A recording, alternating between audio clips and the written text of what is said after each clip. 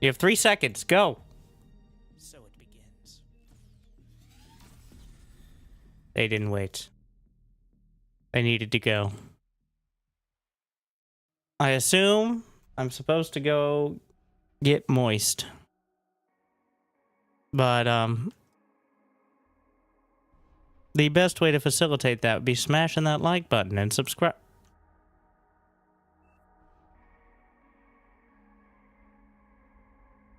Is he starting the water over there?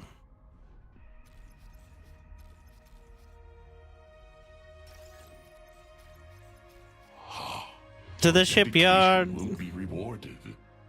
Wound 2+ years. Thank you. Bear Claw.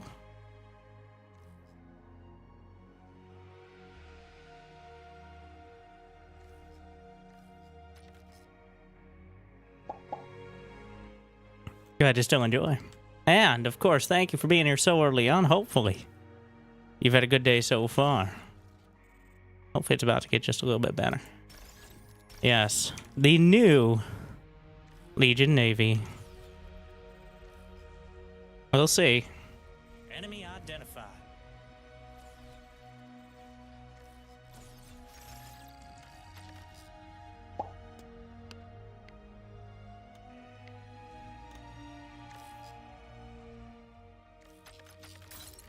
Actually, I think we start by getting as much metal as possible.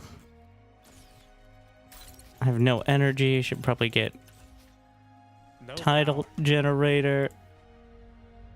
I think those are good, right?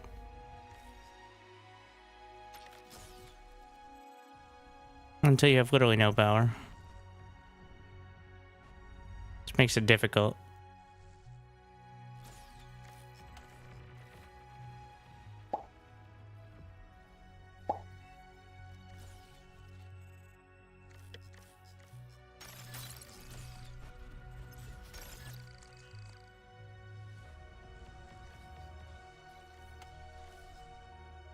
I'm not sure how many construction boats I can afford.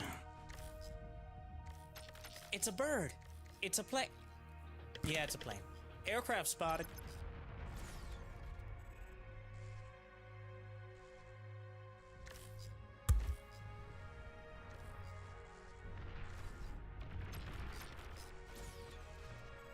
But I think I focus on the destroyers with some torpedo boats. And then complaining when a single unit gets by and kills all my metal extractors on land. Seems about customary.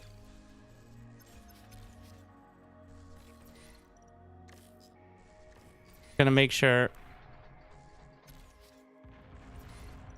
I'm hearing bombers, which I don't like.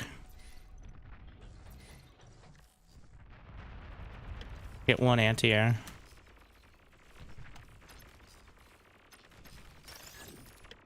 We can get one.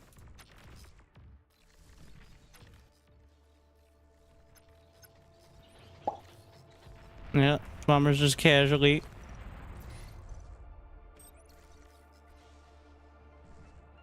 Don't quite have the metal. Overestimated my power. Literally. A friendly commander self-destructed.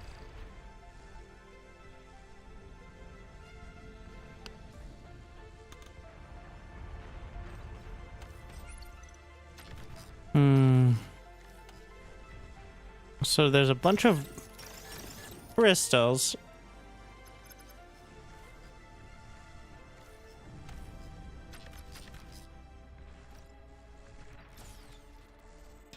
Convert down a bit.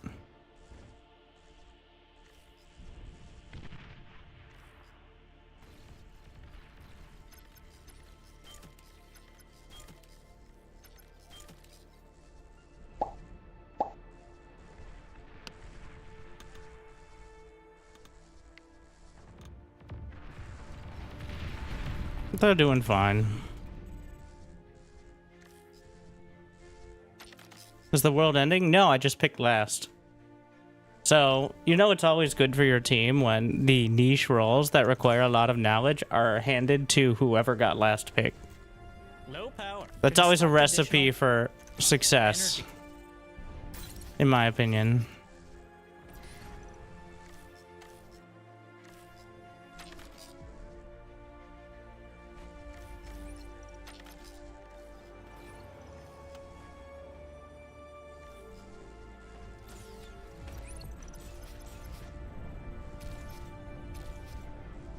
Units under attack. Your team has reached Tech Mm. 2. Shops open. Unit lost.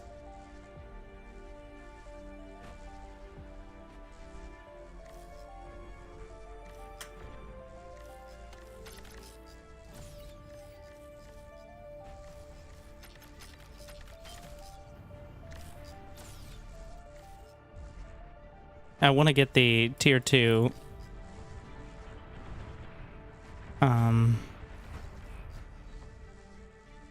or the tier 1.5 metal extractors.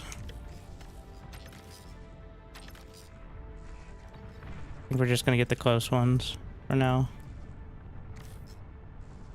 Getting tier 2 is a bridge too far, I think.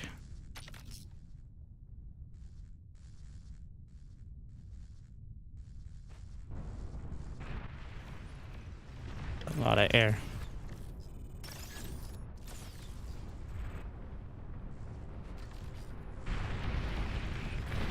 Low power. Construct additional energy.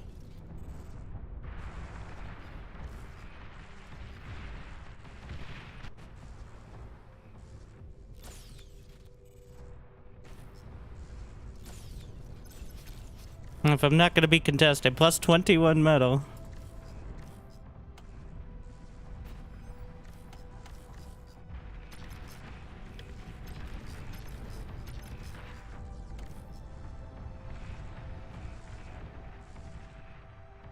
There's one more, right? Yeah. Big air.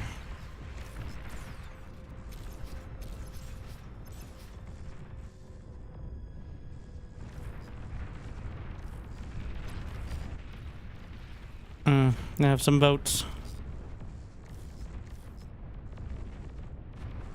Units under attack.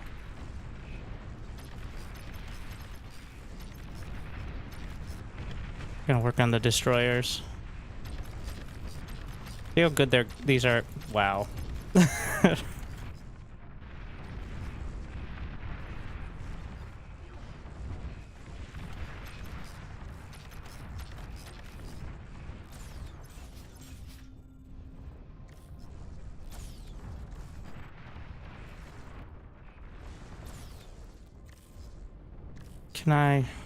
What am I trying to build that I can't afford this? Oh, everything, pretty much.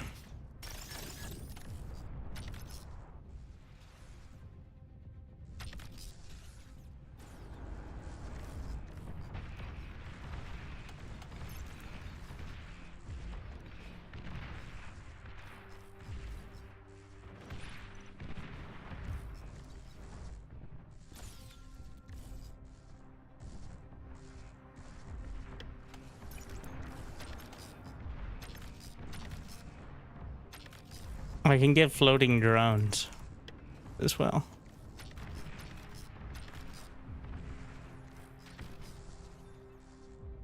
I mean, I guess drones fly, but floating drone platforms.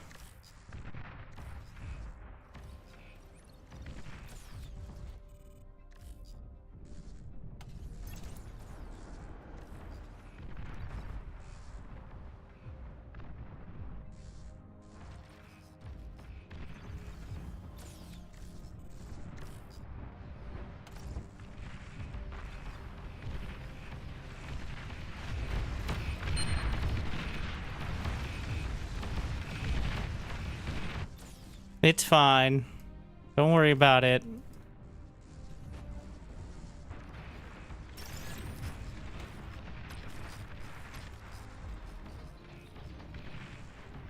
Friendly commander destroyed.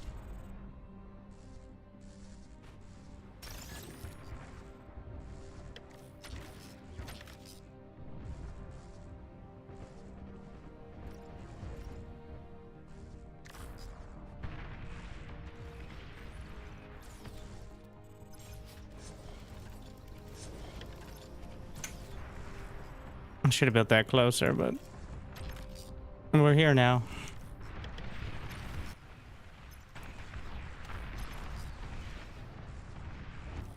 I don't have the range indicator for the floating anti-air towers.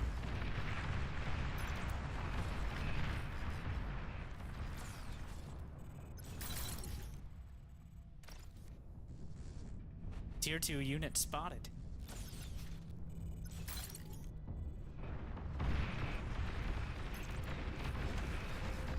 Let's try the guard command on the destroyers.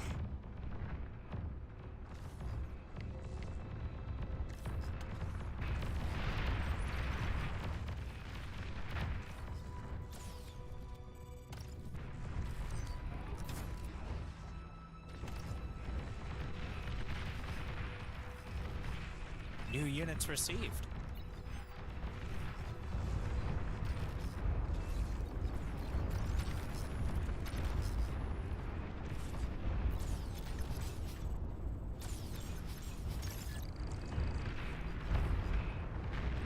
Canceling the destroyer.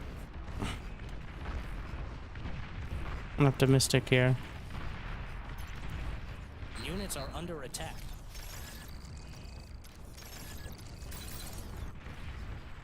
Your teammate is lagging.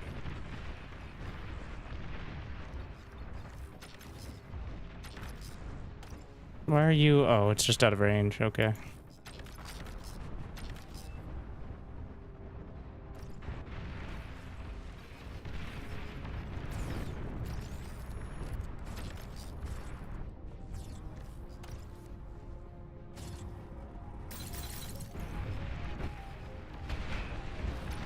Unit lost.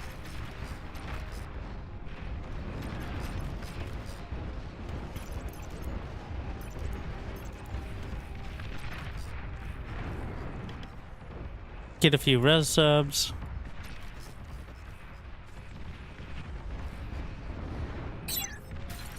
Need to put a different hotkey on guard. The O key is not going to do it.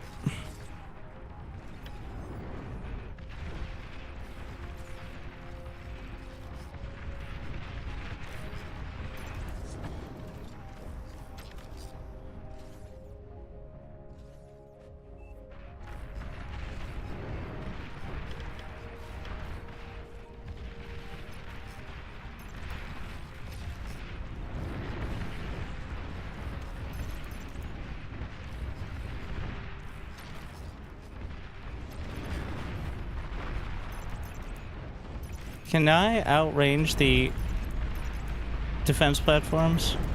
I think so. As long as they don't wander into it.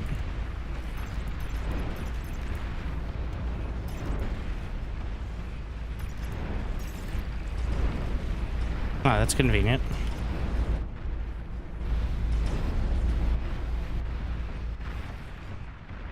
The entire team is wasting energy. Excuse me.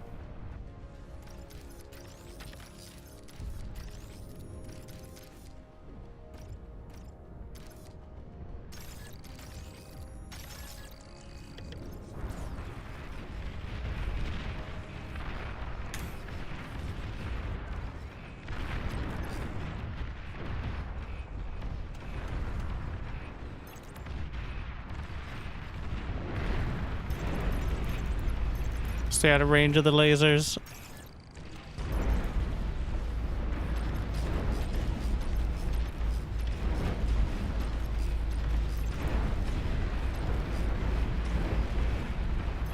Though I think I could easily just blast through it, but...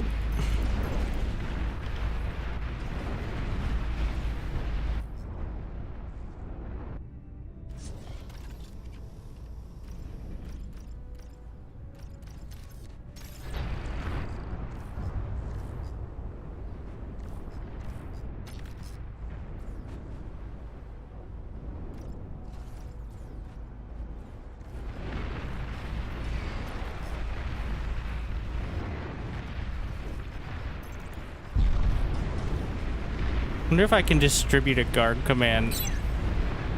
No. Has to be each unit individually.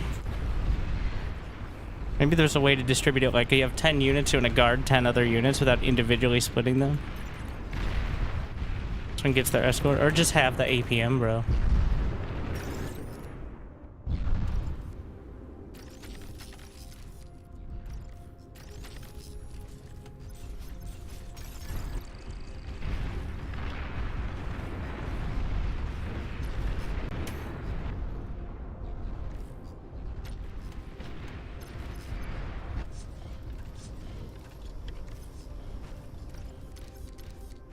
Unit lost.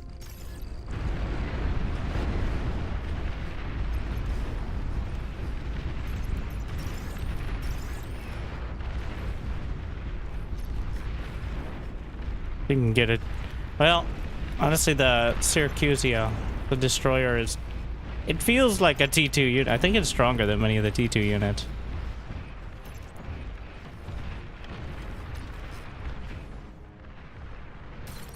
What if I guard the units that are guarding?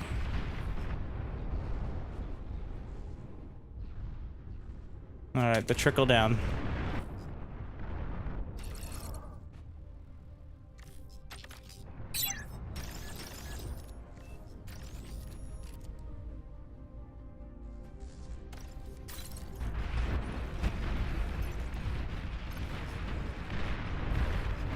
Bombers are so tanky.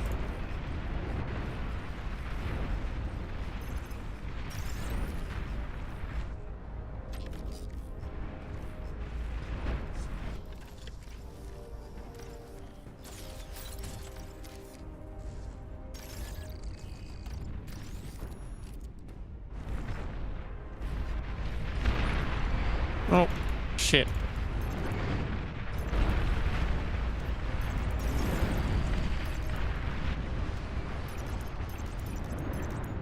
I don't have a jammer because I don't have tier 2. That's probably one of the main advantages.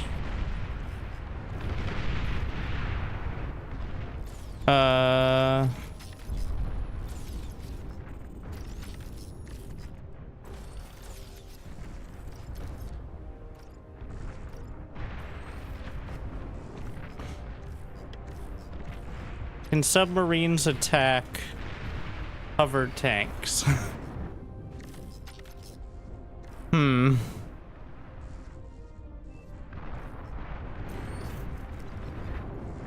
just gonna get some floating drone platforms.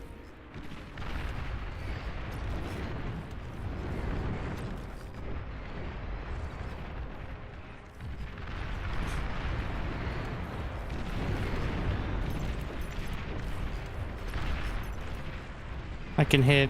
Do I have anything that can actually hit that? Well, I could get the artillery ship, but...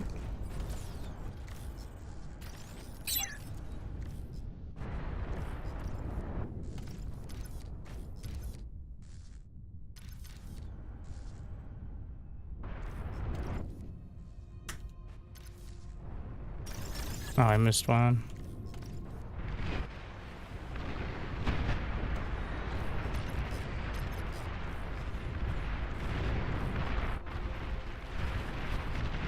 They've got at least one tier 3 unit. Meanwhile, I'm on tier 1. Again, I don't consider ships to necessarily be tier 1. But still.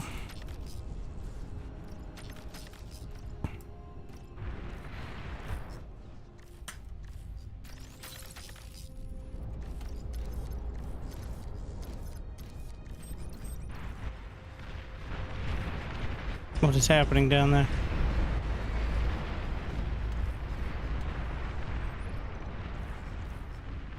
Oh. Marauders.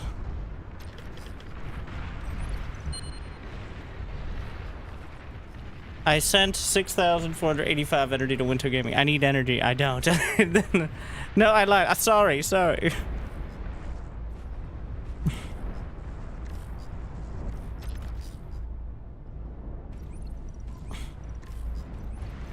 He was just pressing the button.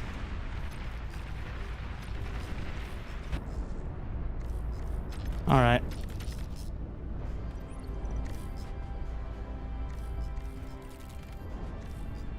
Shipyard's in a terrible spot, so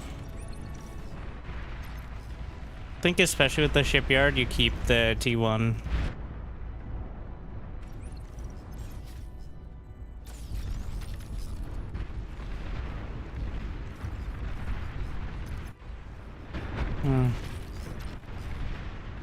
Unit lost. Where are my torpedo boats? Let's see how the torpedoes do against the marauders. Don't think the... Wait, is that a... Yeah, it's a marauder.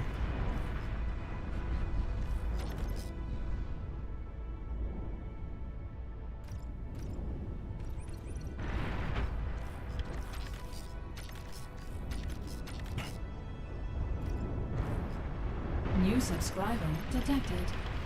I enjoy. Okay, I just don't enjoy.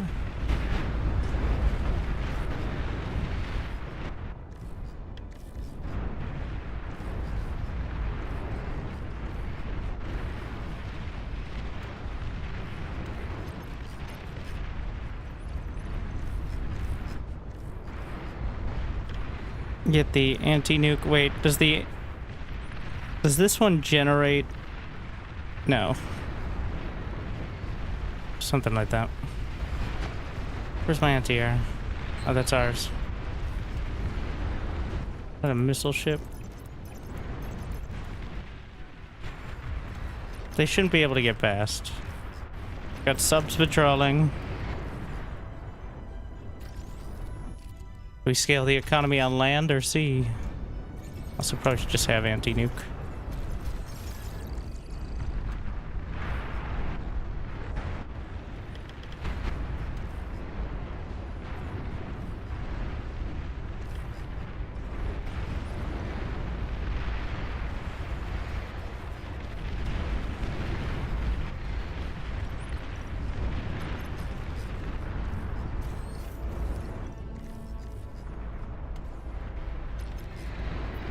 Well, they do generate energy. The anti-nuke ship is plus 300 but minus 83, I guess, for the... So, let's see, 200 energy for 1600 metal. I don't think that's particularly efficient, but...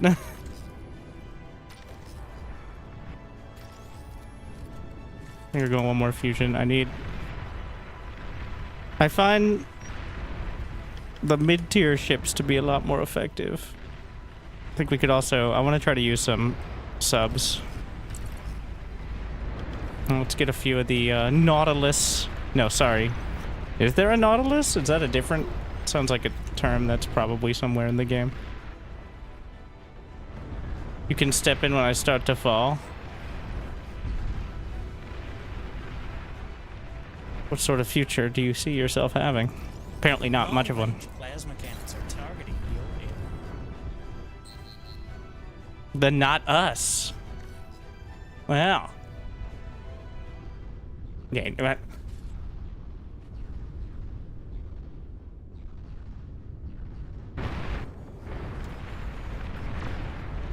Got a little dizzy.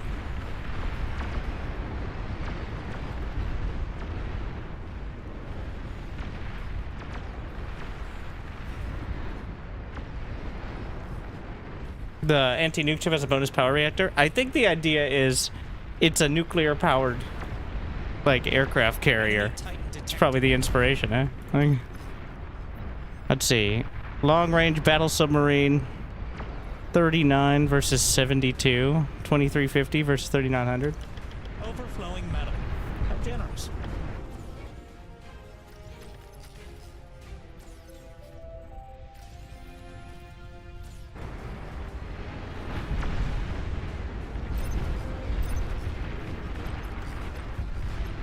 There's several on the water now.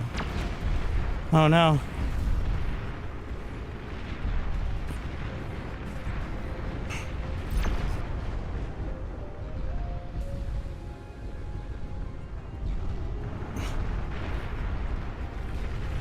I'm going long range battle submarines. Your team has finally reached deck. They've also got subs.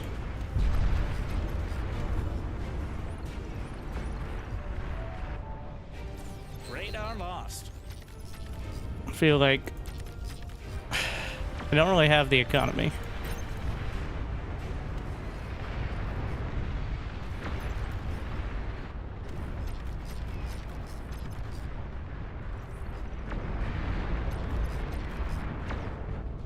Any thoughts on War of Dots or Open Front? This is War of Dots. Otherwise, none.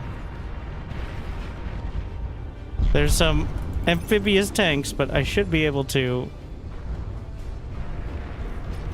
The Gatling gun cruiser is a depth charge. But I'm pretty sure subs are better if they actually land their torpedoes. Are they? Anyways, we need to hold.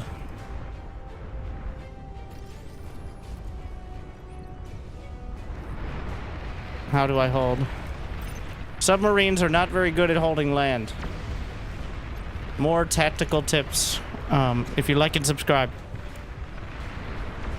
Let's see how the flagship does at holding the,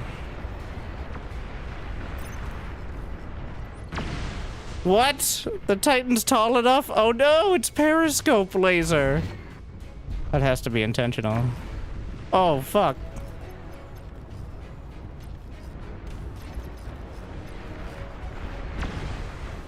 We're gonna get a quota of at least, yeah, 10 battle subs. Or I mean, res subs. Like the exact height of the Titan. So the height of the weapon is relevant. The fact that the laser's on the top of its head is the only reason it can attack. And there's no way that's an accident. Like, what the fuck? Oh, it's an anti-air ship.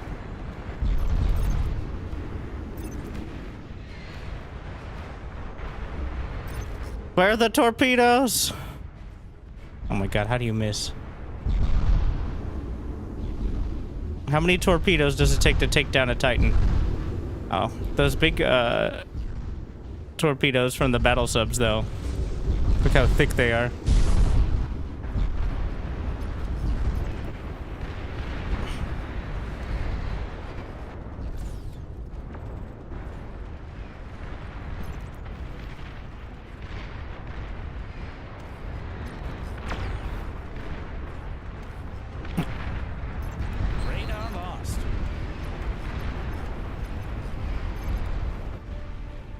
Well, against 3,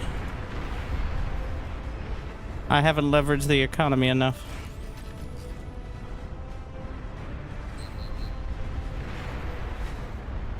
Oh, I didn't have radar. Ah! Fire torpedoes!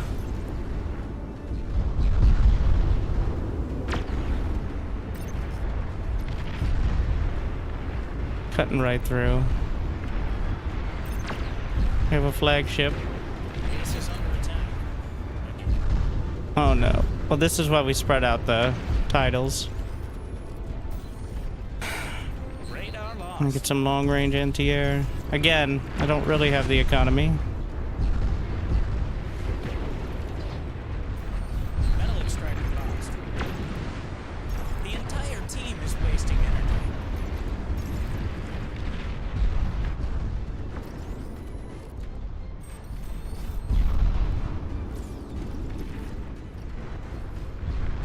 The Titan. Stealthy units in your area. That torpedo should be enough. Oh, come on, 0%.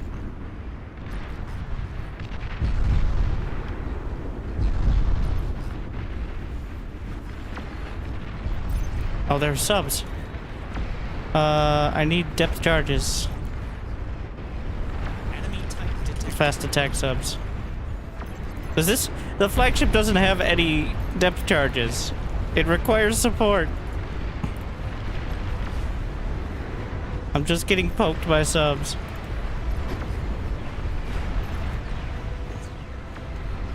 Feels like a bit of a design flaw.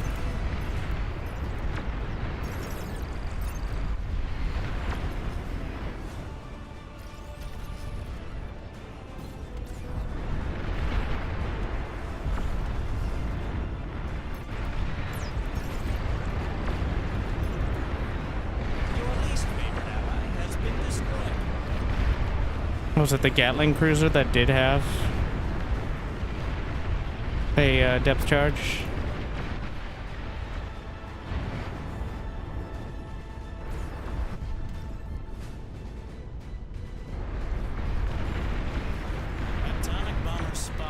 Oh, amazing.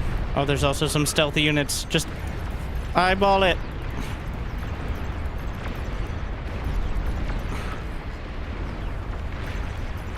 I got a hit.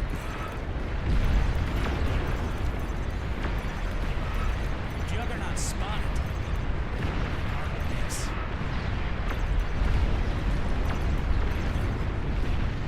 Whatever it is. Flagship detected. Oh, amazing. They have so many subs. Unit lost. Ah!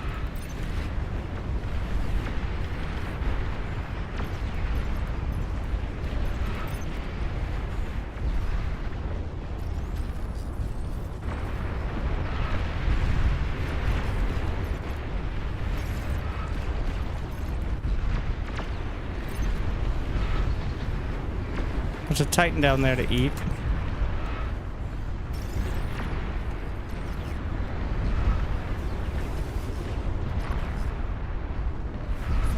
Commander destroyed. I never put this on hold position instead of maneuver.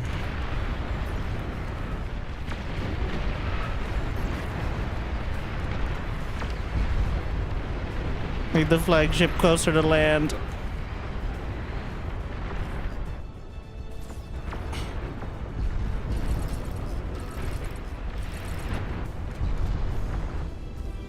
Enemy Titan detected.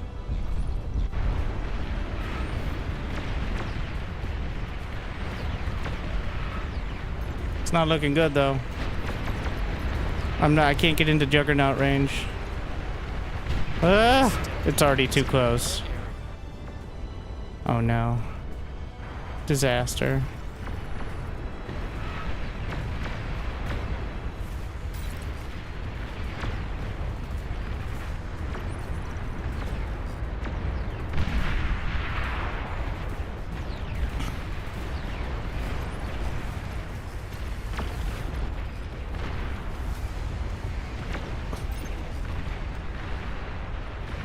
I'm gonna res what I can, but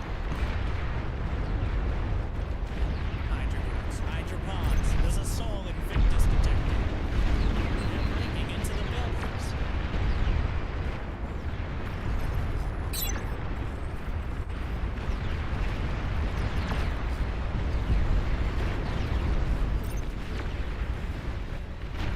what am I getting hit by?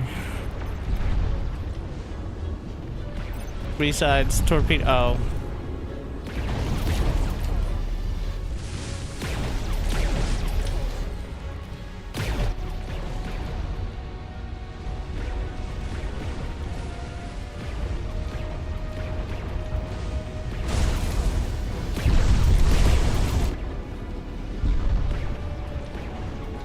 Wonder how much damage you can get by flanking with the max is 200%, I think. We need the torpedoes from multiple sides. It's not happening, by the way, but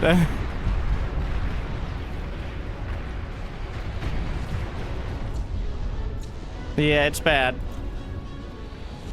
Concentrate firepower.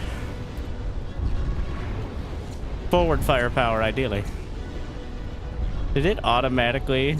Is it whipping around to maximize the cooldowns of the railguns? Or does it just default to broadside? Metal extractor lost.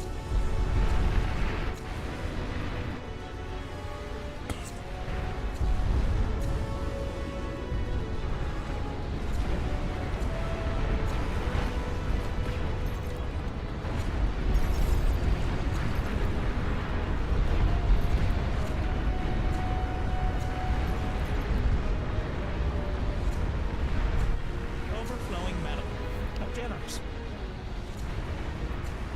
I like it though. I like the Legion C. Also, I think Legion C is the only T1 they win. Metal extractor lost. Don't shoot me in the back. They usually struggle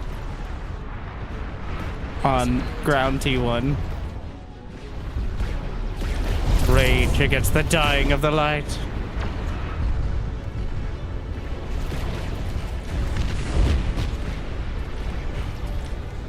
Ramming speed.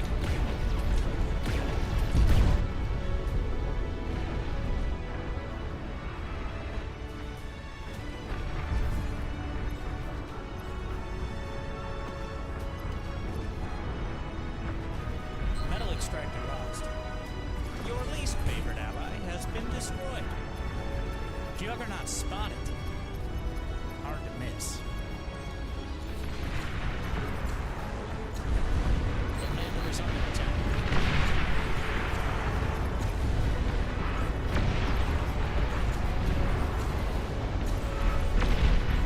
Your commander's taking terrible, terrible damage.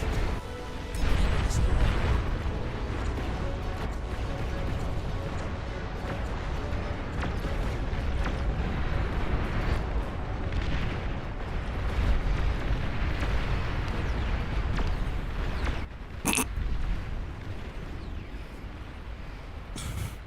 Yeah.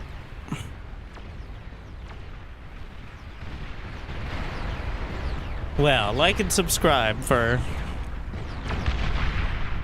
a glorious death.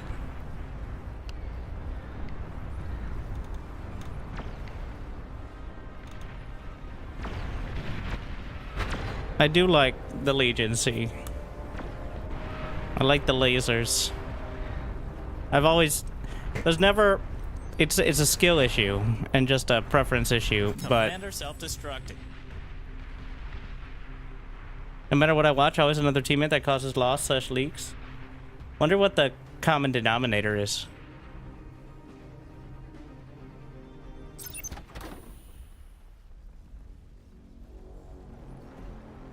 Does having yourself as an announcer ever get to you?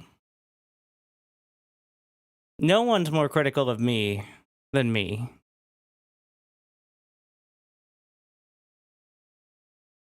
Wow, people raging out. Just the AI, bro. Which, honestly, felt pretty fair. Just, we weren't good enough.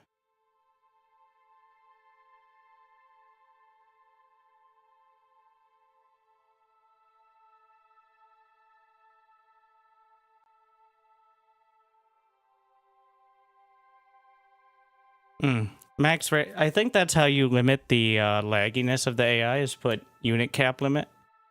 Which, for all but the most spammy players, the reason that AI games lag is not because of more players or even really more units, but it's because the AI issues like 20 commands a second, like they're all clem.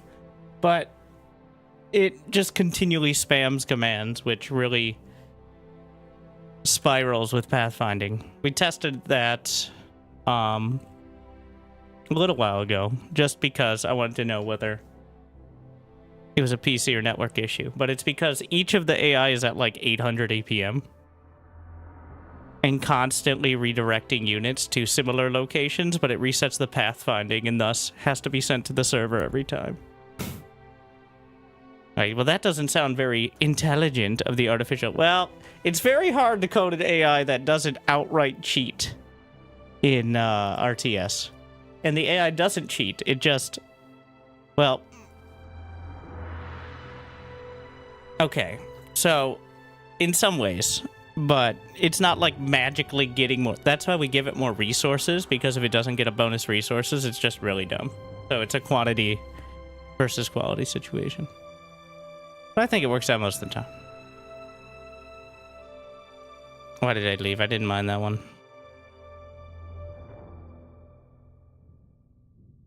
They just joined another one with +7.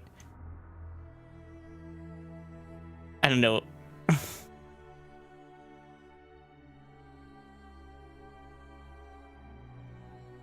Some APM limiting?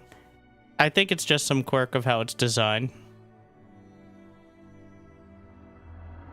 Game is kind of complicated. The SC2 AI does that as well. Not as blatantly, and it's not as relevant because rarely are you playing with 3,000 units. But the AI will spike. Not like the crazy ones that people design, but even the basic AI spikes to like 700 APM. Just controlling random units. Thank you, David. Glad you still enjoy. For 104 months, which is about 38 years, by the way. 38 years young. Right?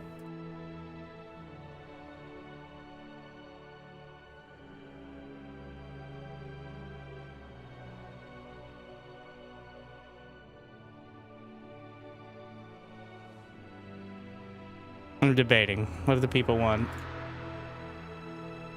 I would say 8v8, but I like the spectacle. And last night we learned that when you play high-level games, 15 minutes of tier 1 and then dying from another part of the map where thugs are running through 4 games in a row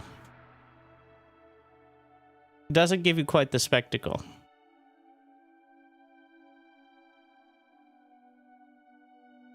Proposed naval balance tweaks. Glad we got that. Sure, naval balance will be very relevant here. There's several ponds.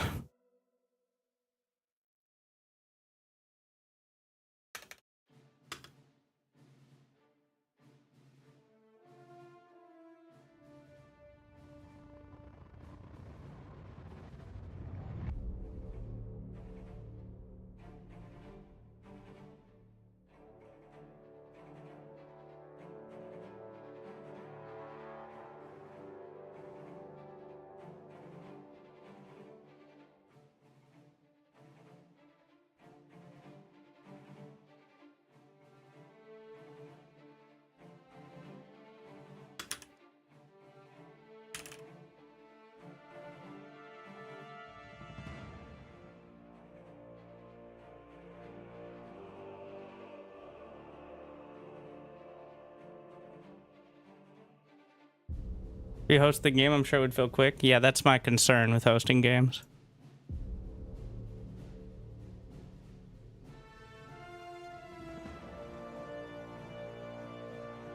I heard in-game today the bar devs are selling the game.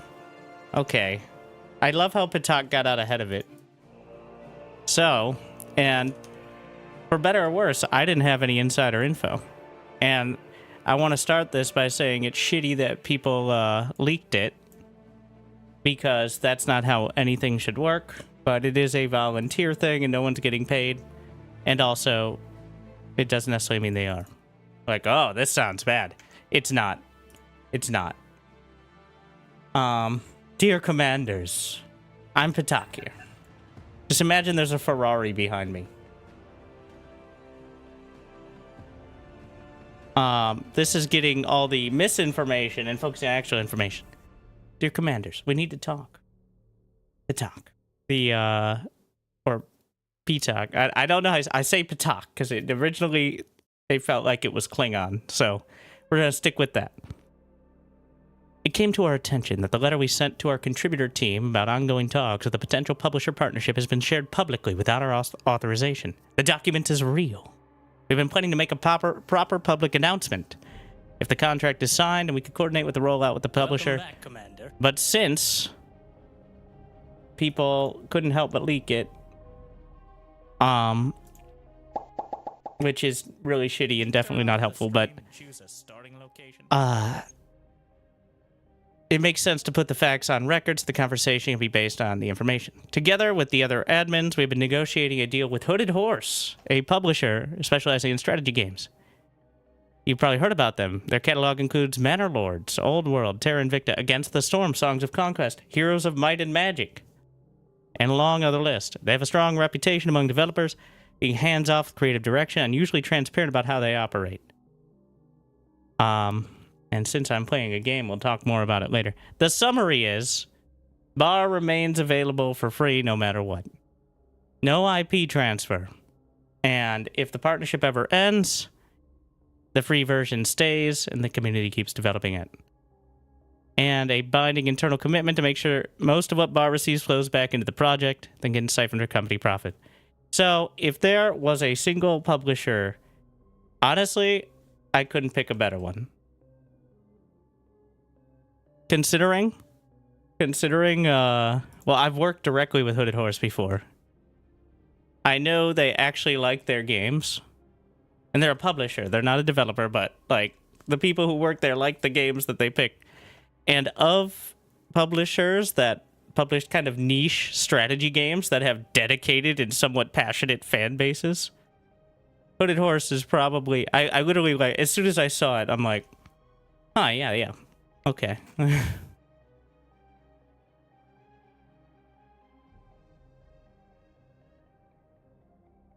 I can't actually think of another publisher I would pick. So it begins. Am I in the game?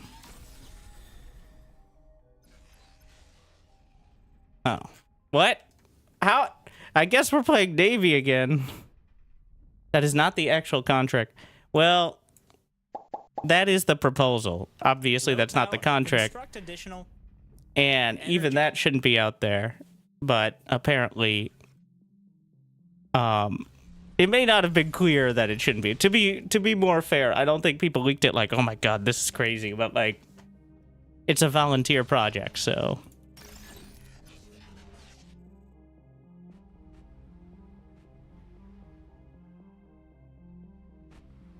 I think people just maybe either excited or interested in it, and more of that post, which is on Reddit, Beyond All Reason Reddit, I think they have some on Discord as well, is essentially there are parts of the game that you may be like, what about things? I'm just speculating. I have no insider info. You might think I do. I don't. And I wouldn't have leaked it. But new units received. look at me. I'm 2 commanders now. But what was I saying? There are parts of the game that are not realistic to develop with a bunch of volunteers working part-time. You might be like, what about things like matchmaking or like a new lobby UI, which has been worked on and is still being worked? Like, I'd imagine things like, especially the technical aspect that requires probably a surprising amount of hours despite seeming relatively simple and is not glamorous at all, are people less enthusiastic about generally. So I think a publisher could really help with those parts of it. Also, it's not even clear whether there was an NDA. Again, I don't have info. They may have just put it out because it's a contributor project. Like something like this, you send out to the people who are working with you, and it may just have been, does this seem like a good idea, guys? Without much more detail. Like, it doesn't have to, there's no contract. It's not guaranteed. They're just talking. They pretty much sent out does this seem like a good idea, is my understanding. So, in my opinion, from what I've read of it, I read the whole post, and I do think it's a good idea. I think there's no better choice, or at least maybe there's a better choice out there magically of publisher, but Hooded Horse has one of the best and most fitting track records, so. And yes, they also have a very good track record of allowing devs to do what they want. Not like in a bad way, but when it's done, it's done. Kind of like an old Blizzard almost. Because, like Manor Lords for...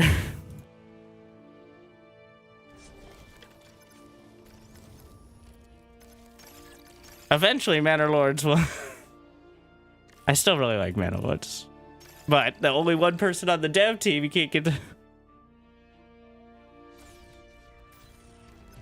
What are my hotkeys? Oh, we have evolving commanders, okay.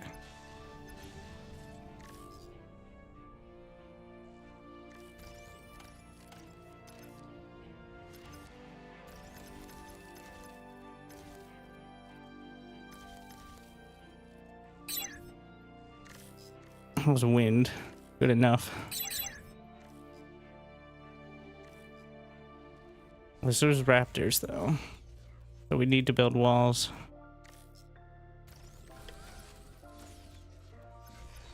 Will Manor Lords ever be finished? It's still a good game. I don't know how much it costs now, but...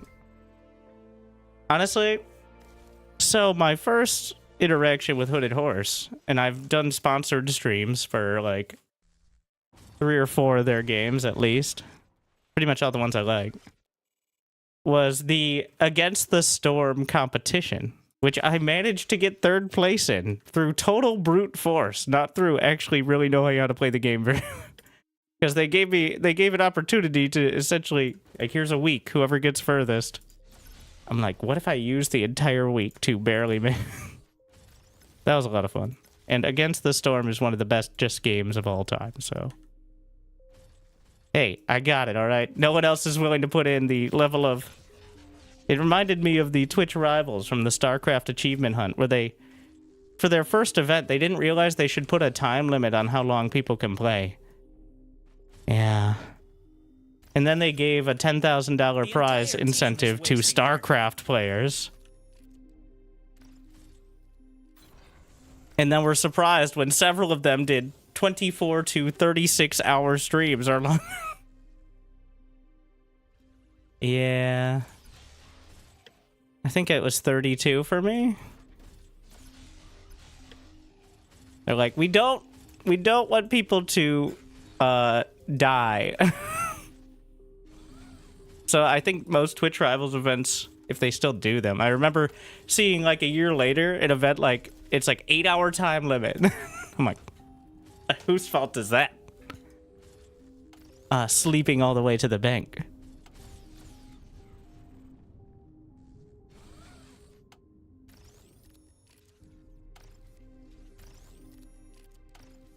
Uh-oh. They're not gonna like this.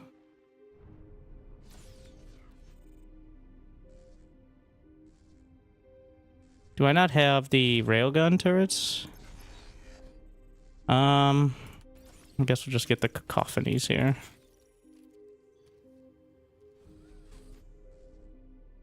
Just kind of freestyling.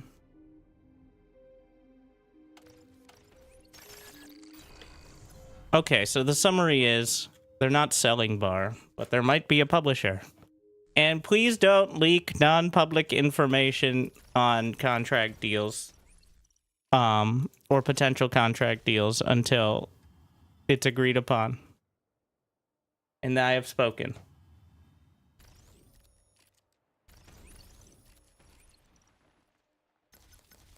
With the exception of if you think it's going to be a huge mistake. Or selling out or something, which I would be shocked, but, you know, I guess that option is on there somehow. But that is not what's happening.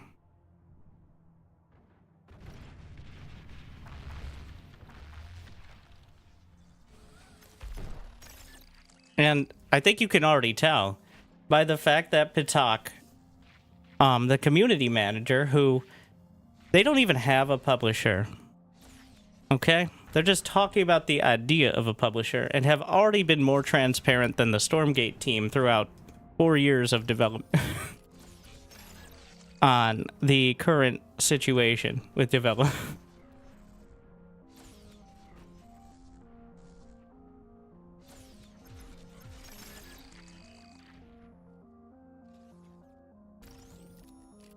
Not that that's exactly the standard we want to be comparing to, but... And so that was, I guess I can talk about it now. But I at length talked with the Stormgate team, and to be clear, I think everybody really wanted to make a great game. I'm not exactly confident they all knew how to do that in an efficient fashion, or had an idea of what that game looked like. And that was the main issue. Bar does not have that issue. It's the opposite issue, which is better. But pretty much the entire time, every time, especially after the early access, and they put out a press release, I'm like, this just sounds like ChatGPT corporate speak at best, and no one's gonna like it. And lo and behold, yeah. Overflowing metal. How generous.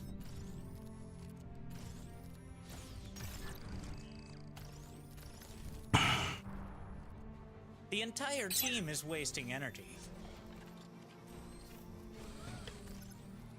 Like, we're trying to build a robust infrastructure for the future longevity, both mid, short, and long term. So that way we can satisfy all the people who've been interested and passionate about the project.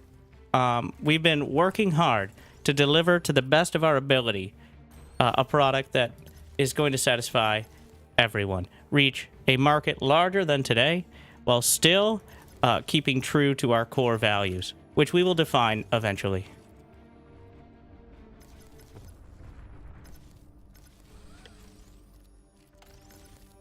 Like and subscribe if you want to get on board on the ground floor and be a founding member of what it is we're building. We're building today. We're building tomorrow. Legally past that, I can't say if we're going to continue to build. But if you want to be a builder, I want you on my team.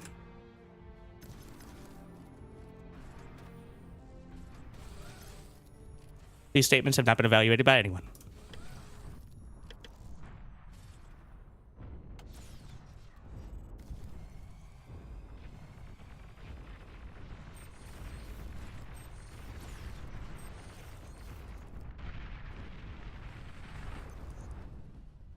Brought to you by Carl's Jr. Costco, please sponsor me.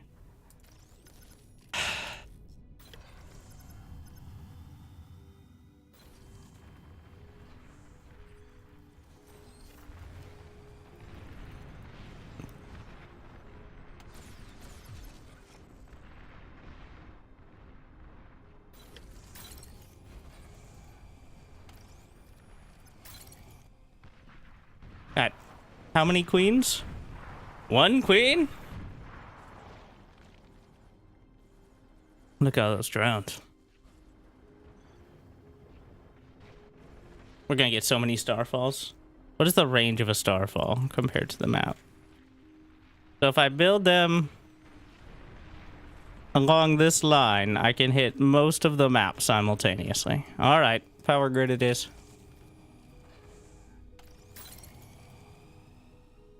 Are these not the they are the construction. All right. Wow, there's a lot of space for what? Is this a blueprint? That has to be a blueprint. Like, it is exactly construction turret ranged.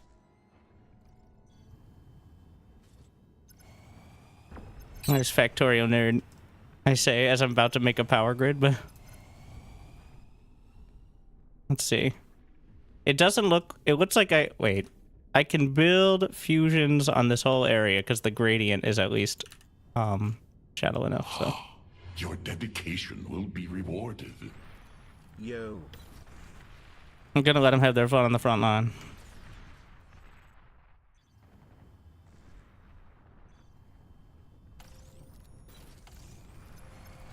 Thank you, Raiden Sun.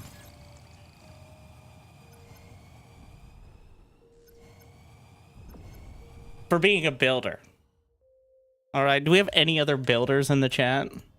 I mean, one like is good. One subscribe is even better. $100 is another number. Put your brick in the wall. Alright, get started. Be the mortar behind the mortars.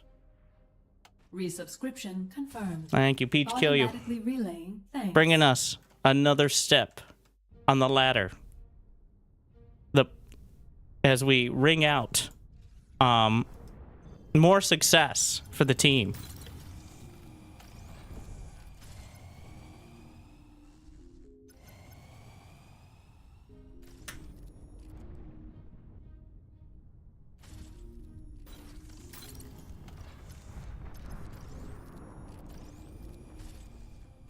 The team is me, by the way.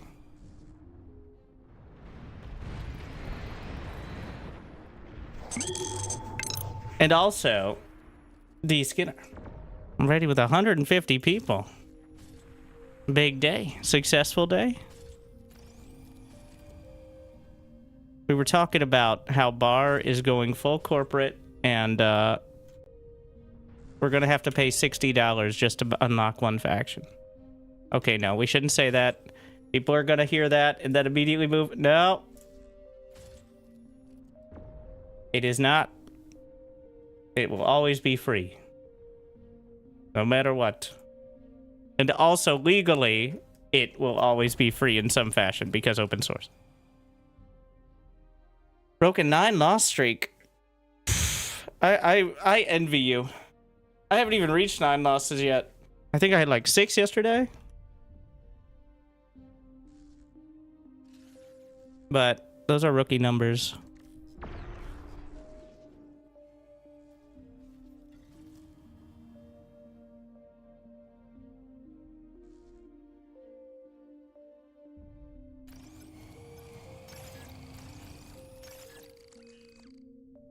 I didn't realize I was playing the normie Raptors mode, which is, I think, really good for actually learning, like, especially if you're playing with normal units, is perfectly fine for learning, like, what the units do and stuff. But for me, who usually plays at least the nutty B, like, converters only, is, we're just gonna let them have their fun at the front.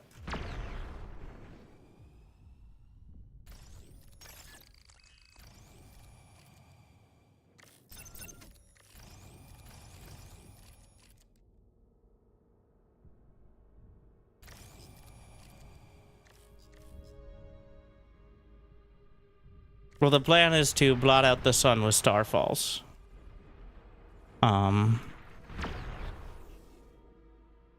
But that's gonna take a little more economy, especially since there's no like tier 3 or anything. So we gotta get to scaling, just like those of you who build. All right, did I mention builders, founders? On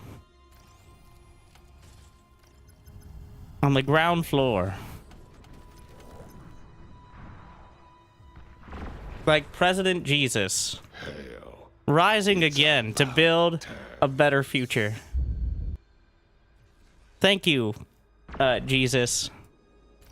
I always knew you could be the change I wanted to see in the world. The change in my wallet. Yeah, I stole that one. That was a good one. I liked it. That's in there now. Praise be. Well known as a carpenter.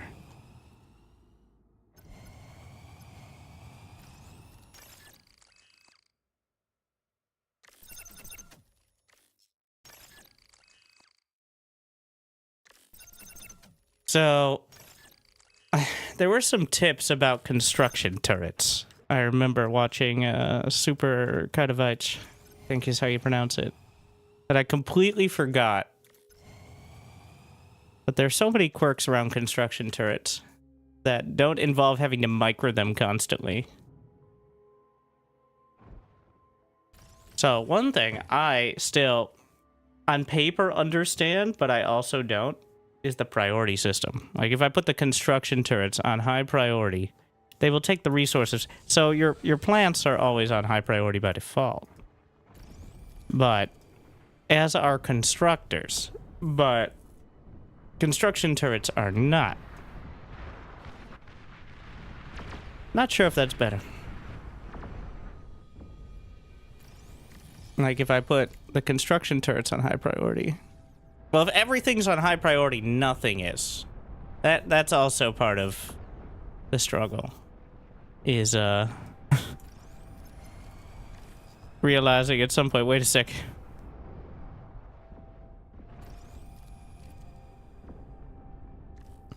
Ah, the new Raptor sound. So Raptors now has like 10 sounds, 10 songs in the soundtrack exclusively for Raptors. So you can play them in other modes, but I haven't heard this one.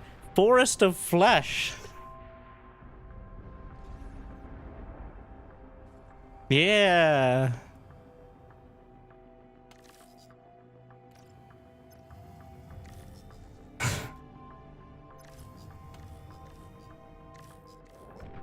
Something your mom's house. What's the reactor to converter ratio? So fusions, the Legion fusion is 3,300, but converters are 600. I think the general rule is usually around 4 converters for every advanced fusion. Once you get to a certain level, you're just trying to build everything as fast as possible. But I think 4 to 5, because obviously you want to still have energy to do other things, so it's not all being converted, but So like the actual build, I guess, would be like 1, 4. Legion's probably 5, but because Legion has more expensive but more energy. And so on and so forth.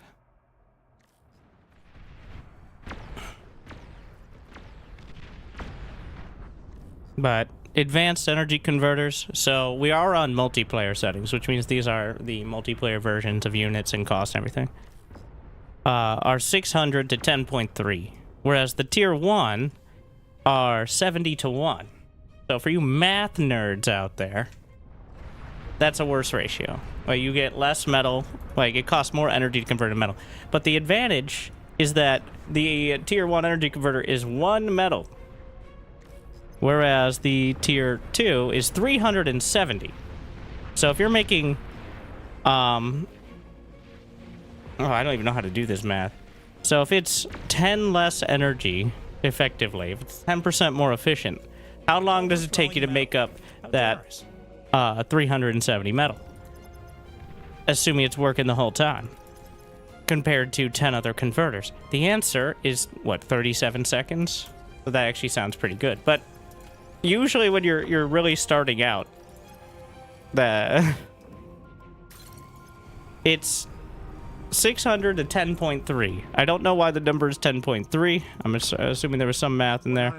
Oh, thank you to our newest builder, who really has contributed so much to making sure that important, meaningful people like me get more money.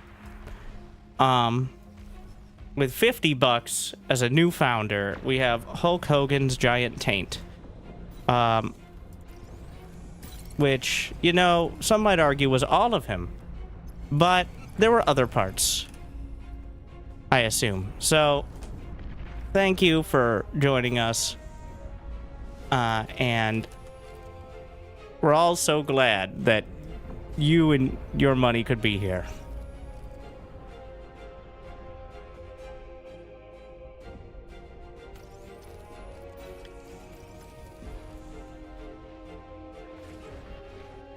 And by we, I mean me.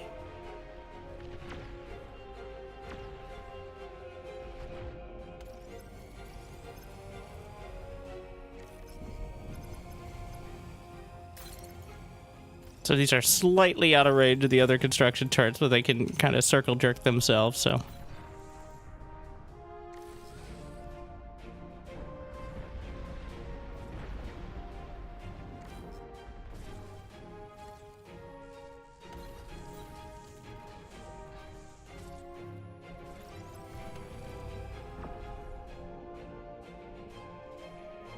I don't know why I'm reclaiming these. I don't have the storage at the moment. We still have 28 minutes till the queens. Again, probably should have, technically, if you kill hatcheries, then it speeds up the queen timer because she gets angry. So we'll work on that momentarily. I'm looking at...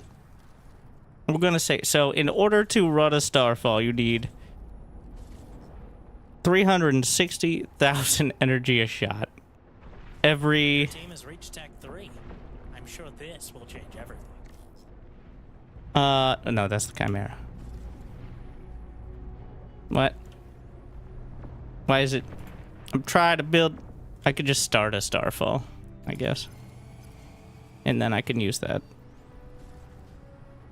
Did I just press... There we go. Okay. So it is 14-second reload. So that does say 4 times a minute. That's 1.2... That's 1.44 million energy a minute. Which is... about 700... Or 74,000... No, 84,000 a second. So... That's a bit. For one. To run one of them. Doing nothing else. On cooldown.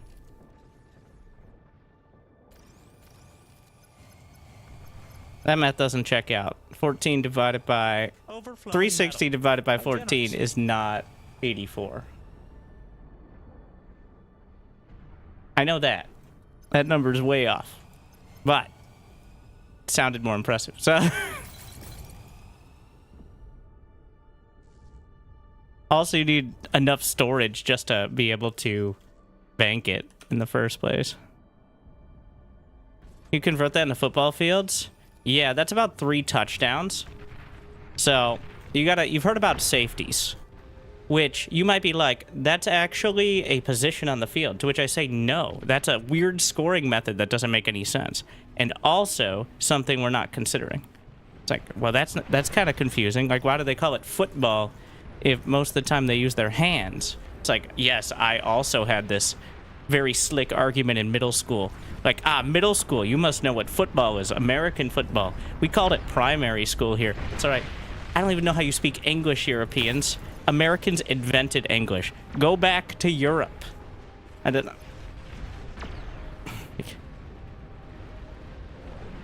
Pick one. Pick your favorite. Go for it. I've given you so many options.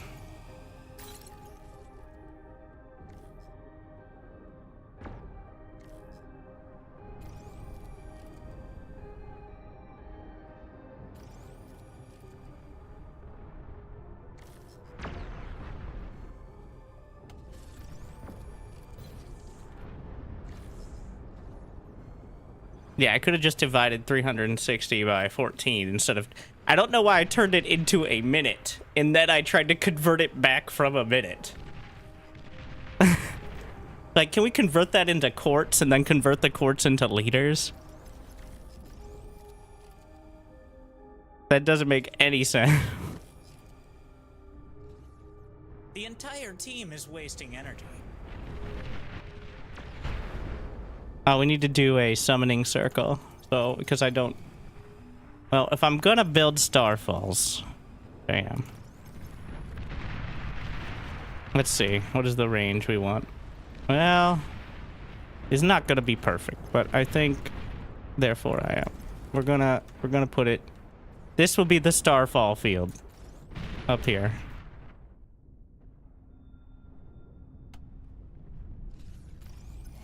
The Starfield, if you would. It's a cool name for a game, maybe.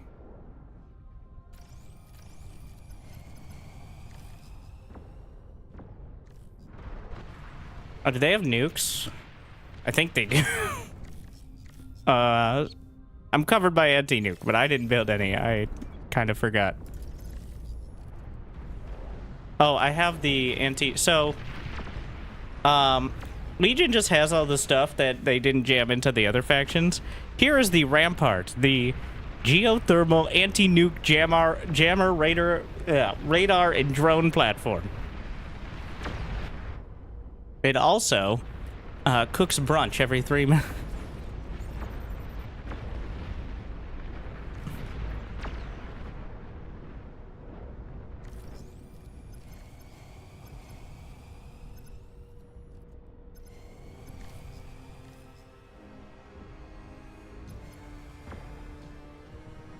It does kind of feel like that. I think Overflowing metal.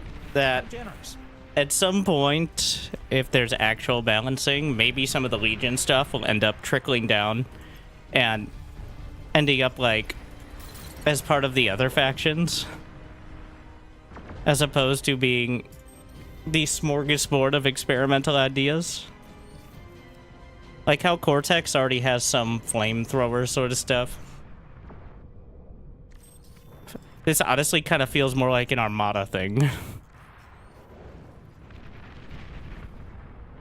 The, like, anti-nuke Geo. Especially now that we have lore. I don't know if we have lore for the Legion, but...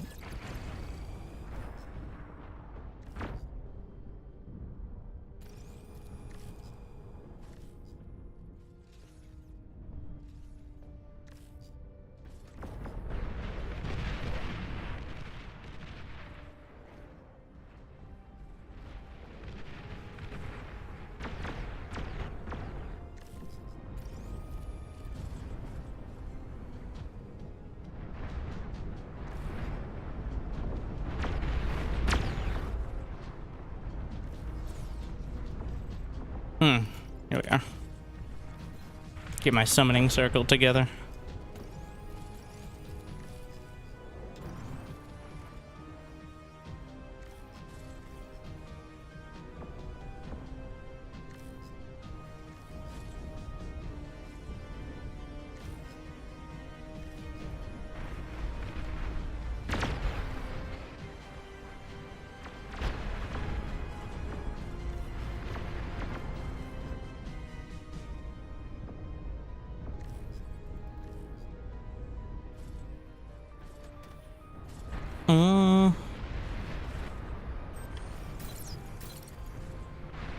Just putting the... So I'm putting the aircraft plant on repeat and rallying it to itself.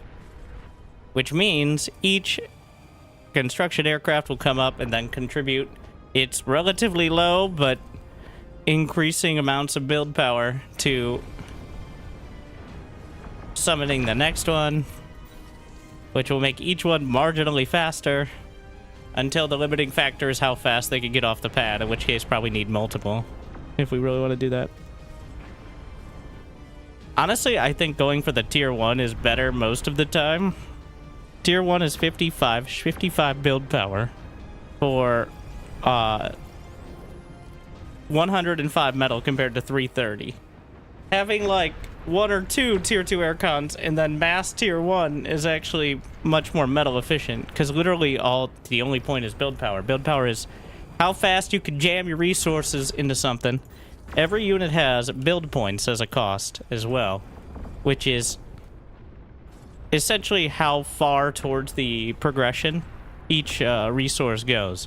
I don't know the exact equation, but I know something that costs 100 metal and 200 build points will build twice as fast as something that costs 100 metal and 400 build points.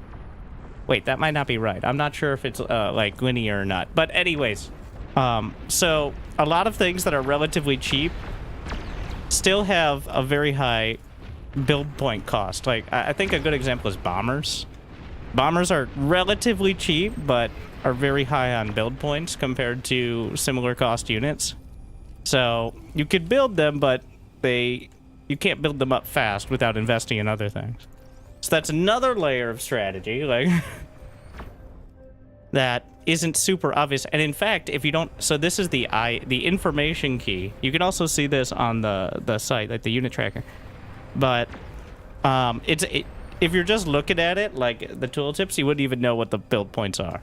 It's the green on the cost. That's metal, energy, and then build points. And that is why some things take so much longer to build despite being a similar cost. Which is not super obvious. Especially for someone who never played these sort of games before bar. So. And I still you kind of get a feel for how fast things build, but you might not realize why, I guess, is the situation.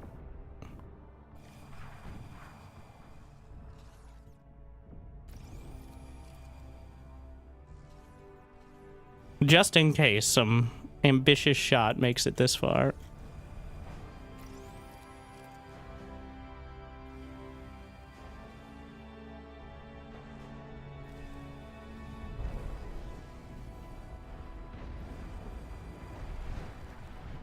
How many summoners do we have now? It's not quite at repeat rate, but I think it's time. Also, get out of the way, sharpshooters.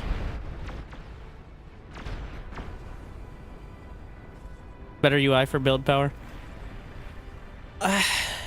Now, one of the widgets that I use that can't be used in most multiplayer games, but is most custom games, is Reclaim Selected, which instead of having to select the reclaimer and then click on what you want to reclaim or do other commands, you can just click on the thing you want to reclaim and everything nearby, well, construction turrets will reclaim it automatically. So the reason that's, well, one, it controls multiple things without actually controlling it, so that's a unit control widget, which is not allowed in some scenarios. And also, it lags the shit out of the game if you do it with a bunch of units. Because, like, if I do reclaim selected on all these, for example, then all of these construction turrets will be reissued orders simultaneously in potentially different angles. If it was ever implemented, I think it would need to be limited to like 10 things at a time or something. Both reclaiming or... Because we see that in Raptors with people using the widget where they reclaim 100 wind turbines with 50 construction turrets and the entire server lags. Because it just issued like 5,000 commands instantaneously. So there is that. Like, it's a logistical issue. And sometimes it can hang for like 2-3 seconds. It's pretty bad. You can maybe write a limit into the widget. And it doesn't seem to work very well when you get too many, because it just... They all go every which direction, but... Do I pass on the cards? It's... I don't think it needs to be there. You can get the info. I mean, you hold the information key, the I key. It should be on the tooltips down there. There's no reason it can't be, right? You'd think it, like when I'm hovering over, it says 2,800 HP, 750 metal, 1,500 or 15,000 energy. There's no reason the build power or the build points can't be on that UI, right? So, I don't think it needs to be on the grid tooltips. I don't know if most people use the grid. I can't use any other, but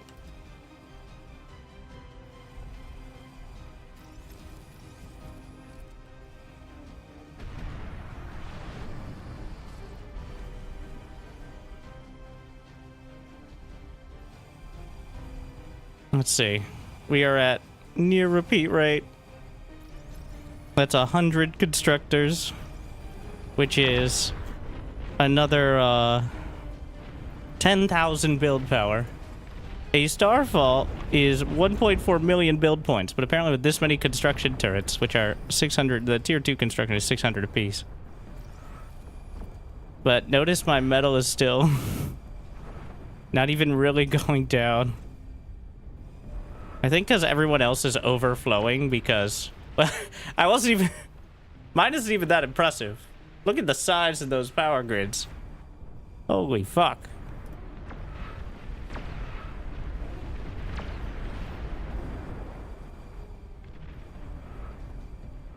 Oh, I'm a little jealous now. So, there is a limit to the power you can get. And it's the physical space in which you can fit fusion reactors. Starfall is online. And remember, there's no such thing as collateral damage.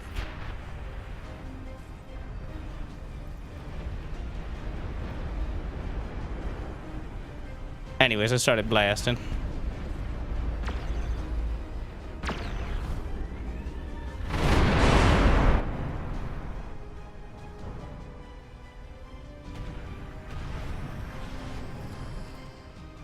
I love the like cooldown, the fuel rods and such. Blasting apart pieces of the barrel.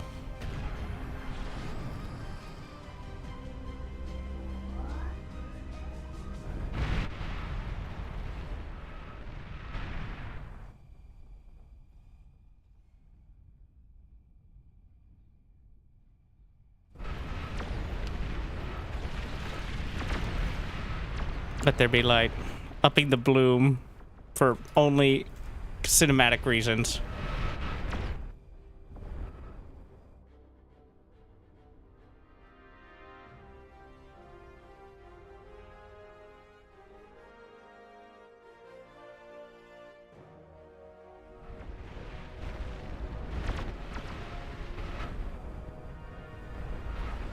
Well, let's see if I can actually spend my money now. So this is now 181 constructors.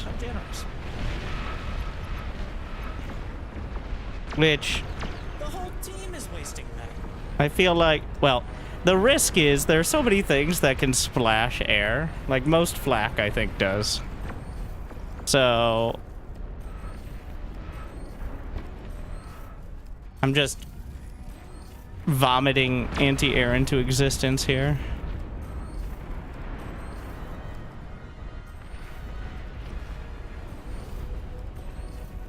So one well-placed anti-air shot could wipe out the entire circle. Is the concern. We're getting so many railguns, it shouldn't ever be a concern here. Oh, he's going mass jug. I have a feeling this is going to be super anticlimactic.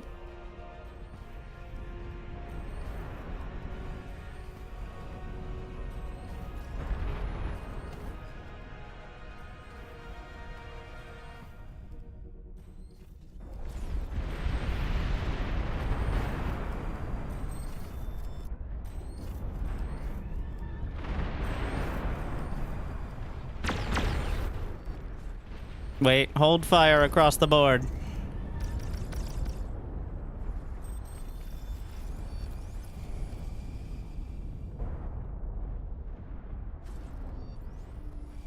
How much storage do I have? Still not enough to fire the amount I want, that is. So each of these is 40k. We need 10 storages for each starfall. Wait, what the fuck is that? Nuclear launch detected. Do we have anti-nuke? Yeah, it's going up. So it's not so much nukes as they just launch like a suborbital corrosive bile. Is the Raptor version. Which looks very dramatic, but also it doesn't blind your eyes unless you're looking at it because they start launching so many. Do you have a list of widgets you use? I mean, everyone does. I don't have too many custom ones. We have... really the only ones are Reclaim Selected and then Raptor Stats Panel. And then sometimes I use the building grid, but that's mostly for the Full Metal Plate games because it's just super ugly. But otherwise, the rest are all built into the game in one fashion or another, but you might have to enable them. Like, the game itself is just a bunch of widgets. Like, if you press F11, you'll see this list, and you'll have almost exactly the same list. Nuclear launch detected. Now, the settings menu is essentially a slightly more manageable version of that same list. Because it's just, when you do this, it turns off many of those widgets. But that's really what it's doing. Like, this is just a slightly more palatable way of seeing it.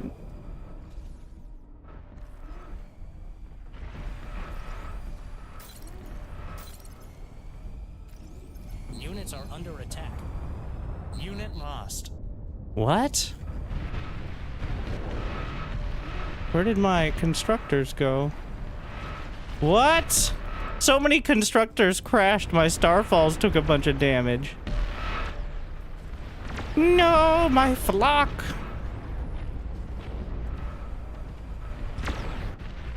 See what I mean? It's a disaster. Overflowing metal. All right, fire. Nuclear launch detected. How many can I get spun up? I think all of them once. The whole team is wasting metal. Well, another one. Nuclear The launch detected. 5 right now, and then the last one took an extra second.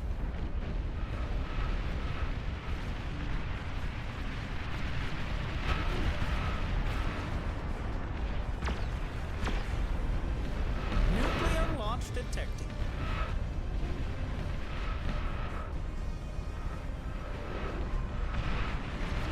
Look at the energy bar.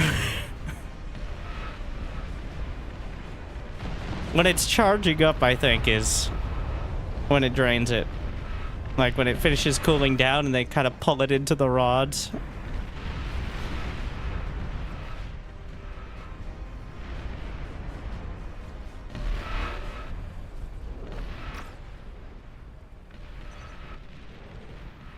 Watch out, watch out. It definitely can hit air, but those things are relatively small, so.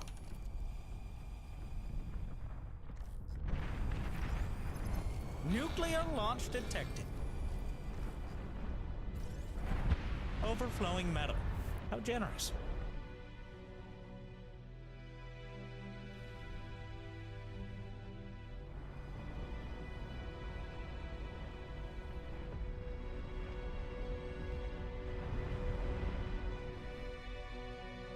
Nuclear launch detected.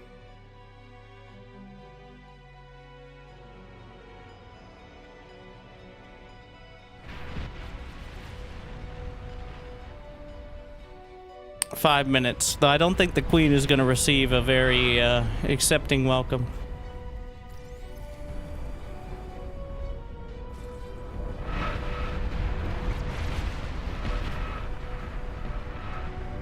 I'm surprised these dragons... I think it fires almost directly up. Are Starfalls better damage over nukes? Nukes are really not that much damage. Also, the Raptors have anti-nuke.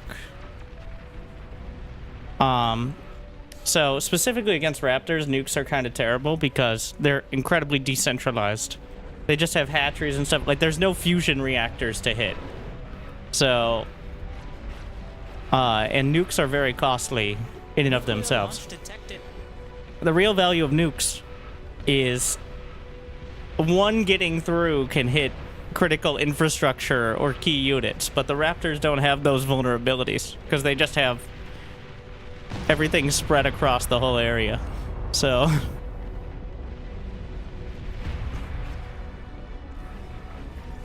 also, I'm pretty sure they do not have higher damage per second.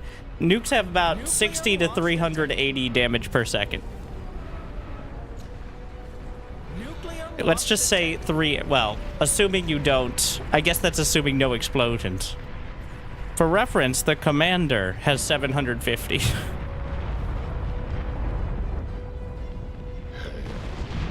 It's about time. Thank you, Toby. Keep up the good work. Thanks for the entertainment. How many kills for the Starfall? 159? Yeah. I'm only really hitting buildings, I think. This is... I didn't realize I joined, a standard Raptors as opposed to the Nutty Bee.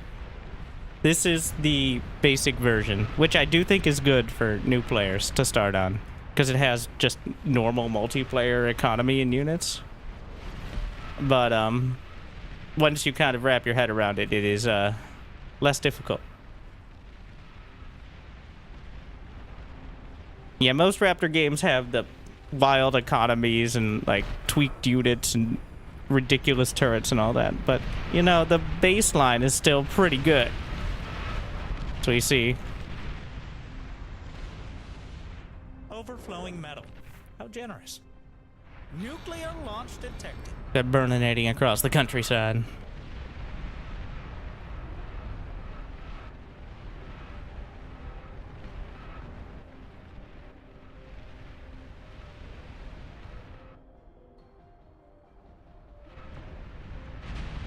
Am I going to be hitting? It's just a light drizzle. It's fine.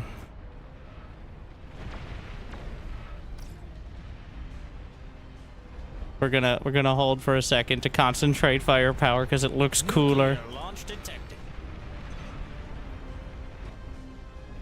Oh, some of them had to turn. I think I could fix that by issuing a wait command. I'm actually gonna try to set that up. Okay, here's what we're gonna do. Wait, can I not wait? Wait. The entire team is wasting. Let's see. Can I get them to turn in a certain direction without... Well, I mean, they're all turned now, so... Sometimes they need to, Nuclear launch detected. So you can't win without killing the Queen, but if you kill the hatcheries faster... So he has 442,000. There's the Queen! I've arrived!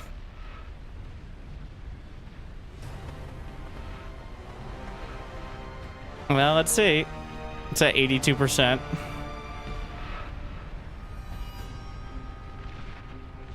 %. Ah, yes. I remember when I started, it was one queen, but it would lag so hard most of the time because people played with way too many players.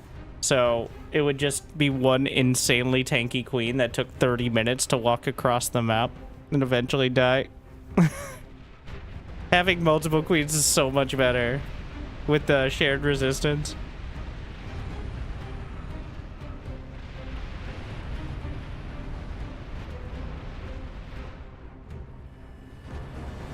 I feel like I'm doing way more friendly damage than unfriendly. Also, the map is cleared. The hatcheries will keep respawning until the queen is killed, but oof. Sorry about your dragons.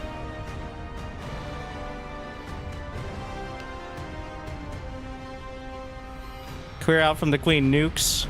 You gotta be quick about it. Holy shit.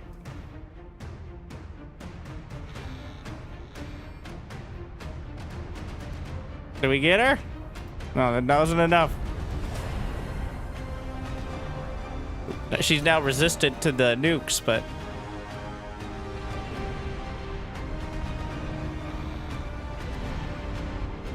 I have definitely done more friendly fire. That's absolutely...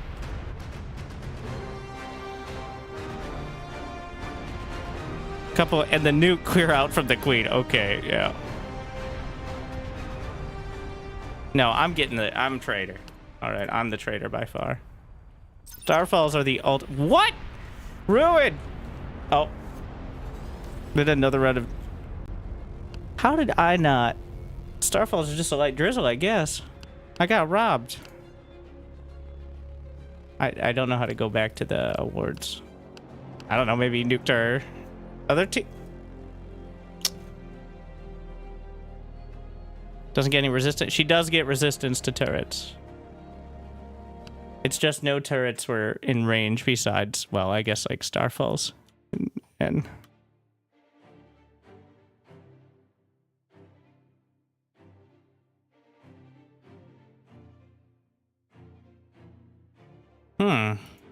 Oh, at the quick start.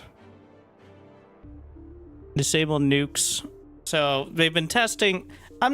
I think quick start is good, especially for... I'm not dealing with it. I think the quick start is good for the PvE modes, though. Oh, it looks bad. It's actually not too bad. And each shot individually, it fires 63 shots. And I'm pretty sure there's a light splash, but I don't know if it splashes. Well, if it hits air, it's unlikely to splash, I think. Or at least in a meaningful way. Join and we bully Steel for big lobby. Oh, we bullying Steel? Why is this running for 1 hour and 52 minutes? That's bullying. This match is... Why does this say... Oh, wait, no. It's 11 minutes. So, Steel, you need to have an admin to make sure that all the servers don't break when we do games that are larger than 16. And the normal late night NA, at least, person to bully is Steel.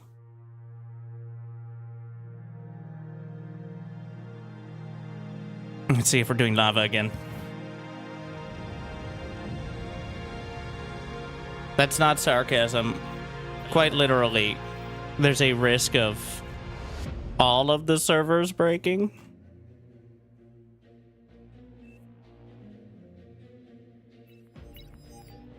So it begins. Not just the one that's currently being played, so. But it seems like it's 11 minutes. It was just in line with the 1 hour 52. The fact that... Well, off we go. Alright, time to finish the post. I guess we start from the top because... Dear Commanders...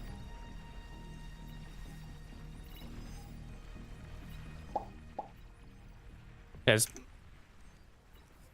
It came to our attention that we sent a letter to a contributor team about ongoing talks with a potential publisher partnership that has been shared publicly without our authorization. Document is real. They've been planning to make a proper public announcement if the contract is signed. We could coordinate the rollout with the publisher, Since excerpts are now making rounds, it makes sense. Put the main facts on the record directly so the conversation can be based around accurate information instead of selective quoting. Together with the other admins, we've been working on a negotiated deal with Hooded Horse, a publisher specializing in strategy games. You've probably heard about them. Their catalog includes Manor Lords, Old World, Terra Invicta, Against the Storm, Songs of Conquest, and, as of last week, Heroes of Might and Magic, and a long list of others.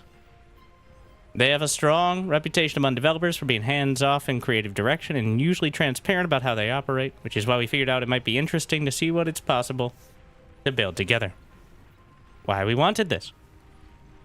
Yes, again, I'd like to, right off the bat, say, please don't leak this, even if this is...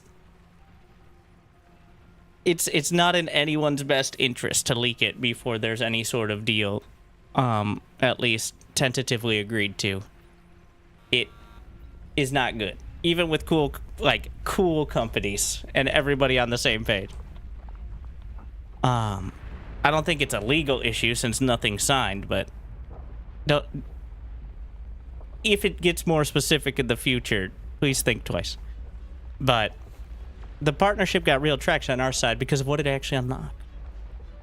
Parts of BAR have been hard to push forward under a fully volunteer setup. Some areas just struggle to attract volunteer interest because they aren't the most exciting to work to do in your spare time. Others need a level of coordination, scheduling, and team hierarchy that's extremely difficult to achieve in a hobbyist team.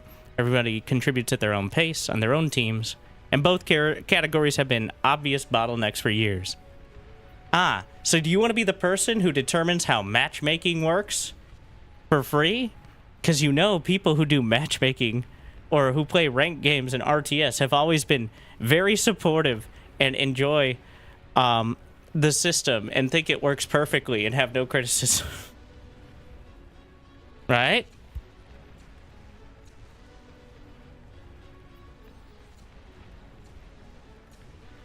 But I digress.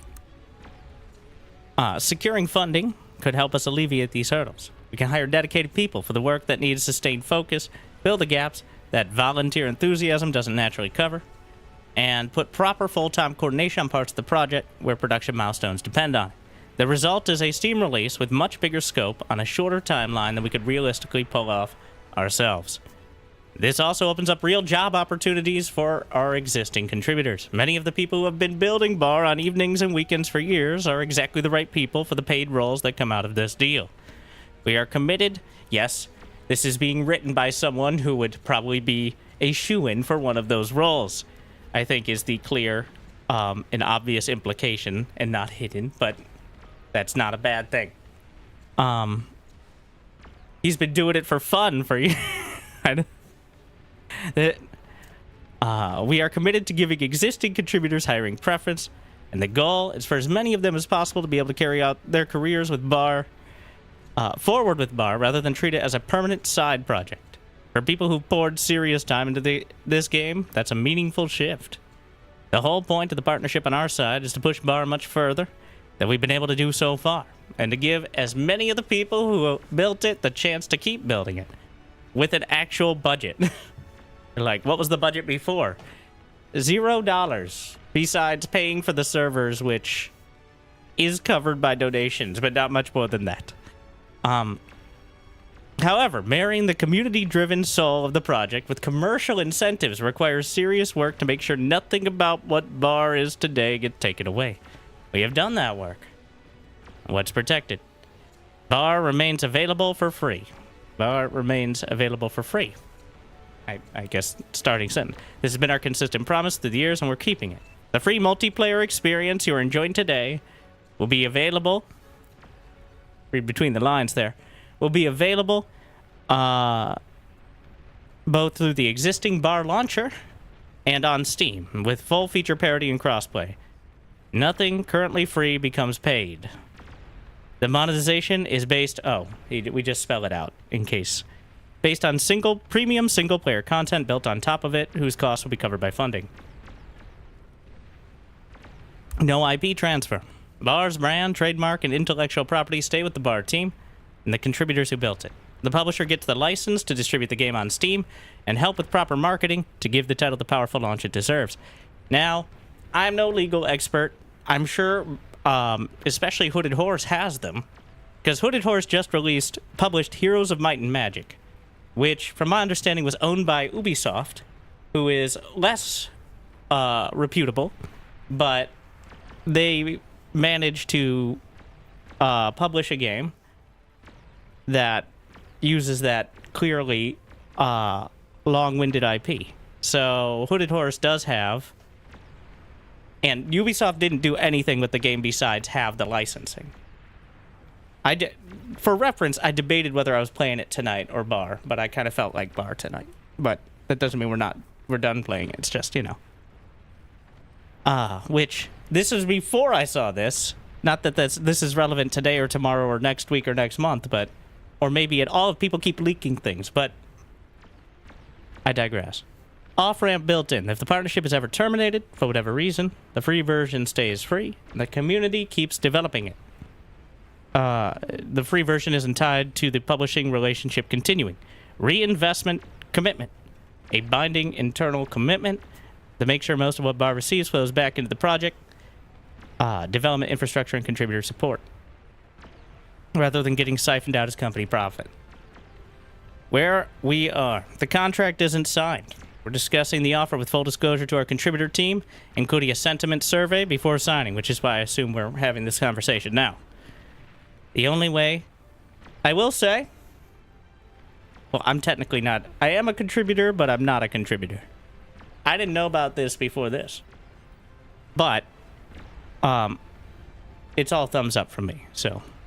Also, I just yell at the game, and I will continue doing that as long as, there's any options to do so. But, the only way we see ourselves steering the project in this way is by making sure there's a strong mandate from our beloved team. Okay, just lay it, just thicken it a little more.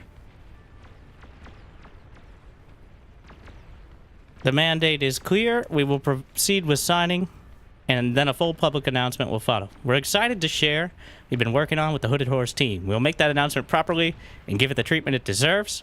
If you have questions or concerns, bring them to us, and try not to rely on third-party framing and potentially doctored versions aimed to cause harm. We will be reading and responding where we can, and a fuller picture will follow shortly. Thank you for your attention and continued trust, the Bar admin team. 1, I will compliment Patak on his transition into professional community manager from hobbyist community manager, though it's not like he's had, I think he's been very good about managing in the past, both expectations and transparency, but clearly a more official post. And they should launch on Steam without a publisher. All right. Now, what I've heard is making a game, believe it or not, costs money. And right now they have no monies. Hooded Horse has some monies. Now, does it matter that it's Hooded Horse? Well, let's address each part. So this, yeah, the game has been in development for technically 15 years. More actively, well, technically, I think more relevantly, it's 7 years. And in order to get to Steam, well, technically 1998, but it's 2019. So, this is the roadmap to Steam. I don't know if it's been, this has been on the site the entire time. I don't know if they've changed anything lately, but they have a pretty clear roadmap and have had this for like 3 years. They're continually updating. So these are the kind of things that they've said for years that need to be there before going to Steam in one fashion or another. So full game relocalization,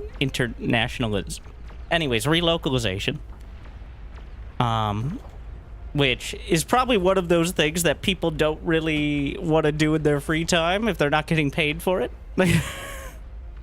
But it seems like it's most of the way there. Voice internationalization is a want, not a must. Gameplay. So this one is definitely hurting, I think, especially because it's not on Steam. But seamless first play experience. The first play experience from the point the player clicks download in their Steam library to issuing their first command must be seamless, error-free, 0 points of friction.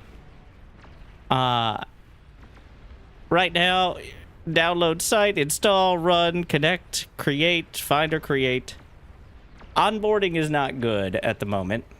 It is an RTS game, so I think that's a little more forgivable. And the target audience, especially for Hooded Horse games, is definitely more accepting of a complicated process than, like, FPS, but... And then single-player campaign. 2 faction-specific storylines, around 15 to 20 missions each. So I'm imagining missions that are kind of similar in scope, if not cinematic quality, to StarCraft 2. Like, StarCraft 2 Wings of Liberty has 26 missions. So, 15 to 20 missions of similar scope. Once again, gameplay, not like the full package necessarily, but would be quite an impressive feat in the first place. Improve AIs. So these are all almost ready, actually. Single-player campaign is work in progress. Make AI and units avoid walking into lava. How's that going?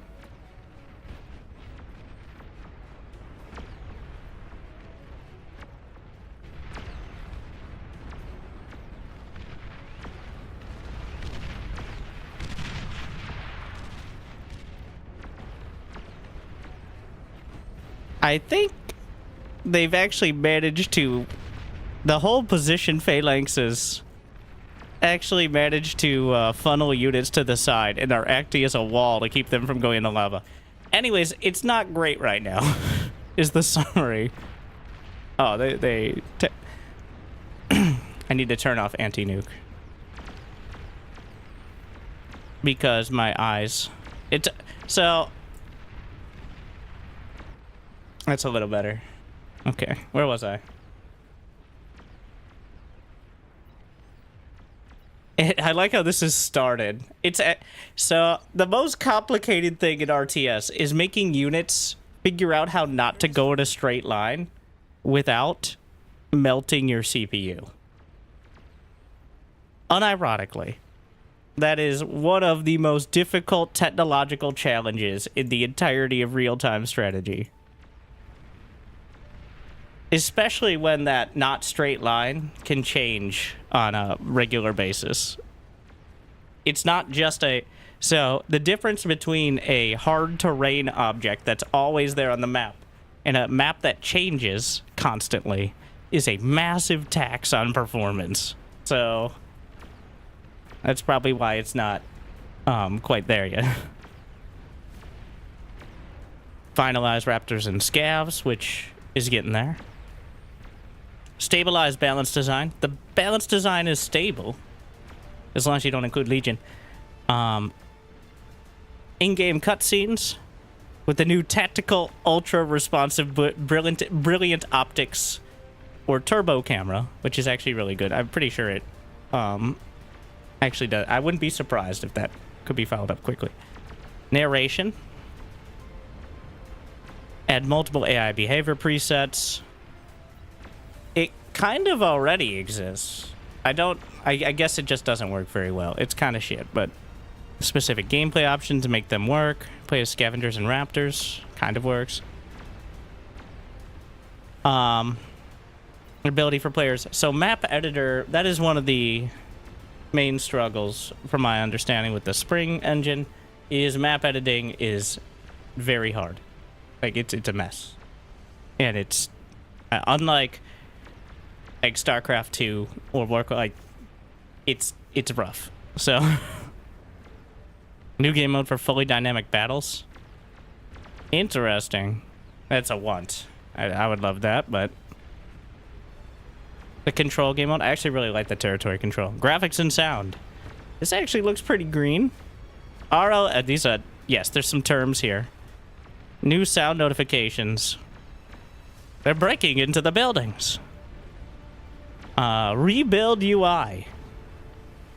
Redesign UI has, I noticed even recently, like targeting indicators and icons have been overhauled. Rebuilding the UI, though, in-game, a little more complicated, it seems. Improve and replace legacy textures with Cortex and Armada. Legion is mostly ready because it's already modern. Fix broken attack and defense range rings. Is apparently there. Upgrade GUI to have more character / design.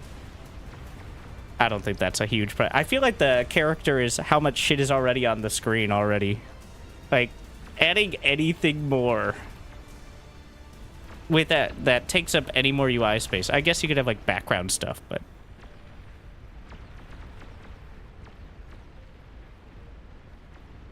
Upgrading all lights. We got lights. Live stream stutter when recording streaming with specific settings. That's probably on the streamer side. And it's an encoding issue, and I don't think you can fix that from the bar side, besides performance in general. But if they figure it out, that'd be great. I don't have that issue because the solution was simply upgrading to a new PC and CPU. Is not exactly what they're going for, I think. Mapping, fix a handful of maps, finalize a list of bar certified maps, and centralize map data. Engine, squash weird bugs, which apparently have been squashed. Fix problem with changing resolution. Just never let them change. Be like they are billions. When you change one setting, restart the game. You changed your sound, restart the game. You changed, like, you toggled health bars. Believe it or not, restart the entire fucking game.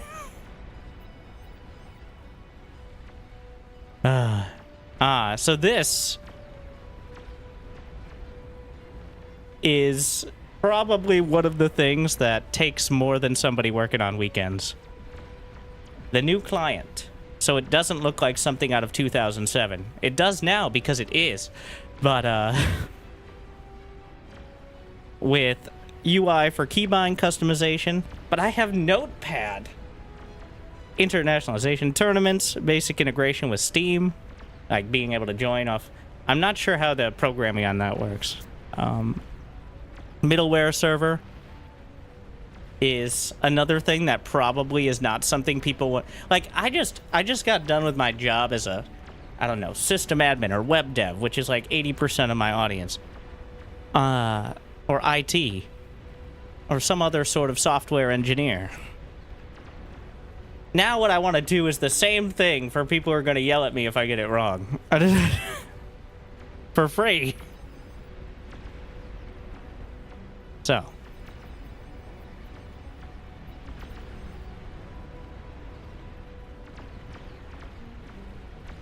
Commander has been annihilated. Why we wanted this. This was all off the potentially... So, at first I thought this was like exploring the idea, but it does seem like, based on everything written here, which I will now directly link to everyone in case you didn't figure that out already.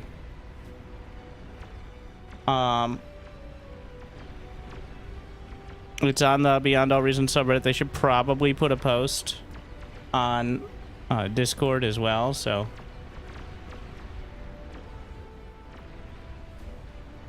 It does seem like it's a little further along than, this is a cool idea. It seems like we've got 90%, and that last 10% is a difficult part, but...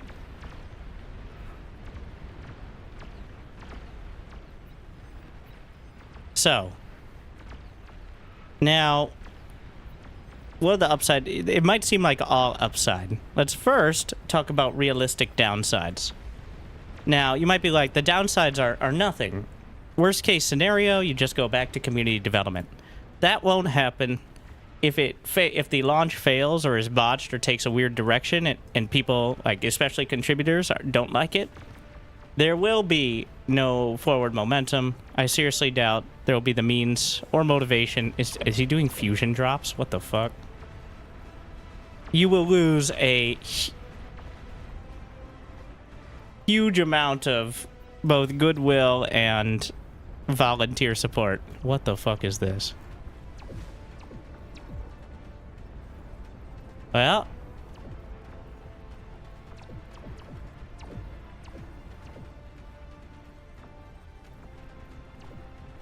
well, there you go.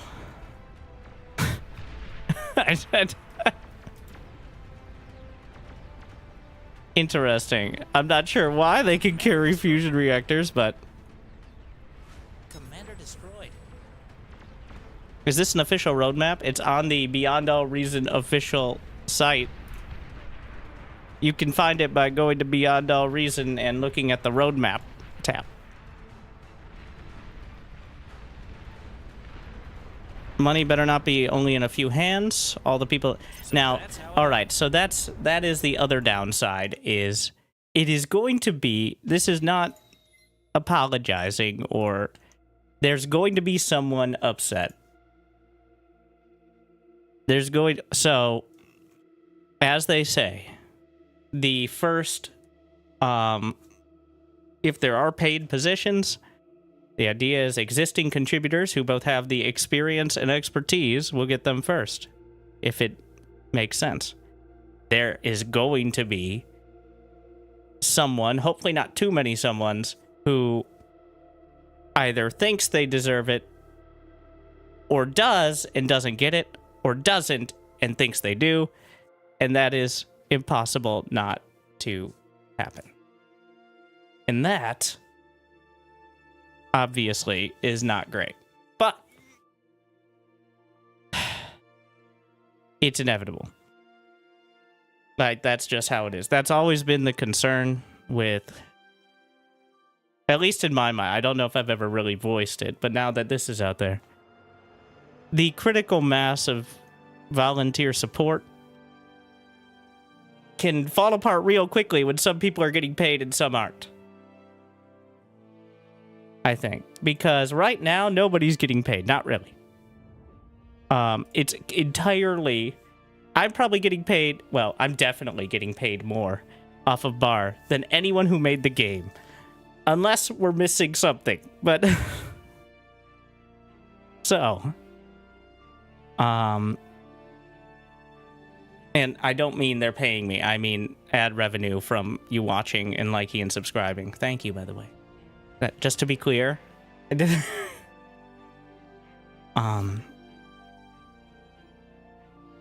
so it's gonna get it to Steam quicker. I truly believe that having people go from 10, 20, 30 hours a week part-time to focusing full-time on a lot of these systems will get it there. You could slap it, I don't know how you get it onto Steam, but you could slap it on Steam today, and I think it would have several thousand players and be able to maintain it most of the time, just like it does. It's going to be in the planet side situation.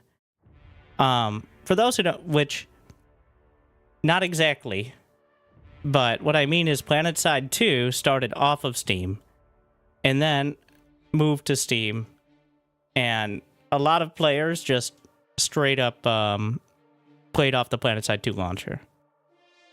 So what that means is the Steam numbers, which everyone whips out like the bigger it is, the better, don't look as good as the actual numbers. Now, that's not very relevant. Well, that game's technically free to play across the board, so it feels relevant. And also, it's very relevant because the game revolves around massive multiplayer battles. But so that will be an odd split, is some people on Steam, some people not. But overall, it'll be more people. Yeah. Now, it's not a good example because PlanetSide 2 was started by Sony, which became Daybreak, which stands for Daybreak Games. They fumbled the Battle Royale genre entirely and then tried to recreate it. And then remember H1Z1? Yeah.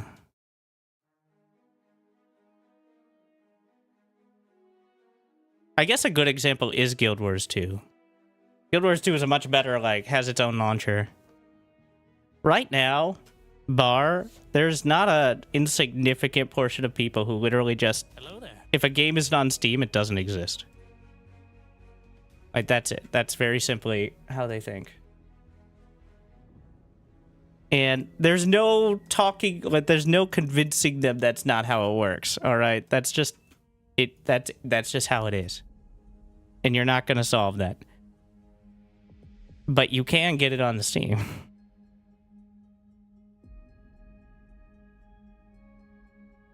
So the summary is, well, and then I want to talk about Hooded Horse specifically. I can't think of a better publisher. Would you turn off the stream and choose a starting location? Like, who has a track record. Like, we go to hoodedhorse.com, which I did. And I've worked with them in the past. Hooded Horse is a publisher of games that feature strategic and tactical depth. With the 4 listed here recently: Heroes of Might and Magic, Terra Invicta, Manor Lords, Falling Frontier. Also, Against the Storm, Nebulous Fleet Command. Like, maybe not every game is perfect, but it clearly fits. Like, it is so clear that it is right in, it is directly in their wheelhouse.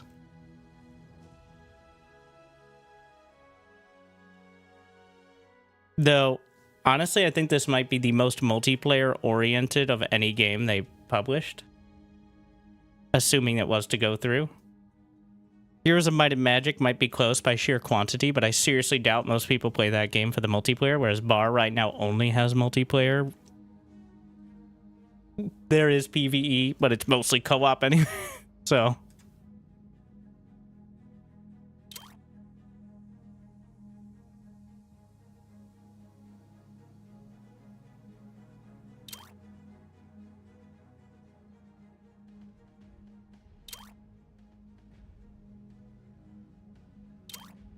So yeah, Hooded Horse. And I do believe, so here's another measure of Hooded Horse as a company. The community manager I worked with originally, like on Against the Storm, well, they paid me, is the summary. So it begins. Like 4 or 5 years ago, is still there. You know how rare that is in game companies nowadays? Like, he's still working for Hooded Horse. As long as his Discord isn't lying. Like...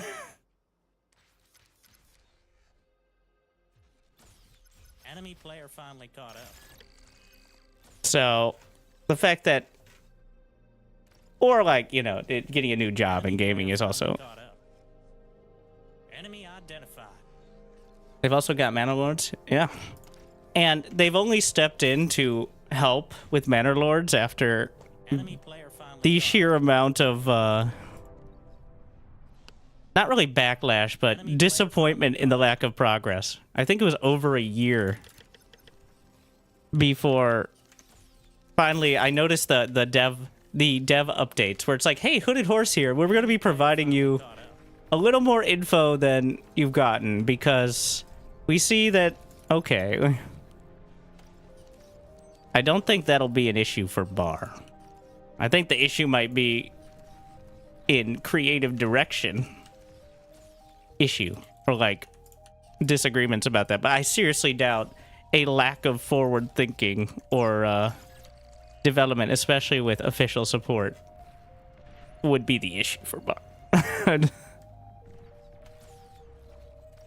Too many directions, maybe. Enemy commander has been annihilated.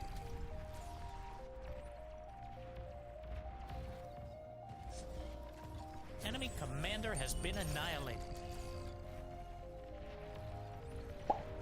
So yeah, my thoughts are, it sounds good to me, and good for me. And I hope they can navigate it in a way that most people are happy through the process and after it. And I do think it's been, like, for 2 or 3 years, it's been in the Steam soon, Aircraft spotted. but And yes, it's been sooner every time, but there are some clear things, like especially a lot of the UI and networking, that Friendly commander destroyed. I seriously doubt we're making a ton of progress quickly. Enemy player finally caught up.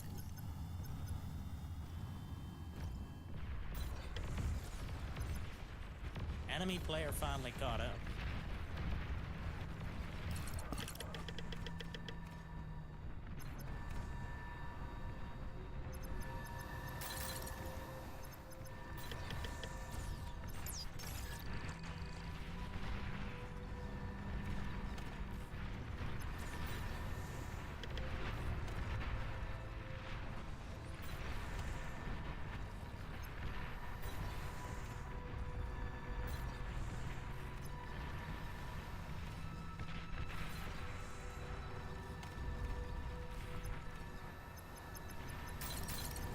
Low power. Construct additional energy.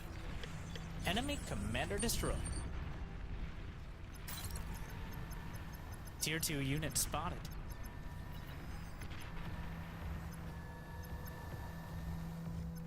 Tactical pause. Oh, come on, bro. I got... Wow.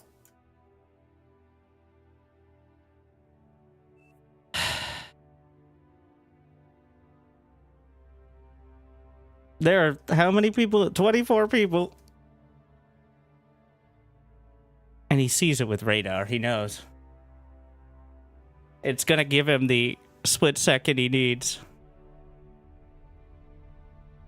I don't know if a D-gun can do it.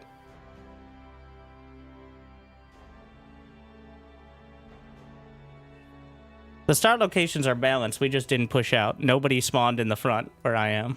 Everybody sat in the back, including me.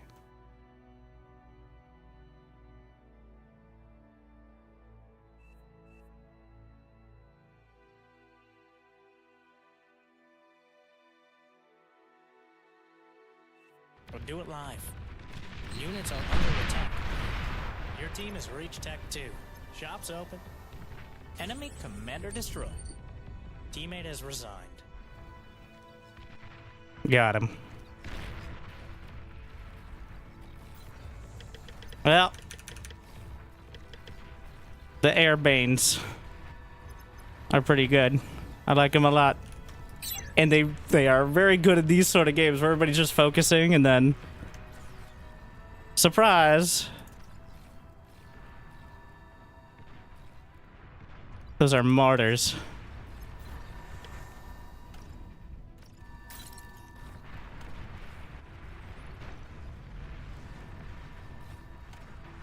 Enemy commander destroyed.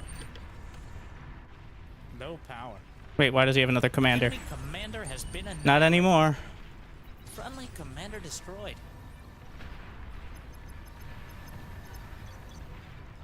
Incoming. Units under attack. Air transport identified. It wasn't enough. Enemy I think I got close though.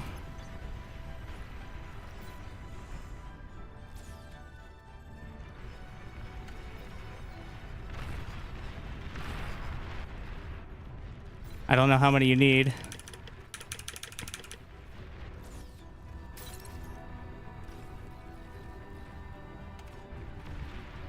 I thought 15 would be enough, but I think the placement has to be like right on target. What is it? So 440. How much does a commander have? 37. I don't know if there's some resistances built in, but 10 technically should do it. But a lot of them get shot down on the way.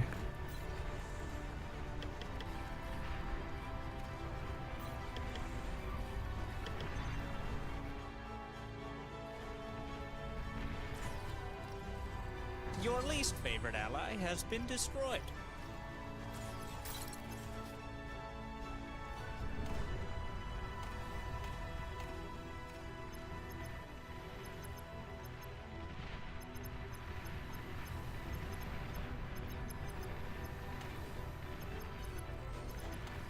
Units are under attack. Unit lost. New units received. He knocked me out of the sky.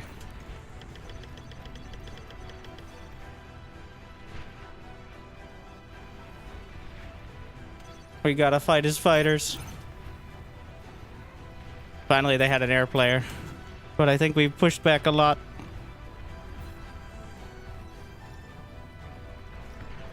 Where is this construction bot?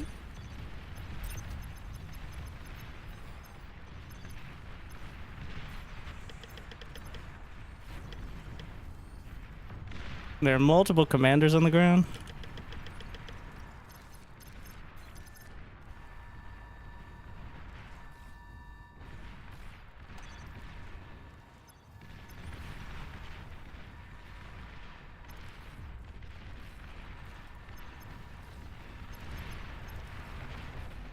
Enemy player finally caught up.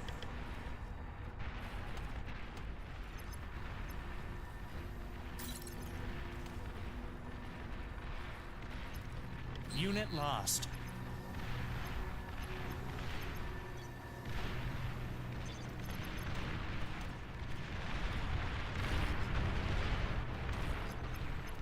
We have some anti-air mixed in.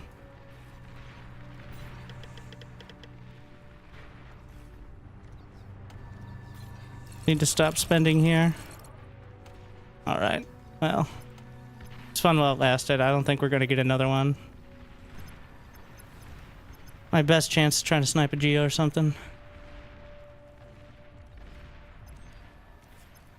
Unfortunately, I don't know what happened to our front line.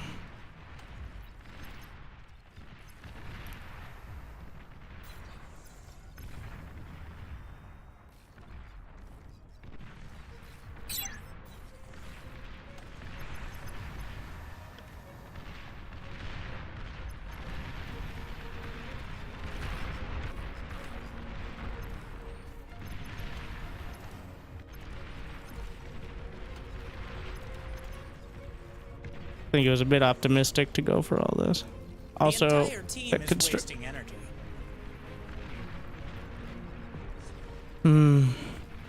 So need unit. Oh my god, the construction bot is struggling so hard. Enemy commander destroyed.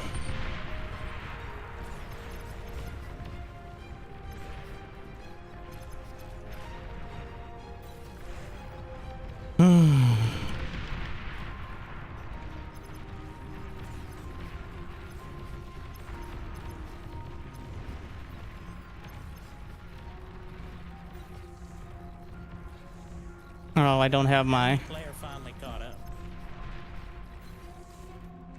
And this is taking way too long to build. Player finally caught up. Oh shit.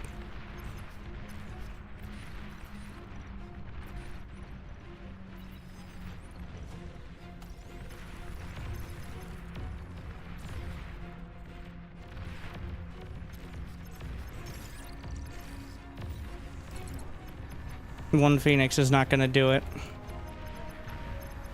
Maybe with the perfect angle, but... Player finally caught up.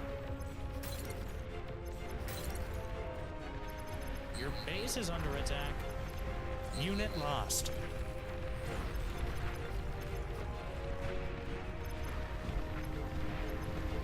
Enemy player finally caught up.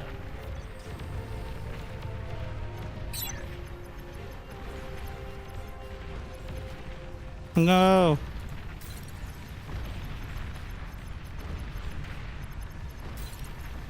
Commander's under attack. Metal extractor lost. Friendly commander destroyed.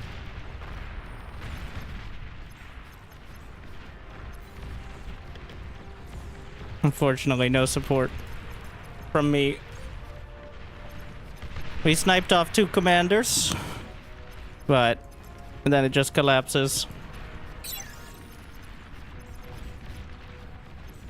Our list of allies grows thin.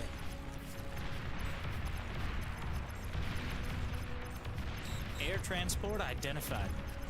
Enemy player finally caught up. Your commander's taking terrible damage. Commander destroyed. Base is under attack.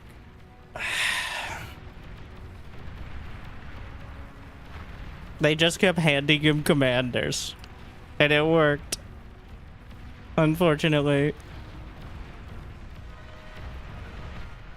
I should have gone tier 2 bot lab. Not that I don't know if it would have mattered. Also, I'm pretty sure he actually got the reclaim. Also, I didn't realize that was a high ground.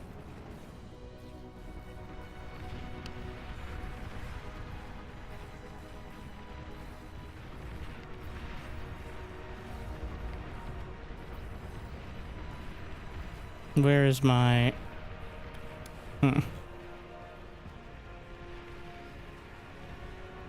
Interesting map. What is this one? Nuclear winter. Ah. Well, here we are. I think it's usually played horizontal, but in order to accommodate this amount of people... Commander has been annihilated.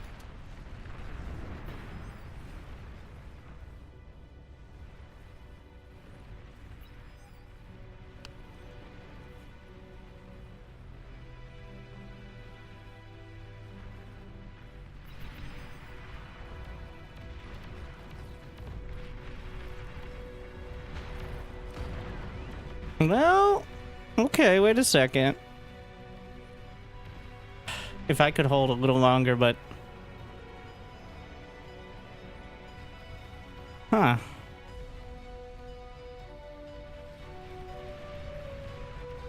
It's not hopeless. I need to not be 2v1. Yeah, just chatting it up. That's the real thing. Like, to get to the highest level, you need to bully your teammates into being useful. And ideally, you don't phrase it like that. But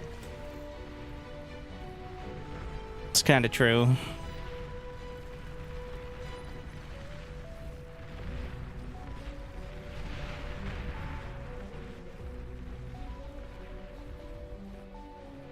I think there's a real chance. I guess I'm not on the team anymore, but I was red. It's a base trade. I'm realizing now we actually did have the energy lead. And still do. I guess we stalled out. The both sides getting crushed by the top level players. Unfortunately, our team didn't quite get as much progress. There are 3, 4 commander deaths up here. 5 over here.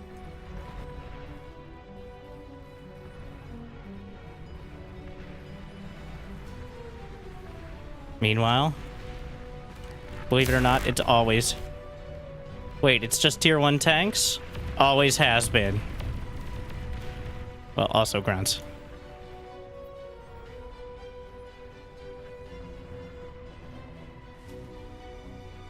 The push is stalled.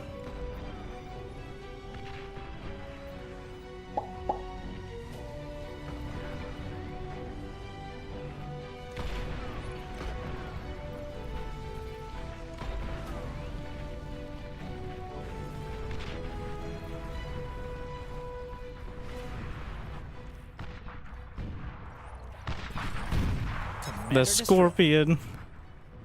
It's... I think we got it. So, despite the struggles, Duffy did not get much economy. And he has the most on the team. But Green over here got the advanced Geo, which is what I needed to go for. I was busy sniping people with Martis. It was not any good. I just need to go advanced Geo. Oh, that's a lot of grunts, though. Alright. Well... running directly into the machine gun lines. But there's so many of them. Which means more for the fire. The incinerators are melting the turrets, but they're also getting most of the... Okay, well, it was dramatic, but they ran into machine guns and heat rays that do not care how many targets as long as they're hitting at least one of them. Tier 1 tanks always has been. Tier 1 tanks, the key is most tier 1 tanks, even blitzes, survive. Do they survive a direct hit? 825? I don't think so. think Stouts might. They don't survive a direct hit from the battery, but you can only kill so many of them.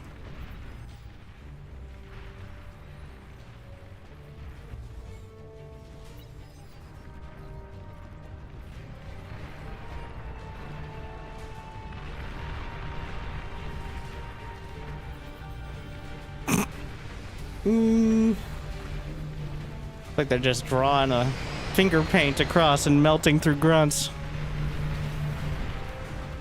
They found a better target, the mammoth. Just getting mass repaired. Oh wait, it's holding. But some of the shots are going through and it doesn't do. So the mammoth is pretty low DPS. It's supposed to take out things like grunts. It's not very good against the incinerators at all. And then once they melt...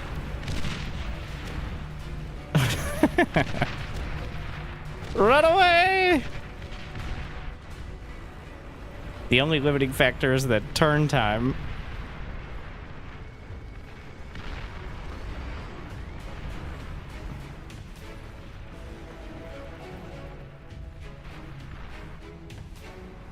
PV. Do they get DPS from veterancy? Doubt it. I wouldn't need to. They get health. Most units just get health from veterancy. There are some specific cases, but... And, I mean, an incinerator having 20-30% extra health is still a pretty big deal. Plus 7%. This one's plus 19. I think the baseline, yeah, around 9,500, so...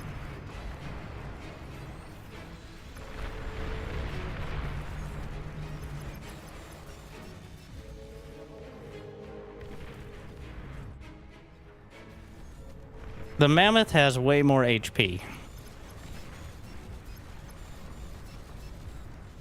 But the incinerator... The mammoth is... Well, the mammoth does a lot less friendly fire, too. What is the build points? 65k against 69. But... Legion T2. Legion T1 is kind of meh for most ground stuff. But T2 is a lot of strong units. That may be too strong.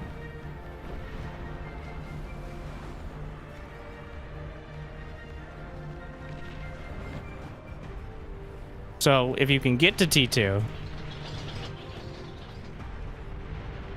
The thugs are a little less vulnerable to the heat rays, but... Oh, napalm. And rockets, but... The grunts are marching past the corpse of their former commander. Well, still commander, just it's dead now. The commander is, but his spirit lives on. Oh no, they stopped.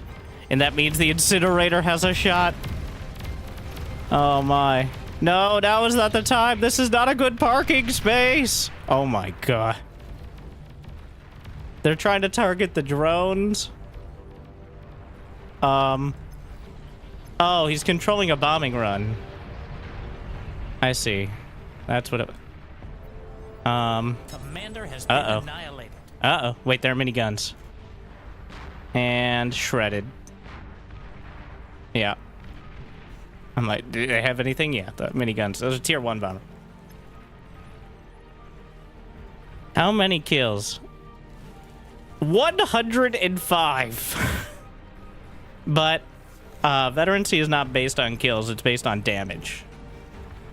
You could get grunts with like double HP pretty easily. It's just relative to the unit, but 105 kills though. I think it in like a minute of life.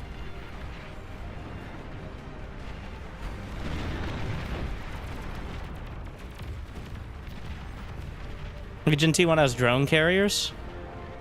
Drones are not great on their own, especially T1. They cost money, each one, like interceptors for carriers in StarCraft. So, if they just build basic anti-air, most of which one-shots drones, then, yeah, it's just a liability. Well, Looks like everybody thinks incinerators are a good idea, but... Oh, the commander! The cloak. There's... Oh, I think he's targeting ground. He's just guessing. Do they have the dot? I think they do. It's only a matter of time. Somehow it lives. The shurikens! Oh, the main weakness. They can't tilt up. And bombers.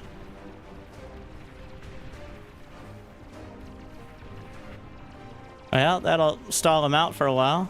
Duffy has like his 5th commander of the game.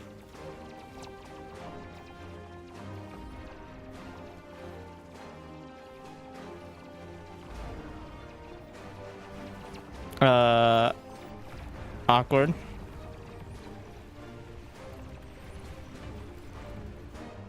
So the bombers are making a run for the Gatling or the Geo. They're not gonna make it. The railguns, yeah. Some of them will take out the converters on the low ground, but it's just tier 1 tanks. Blitzes can take out shurikens. They're not very good at it, but you put enough bullets in the air, eventually you'll hit something.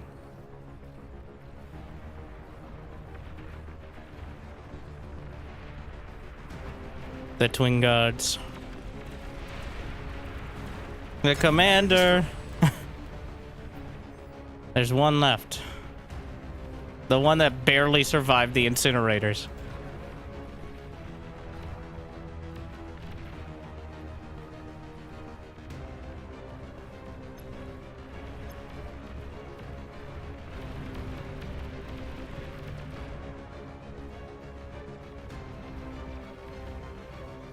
What about defense's usage for drone carriers? Probably better. But again, like, there's the upkeep cost. It's $450 for the tier 1, which is not a cheap tier 1 unit. And then each drone, I believe, is 15 metal, so it does start with a full complement.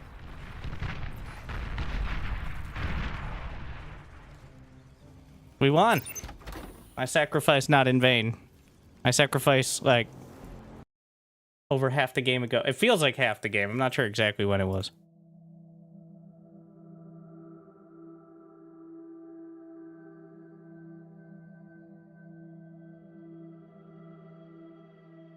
All right.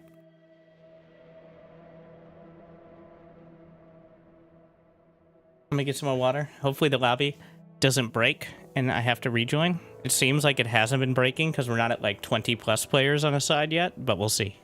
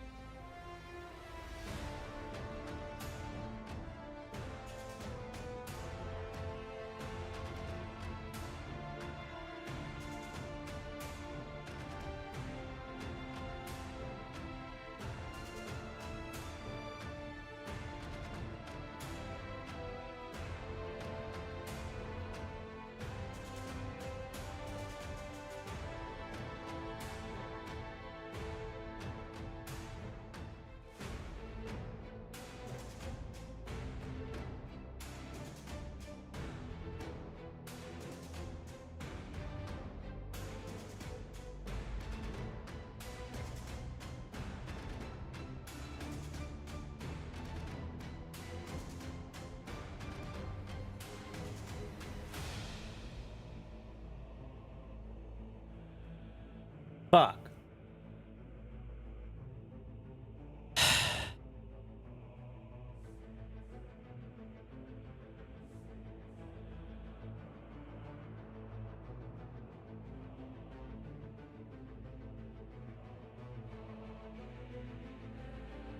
So close. What is this?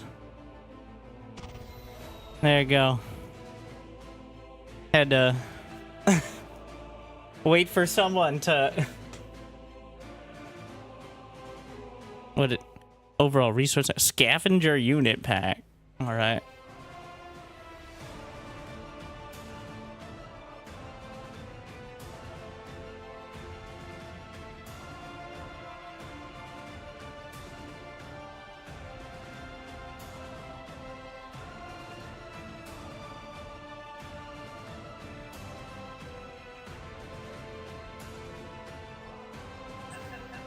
Okay. I'm going to be support. Sometimes that means units. Sometimes that means economy. Sometimes that means complaining about my team. But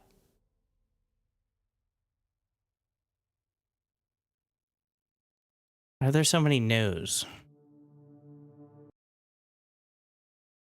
Sometimes all three. Yeah, multitasking is very important in real-time strategy games. Sometimes that's wondering why not everyone has liked and subscribed. Sometimes that's thanking Michael for gifting to the people, and Rudy Rain and exalted Toby. You're probably wondering why I've gathered. And you're probably wondering why I've gathered you here to... What the fuck are these start boxes? What the fuck? Is there like a base income?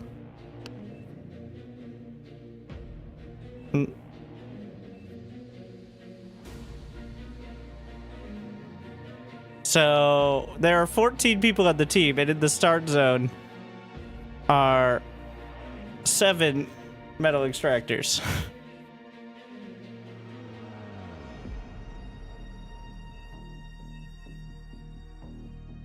Turn off the stream. Choose a starting location. I grabbed one. I got one.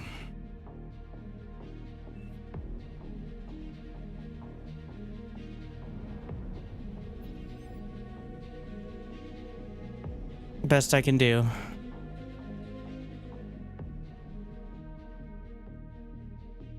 With the quick start, I guess we can have access to like 2 or 3 more.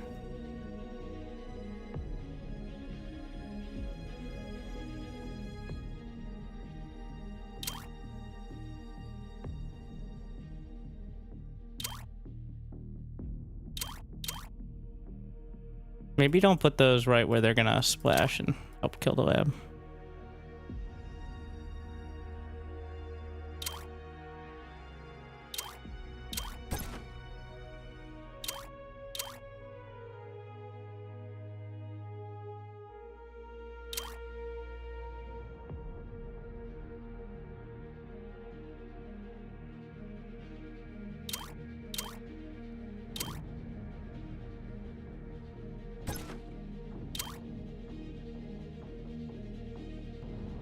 That'll do.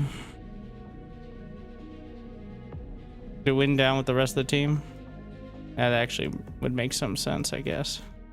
No, my goal is to claim this whole area. At least, you know. So it begins. You have free. It's not free. It costs metal I could potentially get. I guess. Did I waste it if I didn't have it? Is it wasted if I don't use the whole budget? Might be. I thought I would get more. I don't know if that's the case. Oh. Well, shit. Pretty big mistake.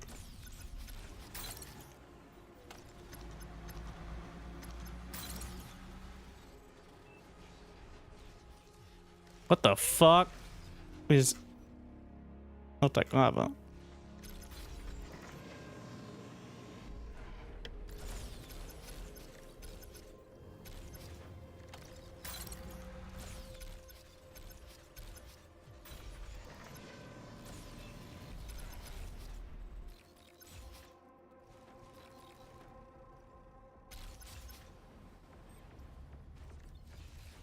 Wow, what a beautiful build and base you've put together. I am just incredibly impressed. And it'd be such a shame if something happened to it.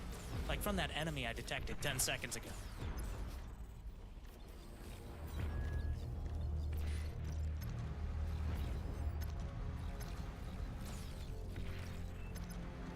Okay. We both turned it around multiple times.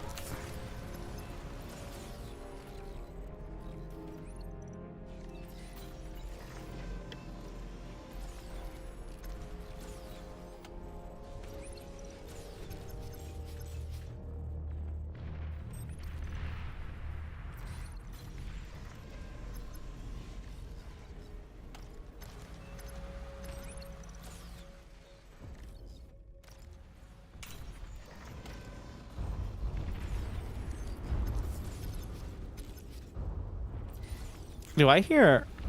Yeah, it's a lake.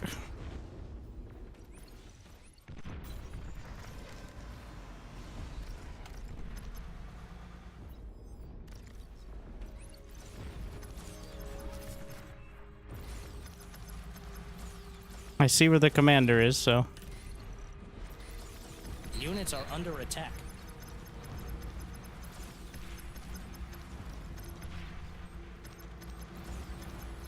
No, turn off maneuver. Do not want units just wandering to their death.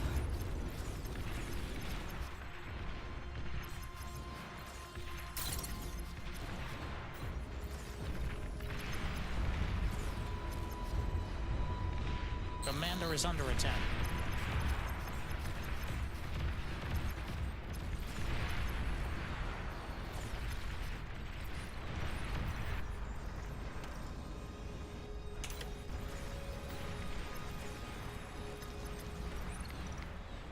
I don't know. I don't know if there's a setting to make sure it's on hold position to start, but I absolutely despise the automatic maneuver, which is I find a target, so I chase it for quite a while.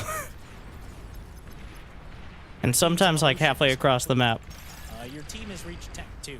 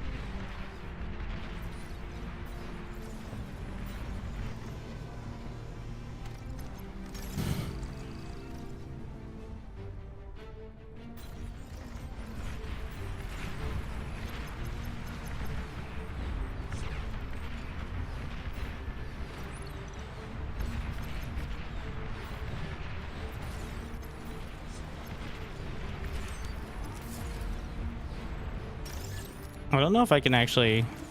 Maybe I can build metal in time. The Centurions, yep. Maybe I can get there with the commander. Or wait, can you just walk up? Oh, well, that also works. Huh. Who'd have thought?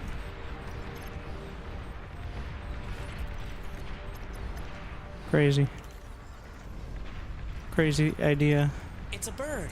It's a plane. Yeah, it's a plane. Aircraft spotted. Enemy commander destroyed. I didn't finish this. Okay, whatever.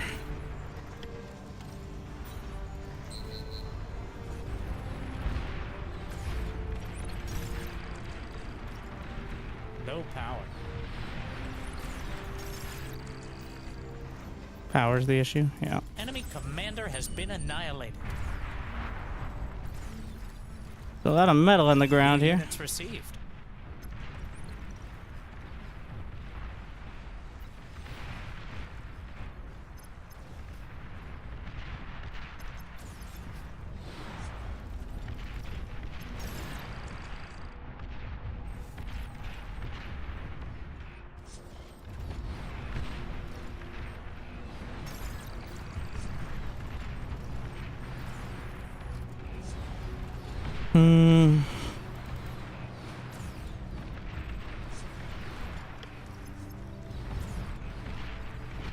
He's getting arty. No power.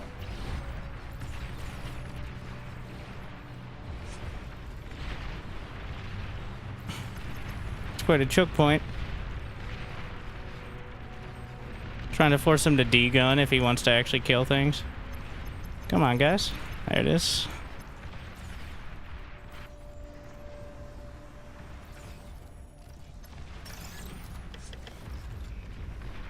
New units received. Actually, Tier 2 unit spotted. Enemy player finally caught up. Units are under attack.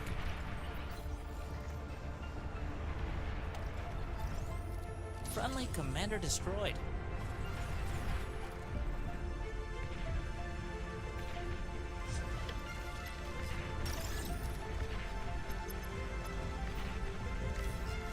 yeah, I didn't realize. Apparently, bots can just walk up there, so that's convenient.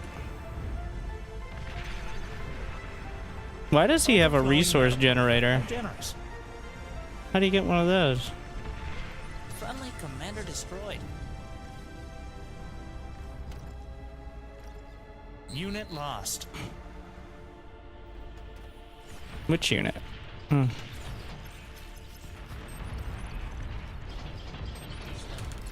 Base is under attack. Metal extractor lost. Commander's under attack.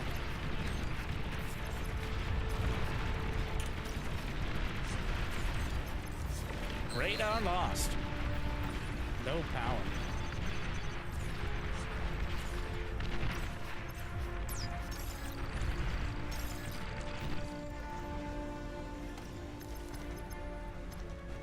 Stop trying to build more of these. Wait, oh, that's tier 2. Okay, where's... Probably go fusion.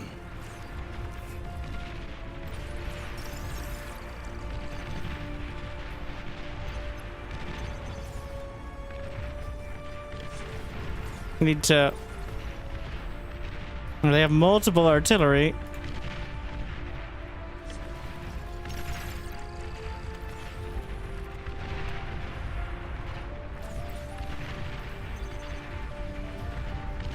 Just eating it. Yeah, okay. I don't know how he still has an... Well, I guess they could hand him the economy.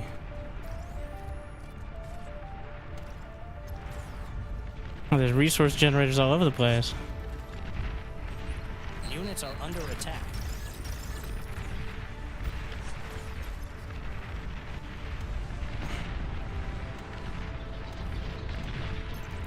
Base is under attack. Again. Going for the bot lab is certainly a choice.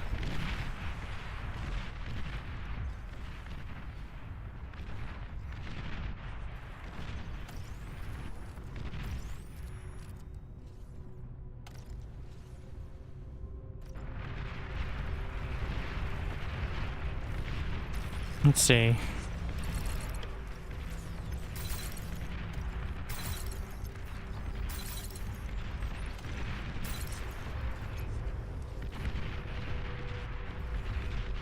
How many beamers up there? Still too many.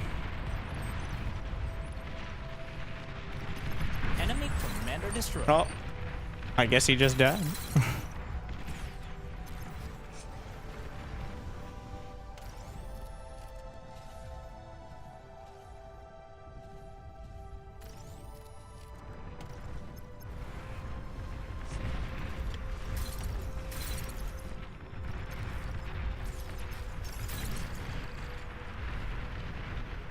One of It's their looking cowards good. has resigned.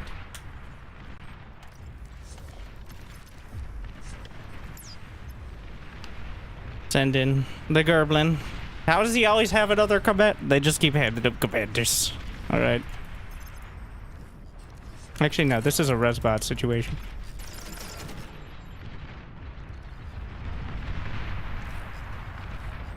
No, don't eat it. Let me reclaim the artillery.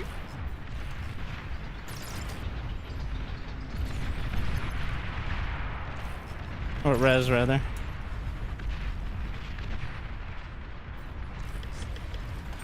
Why would I make my own units when I could? Don't do it. I don't know if it automatically doesn't. Unit lost.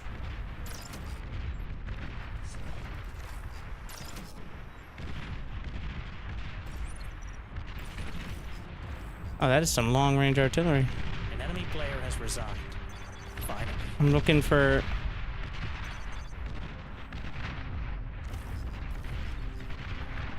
What is that? Beamer?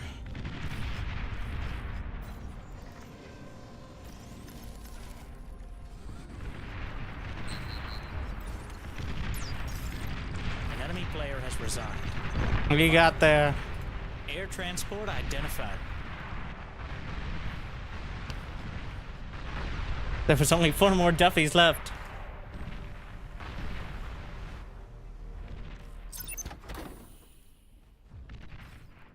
But we took the open space. I don't even know what happened to the opposite side there. But apparently it went well enough, though less decisively. Not sure about that map, though.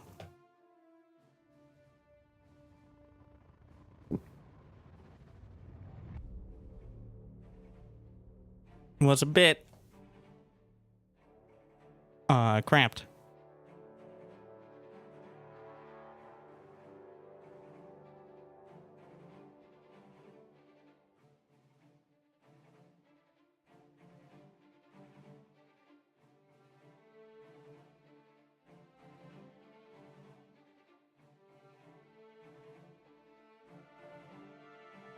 We'll see. The small map for a big game. It's fun like once, but by the second or third game, especially if it's just the same map, it's not anymore.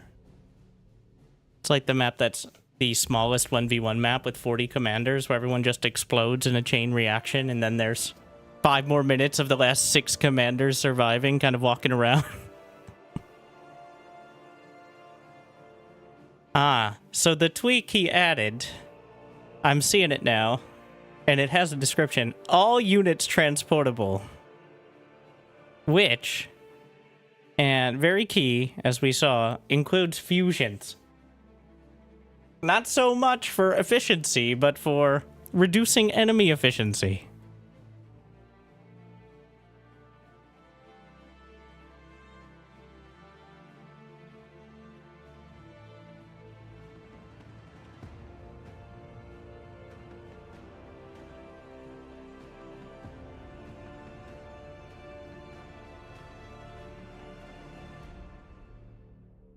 Feel like we need to just decide on a size and not change it for the rest of the night. Unless you want to remake lobbies every single time. Like 20 versus 20. Honestly, I think 16 is probably the one that balances being able to actually play the game while still being quite a spectacle.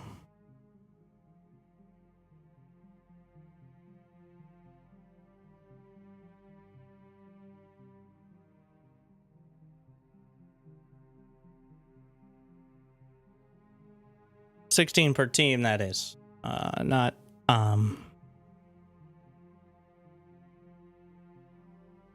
total.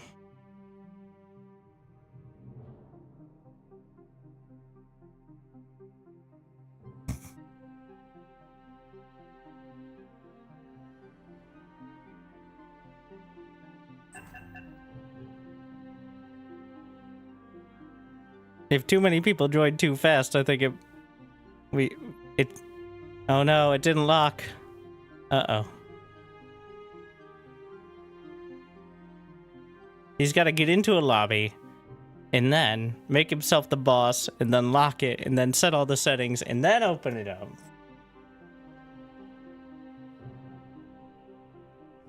I think it has to be the methodology.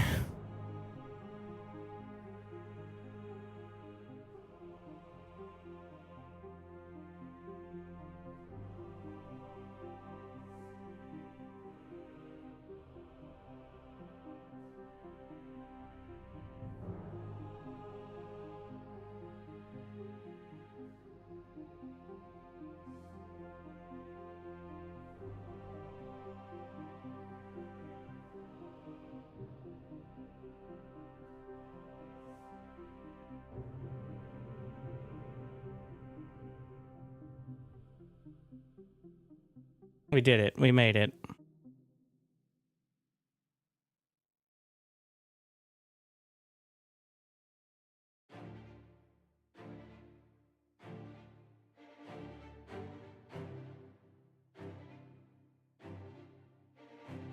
Well, it seems like it won't break from here, as long as we don't.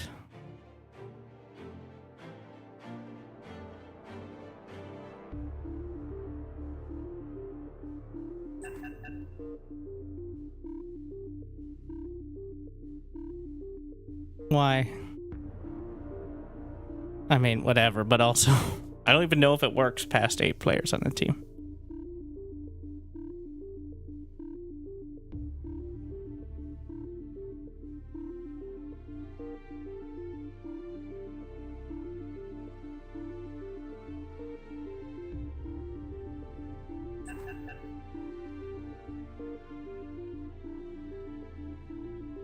Ow, fuck.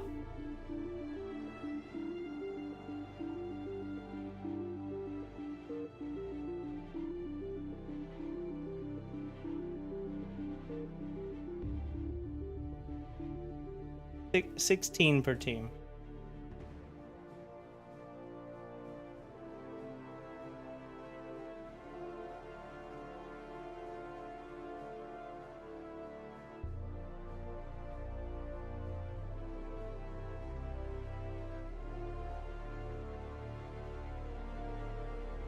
It crashed. I don't even know if anything changed. I don't know what happened. It didn't look like there was anything added on, but...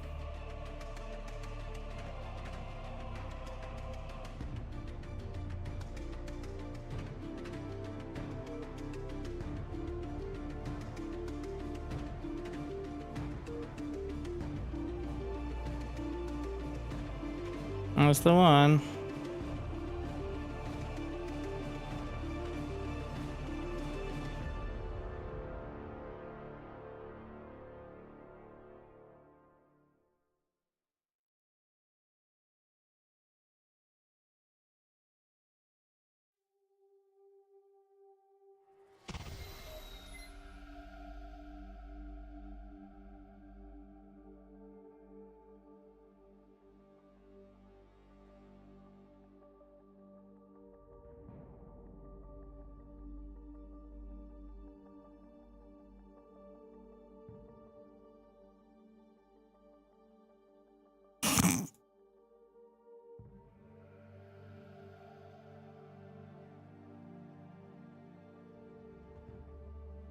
The behind the scenes content.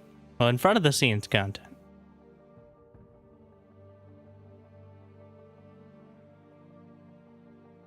It's unclear. I don't know if we're narrowing down what the issue is.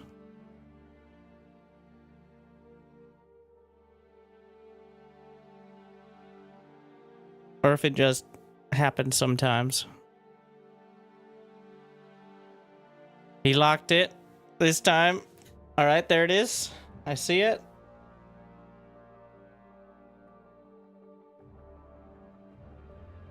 We'll give it one more shot.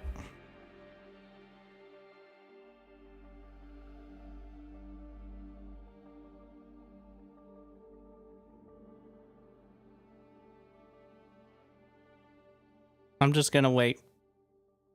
It's got to be auto balance.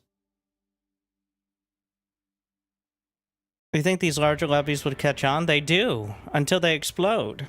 Pretty much one lobby will eventually suck almost all the idle players into it until it explodes. Potentially taking everything in the near area with it. That's how it works. That's currently both impressively and unfortunately. Like, pretty much every time we start on these, how do they do it? So... What is it? It's Sunday morning. So in like 8 hours or so, All Reason No Logic is going to have 100-person King of the Hill. Well, they usually have like 60 to 100 people. And those lobbies don't... Well, I don't know. I've only played in like 1 or 2 of them because of the timing, but they don't... They seem to manage to play at least half a dozen or so.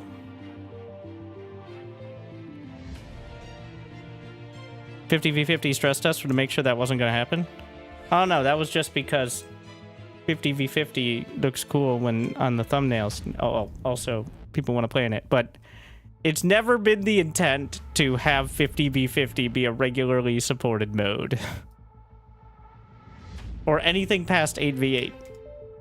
It's like, it's only twice the amount of players as most other RTS on the upper end. Like, why can't we have more?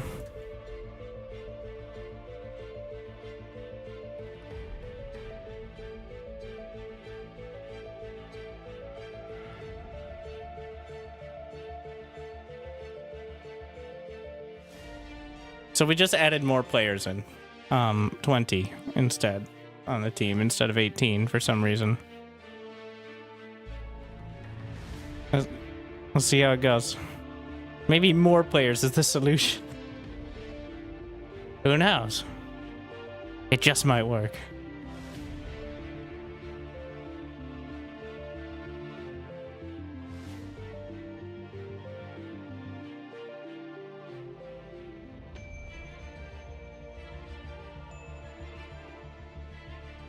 Is it flood protection? Do a manual balance. I think you'll need to make sure that everyone over like 30 is not on the same team. Otherwise, whatever, right? Like,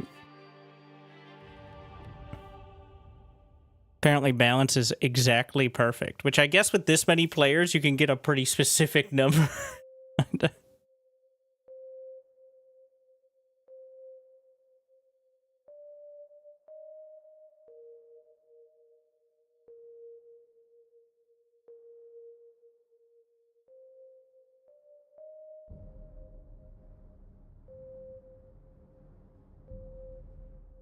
Yeah.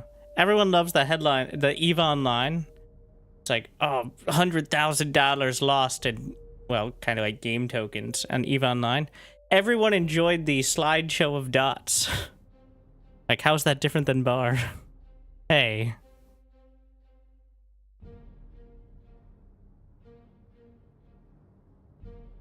But the slideshow of dots took 12 hours. And you only control one unit, if that.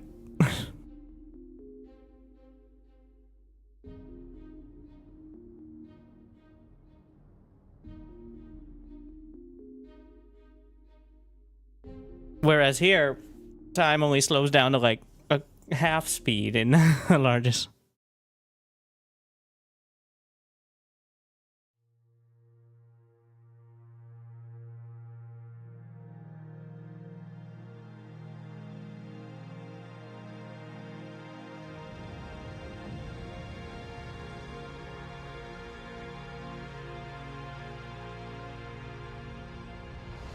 You're probably Warcraft 3 getting popular, for real, for real? How many more times players do you think Warcraft 3 has than bar? Like, just as a comparison.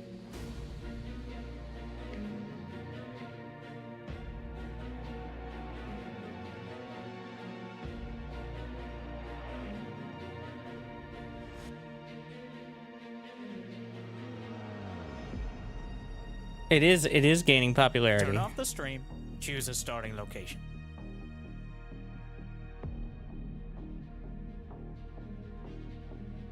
That's true. Up to about 4,000 players. That is a noticeable increase over the last few months. Compared to bar, which has a couple thousand more per day. So bar about 50% more players per day. At the moment. But you have to remember, that also includes all the Warcraft 3 modes and the bar modes. Let's see, we can go wherever we want. But Warcraft 3 does have some pretty notable content creators. And an established base. And by that I mean they have Grubby. Which is pretty notable.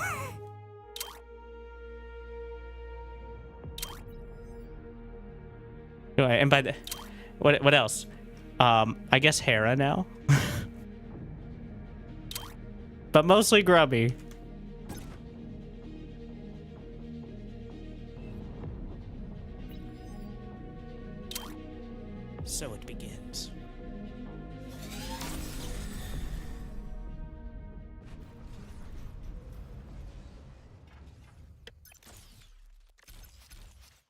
fact that you're even posing the question that way. It's just like, it's like with Brood War, where... Now, Brood War is legitimately incredibly popular still in Korea, but the number of people who play it outside of Korea on a regular basis is probably, like, less than the amount of people in a bar game right now. It's like, no, but I watch Artosis rage at Koreans all the time.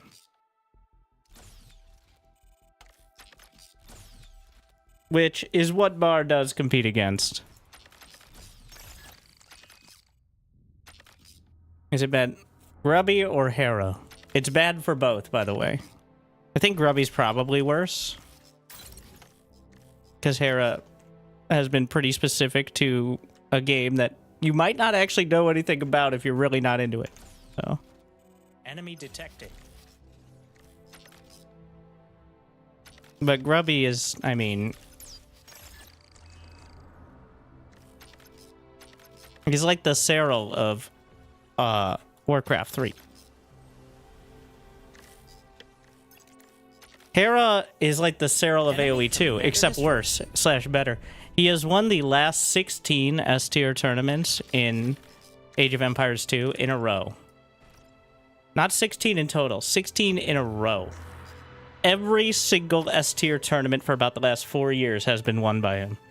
And he's a YouTuber / streamer. He streams almost every day. Imagine if Cyril did it, and it wasn't just like 2 hours losing to Protoss. Once a month. Like...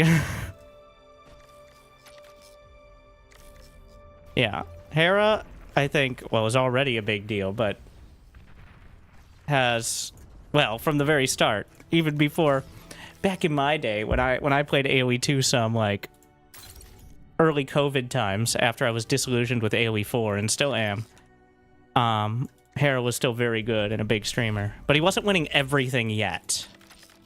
And now he is. So, and he's also doing YouTube and streams every day. Like, it's exhausting to think about. I mean, he's 25, so... Spring Chicken. He's younger than Age of Empires 2, for reference. Like...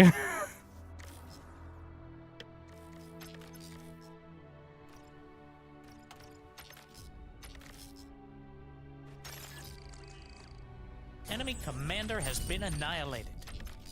Enemy commander has been annihilated.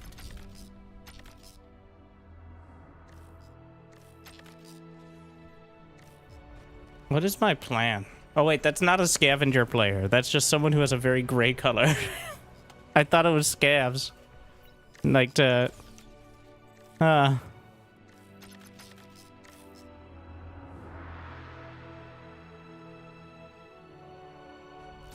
Friendly commander self-destructed.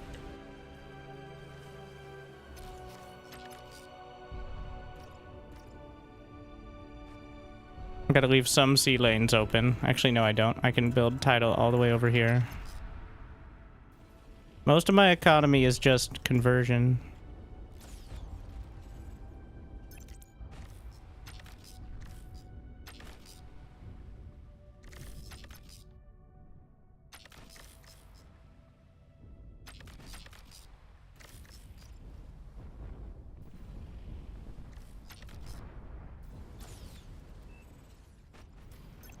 Units front. Your team Yeah. has finally reached Tech 2. How much do I need? Well, I'll send some res bots front. Or res subs.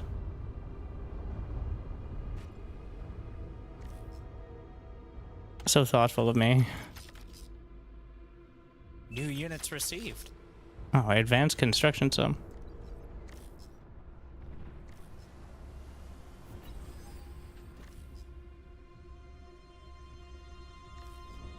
You'll just accept it. If anything gets by, I'm screwed anyway, so. Oh, I can go on to land. Well, tidal is actually insane. 25 makes it obscenely good, actually.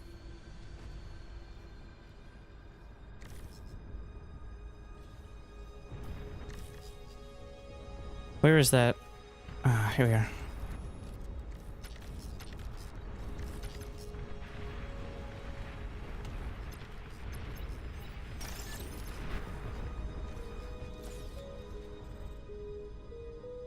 It's PvE? Yeah, besides the other 20 players that are on the list right here. But mostly I fight against my own incompetence.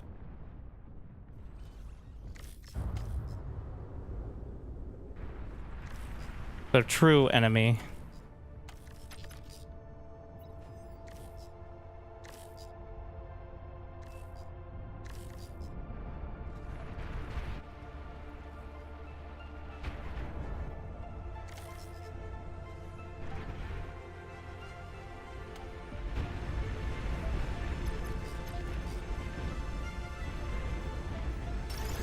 There's a lot of ships.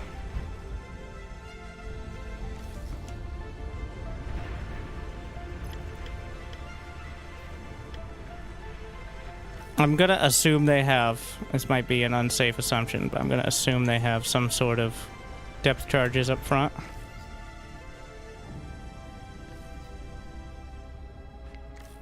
What happens if I put the shipyard on low priority and my constructors on high?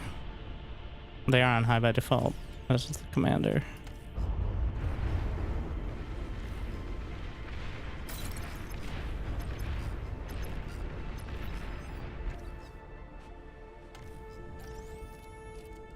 This is Cortex.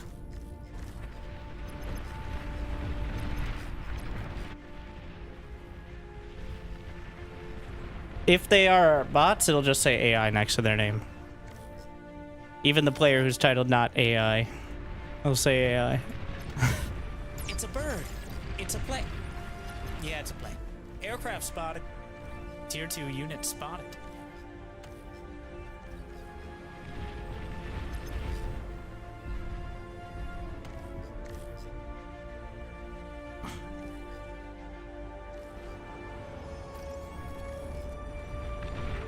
To the front line. Try to gather up what metal I can. Just probably not much, but I'm getting constructors closer, which means we can build shipyards on the front. Every scrap of metal is a huge deal for me.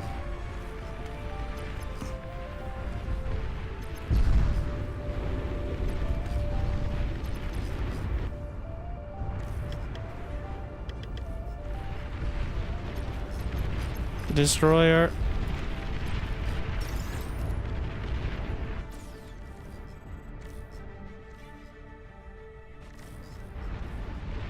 Units are under attack.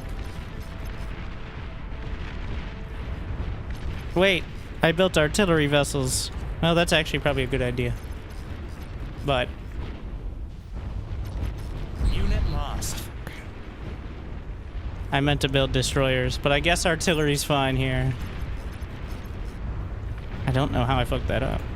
I'm like, look, the expensive one. 1,400 a pop. Commander destroyed. Certainly is.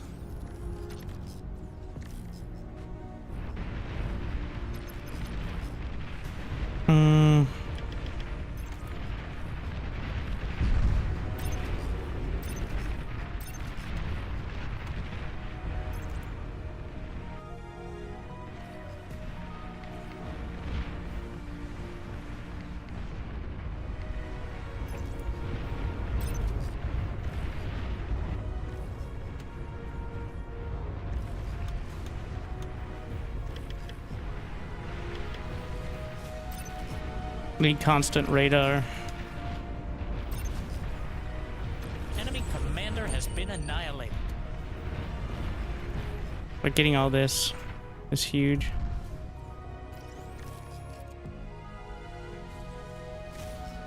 I think that's the converter, right? Yeah.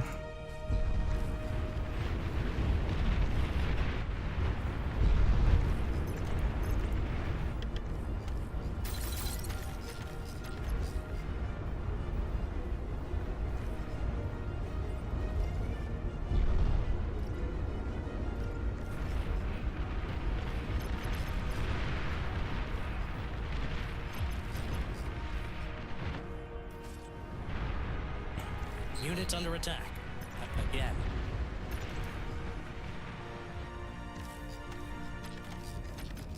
Okay, guys. Oh my god.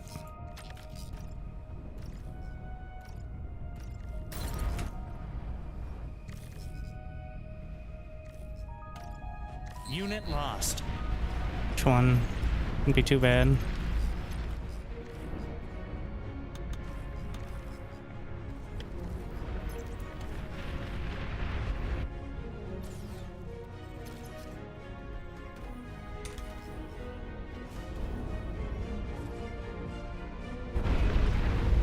No! Pull back! Target fire their battleships! I lost a couple artillery ships, unfortunately. Or one. No! Two. Let's bring it back.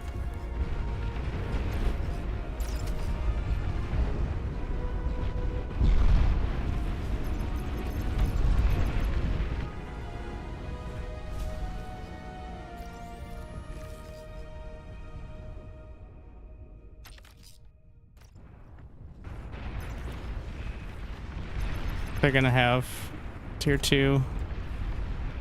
It's too much. Wait, did he take my artillery? Yeah, those are tier 2 battleships. How much HP do they have? A lot. For similar cost is the problem. They don't quite have the range, which is my advantage.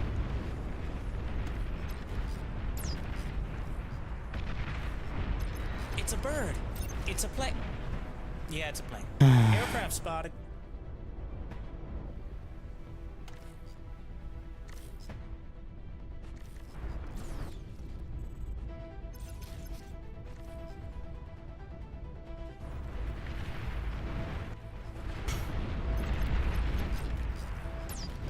Unit lost. The lack of vision is problematic.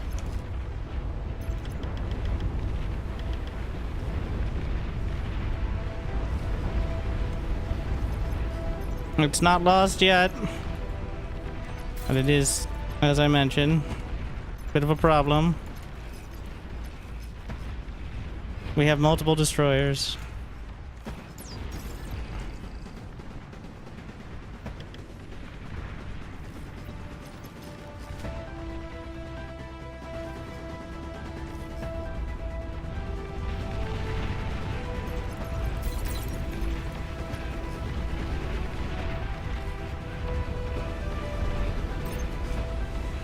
They've got at least one tier 3 unit.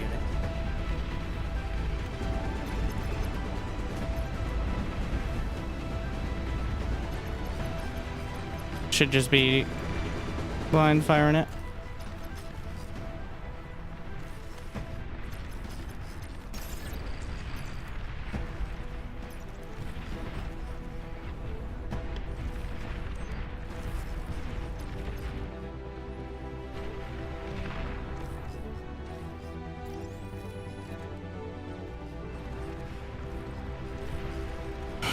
Your team has reached Tech 3, but at what cost?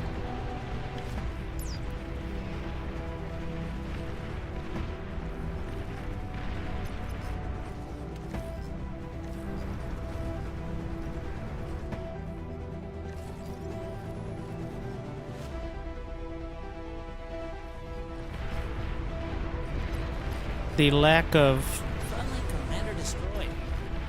vision is not ideal.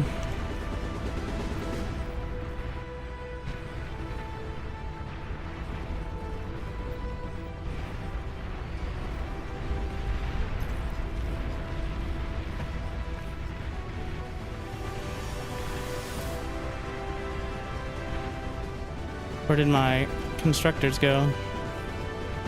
Why are they going up there? Idiots.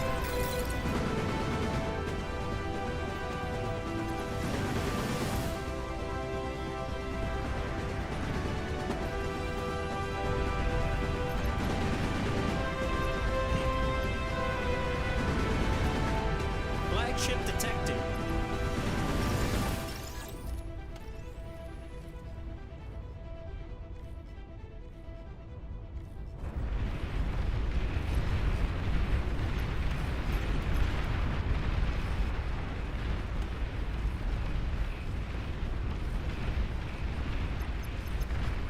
The Gatling cruisers are gonna get shredded.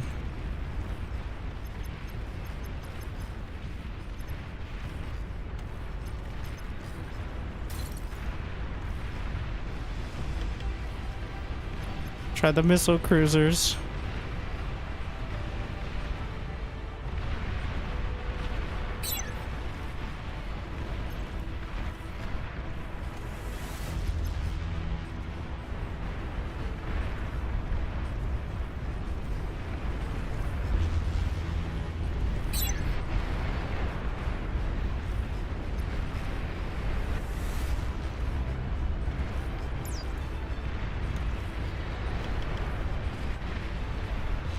Atomic bomber spotted.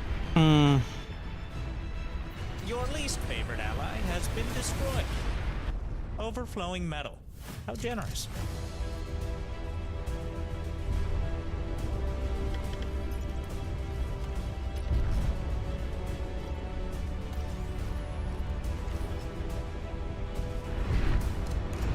Was that literal? We have none. Identified.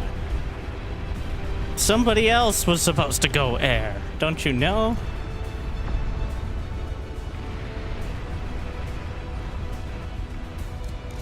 Literally. Nobody. Maybe seaplanes. I don't know if Legion has any actual seaplanes that I can, Looks like we already have some seaplane gamers up there.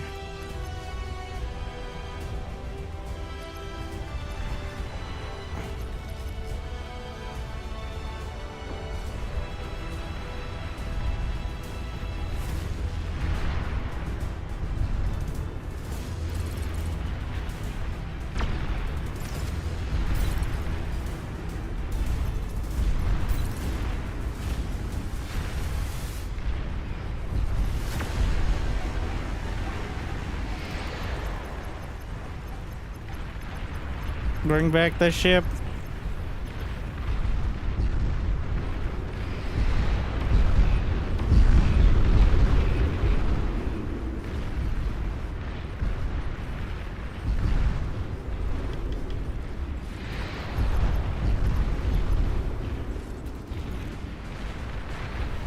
It's a lot of air.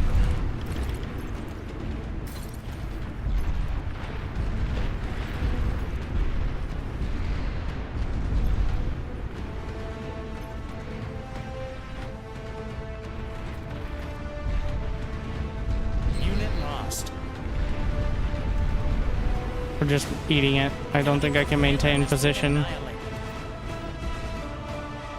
Enemy Titan detected.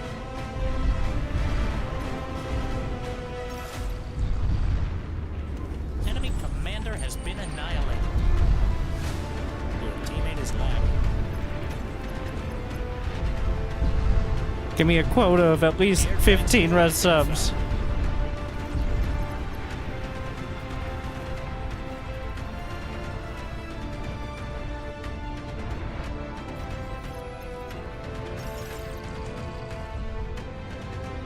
Convert harder. What has the commander been doing? Just sitting around.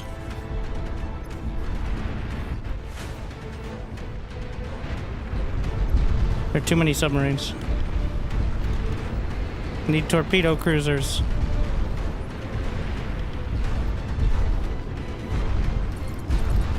Or subs. Why don't I just go subs?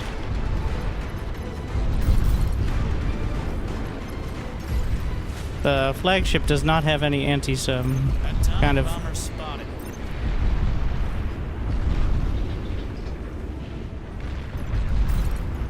The amount of subs blasting my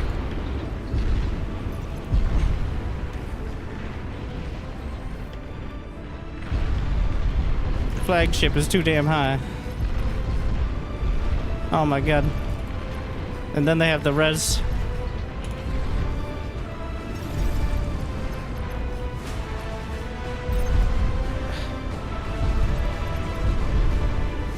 If I lose the shipyard, none of it matters, obviously, so.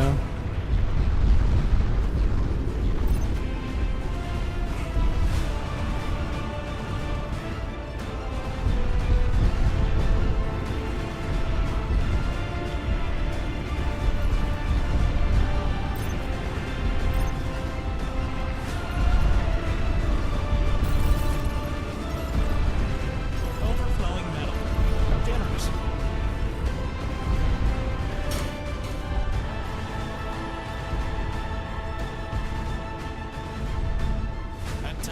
bomber spotted.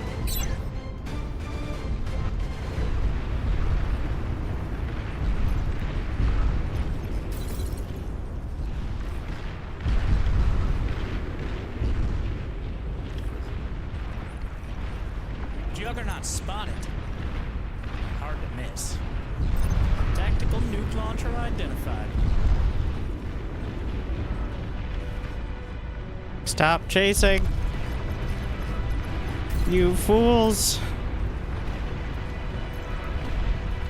Get the jammer ship.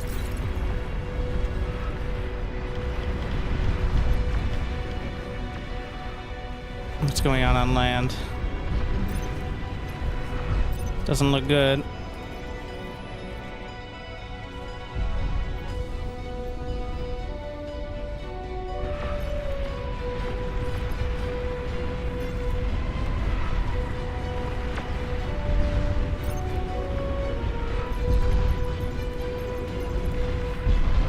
Pull back. Oh, God damn, the momentum is... Once it starts going, it's hard to stop. Flagship detected. This is kind of intentional.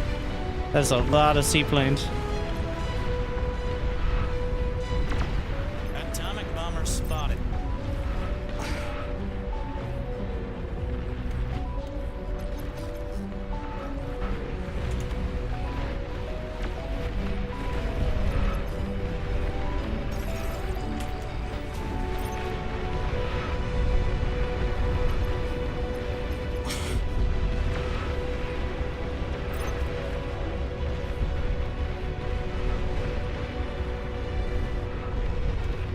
So the Legion flagship is pretty good at actually fighting ground. Atomic bomber spotted. Oh no.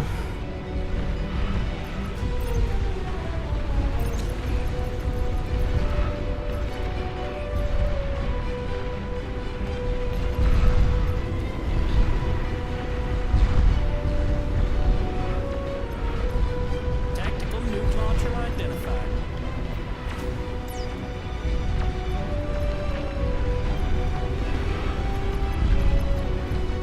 Enemy commander has been annihilated.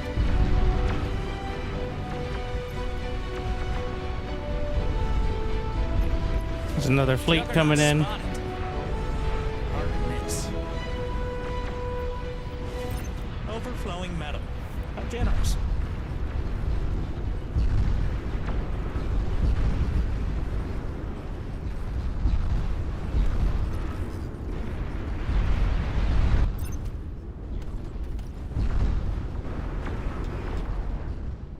Friendly commander destroyed.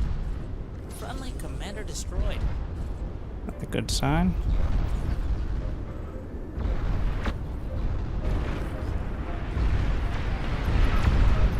My subs are holding for the most part, but my flagship is not.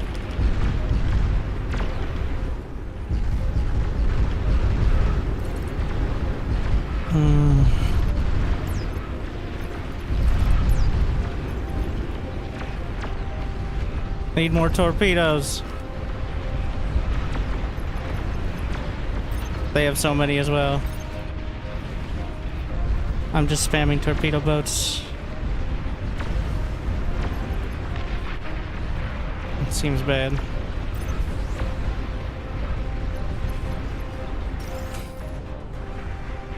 Friendly commander destroyed.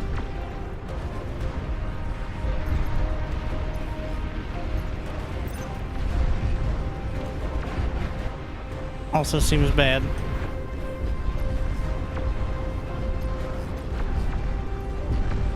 Need more build power. These are going to be locked here. Just 3.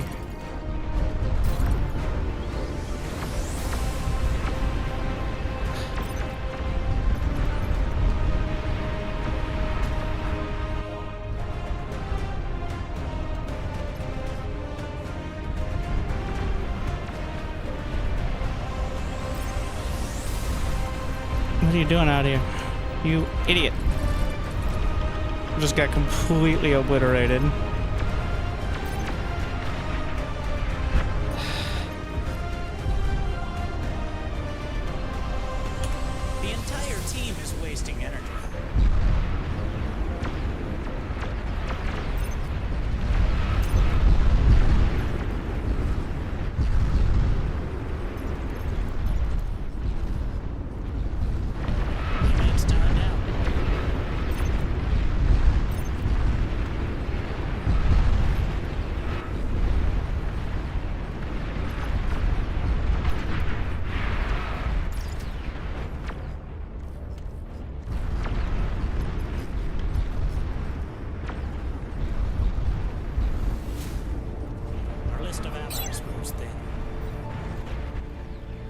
That looks bad. Radar lost. Base is under attack.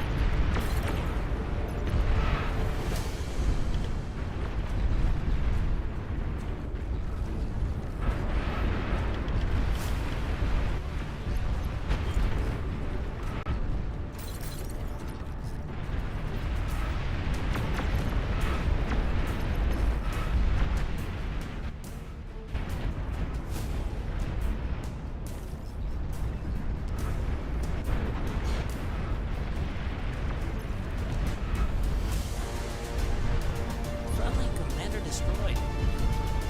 More build power.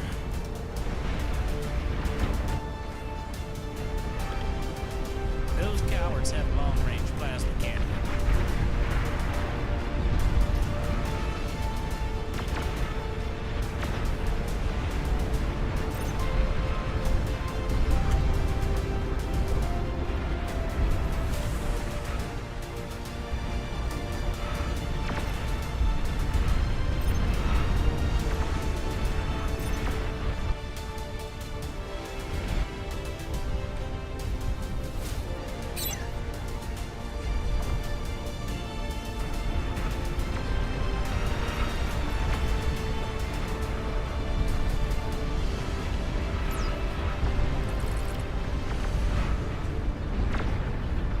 Flagship detected.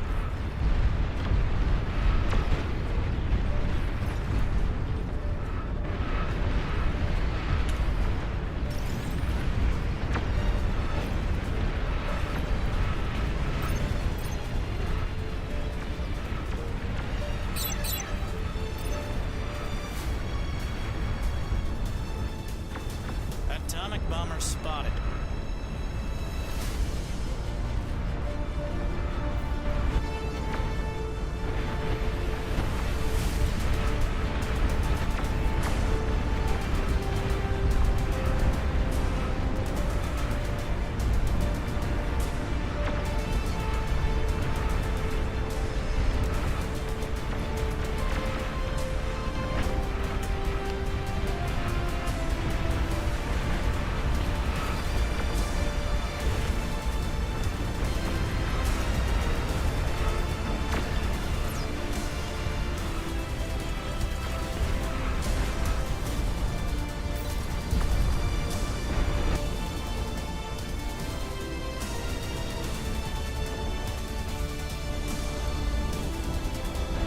It's going not great.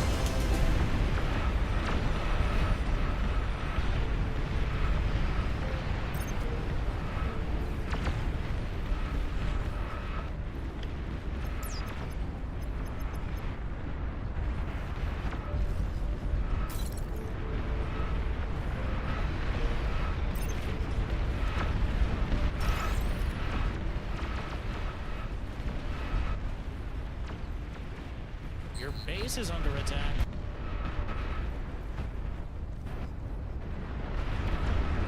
Your base is under attack.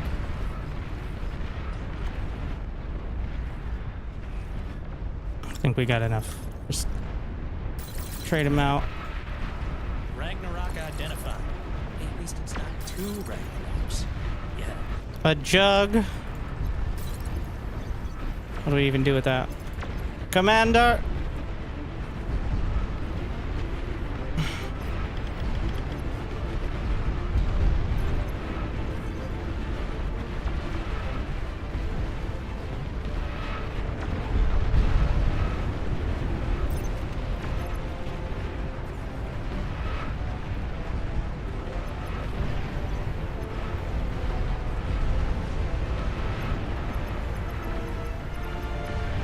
Base is under attack. Can I reclaim it? There's a flagship right there. Please don't detonate. Well, the shipyard's kind of lived. I've still got the subs. Oh wait, there's another one. They don't stop coming.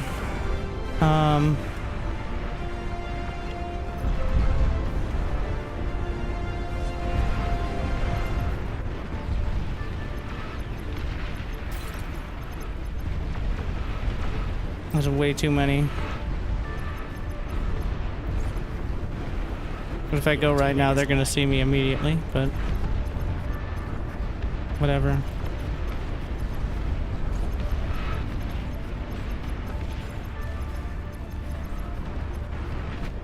Your commander's taking terrible, terrible damage. Commander destroyed. What do you mean vote failed? Overflowing metal. How generous. That's not what I'm going for. The entire team is wasting energy. The whole team is wasting metal. Your least favorite teammate has resigned.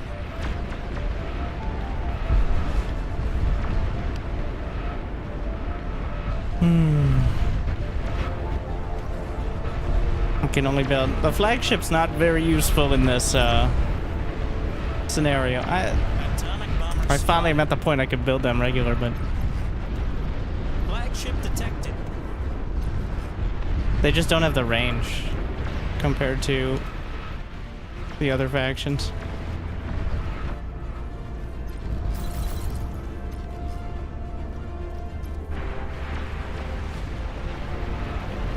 They're good as like a frontline ship, but when you're at a tiny choke point,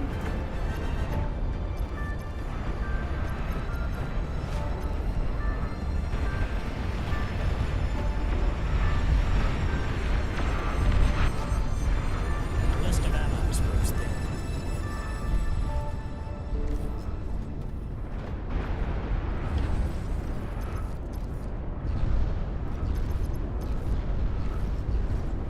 Long-range plasma cannons are targeting.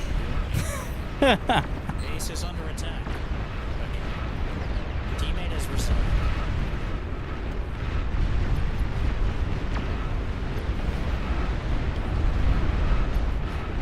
Friendly commander self-destructed. what units do I even have? Still technically have 5 Phoenixes somewhere. Base is under attack. It's not enough. Just in time to get slammed with the Ragnarok here.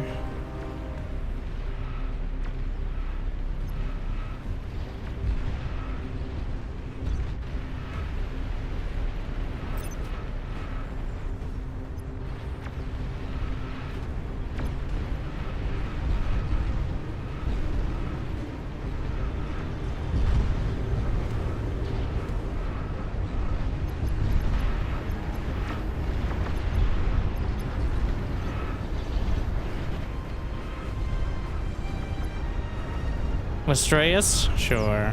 Oh no. They're getting close. It's a little spicy. Also, those are hover tanks, so.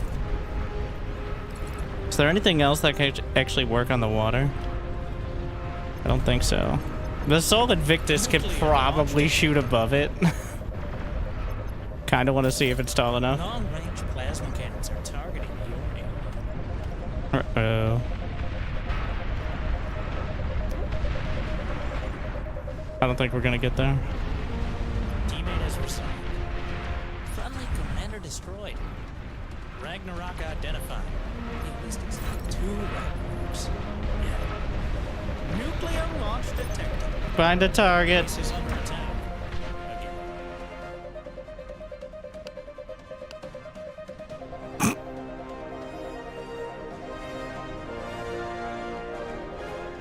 Commander has been annihilated. Commander destroyed.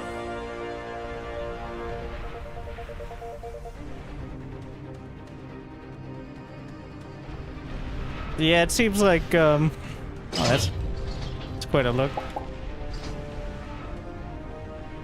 The reflections.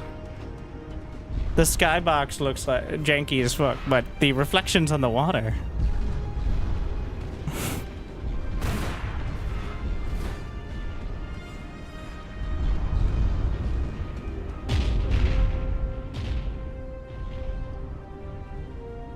Player timed out. No, those aren't reeds. Commander has been annihilated. Every one of those lights is a submarine.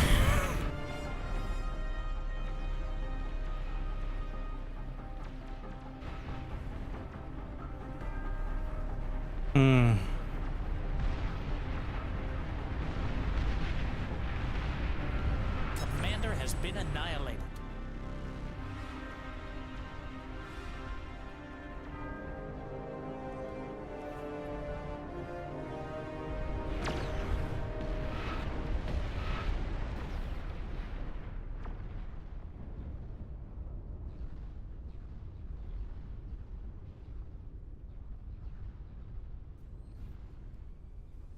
It seems bad, but that's only because definitely how many more anti-nuke interceptors?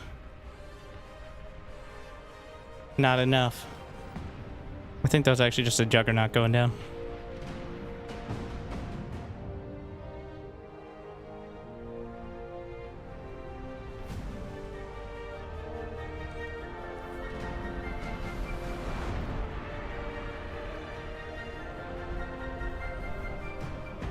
Look, the sea lanes are so cramped, but technically... Deja vu. Look at this battleship struggle its way through. Somehow every time it's surprised by the turn. Alright, what do we got? We got another turn coming up. I gotta say, the water looks really good. Almost uncanny compared to the models, which are still pretty good, but less, I guess, if they have their movement. This ship is 40% gun, 20% more gun, and 100% gun, as well as 100% reason to remember the name. Commander has been annihilated.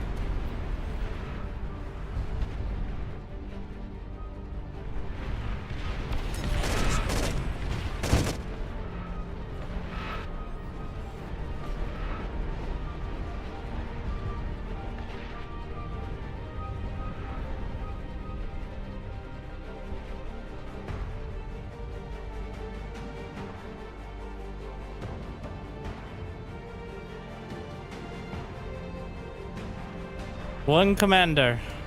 And they're AFK. Okay, 0 commander. Commander destroyed. The traitor. That artillery. Wow. I can't... It wasn't that much higher. Alright. At least I won something. I think the artillery was doing, and the subs were doing a lot of, well, there were a lot of enemy targets, and there were a lot of friendly targets in between me and those enemy targets.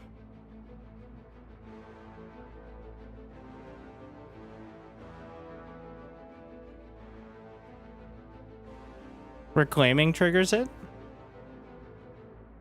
Wait. Well... Also, it's hard to tell exactly. I don't know if the score is the amount of friendly damage.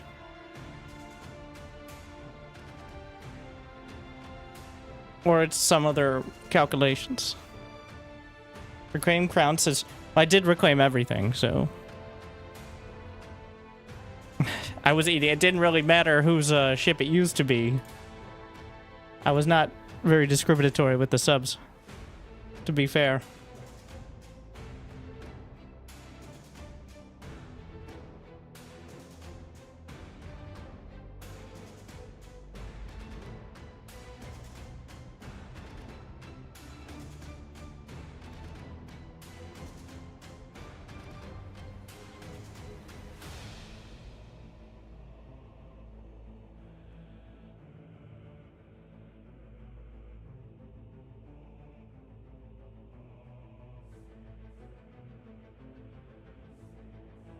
Oh god.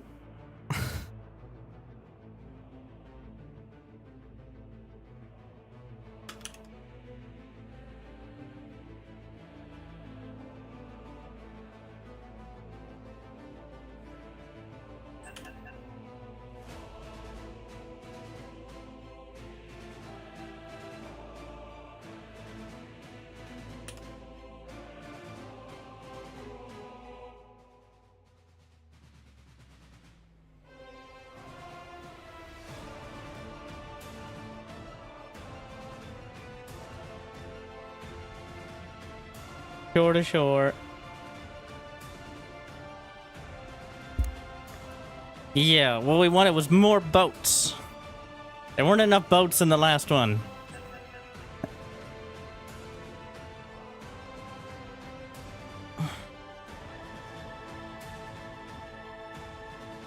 Why are we allowing votes? More boats, no votes.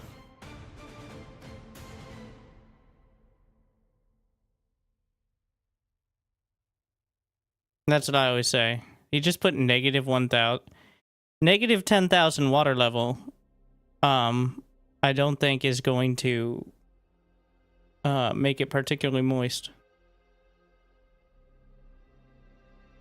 He unwatered. Oh, he was just gonna raise or lower.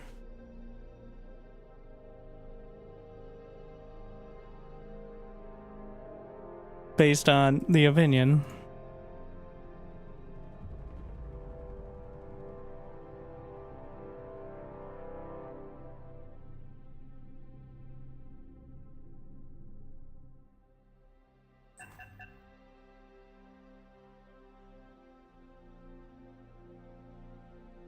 So the starting locations are mostly on these strips of land. There's also a few islands, which don't actually look very balanced on this ridiculous thumbnail.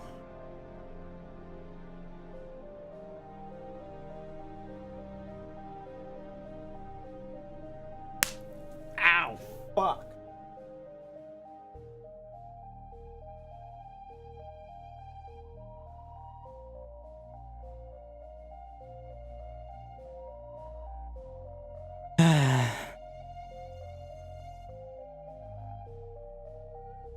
I don't know if I can go through this process again.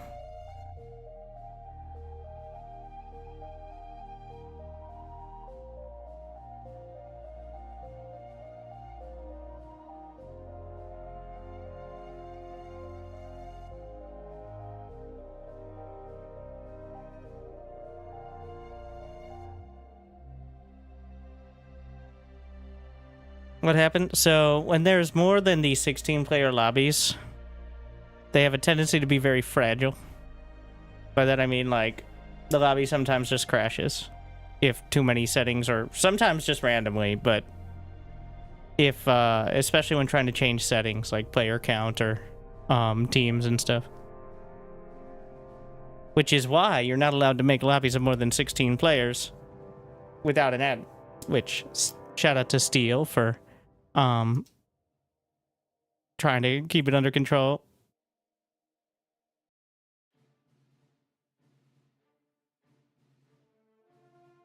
Flood protection when votes happen. Oh yeah, it might not be... Like, what? 30 votes in a game that only 16 people? I don't know why you're allowed to propose votes if somebody's the boss. Alright. No, I don't want boss mode. I want dictator mode.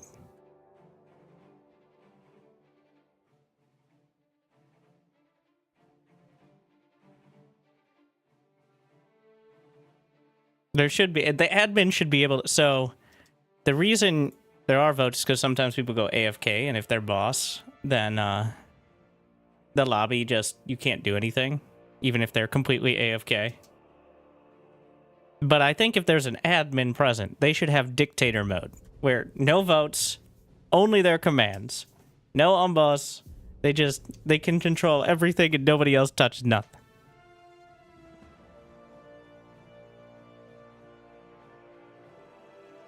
But non-admins probably not, but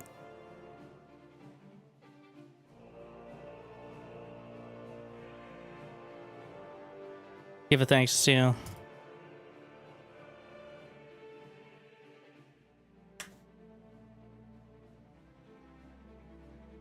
And we get some thanks to Steel in the chat.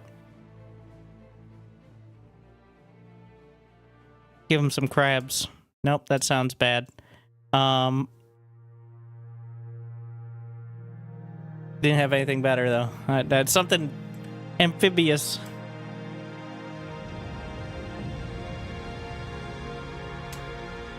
Welcome back, Commander. Well, I'm trying to find... It's kind of the opposite of the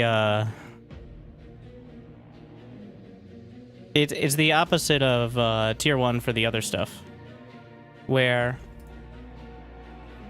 Legion C tier 1 is really good, but tier 2 is kind of underwhelming, it feels like. Most of the rest of Legion is pretty underwhelming in tier 1, but then becomes very strong in tier 2. Let me in. This is my corner. There are many like it. But this one's mine. Put the shipyard right at the edge of the build range.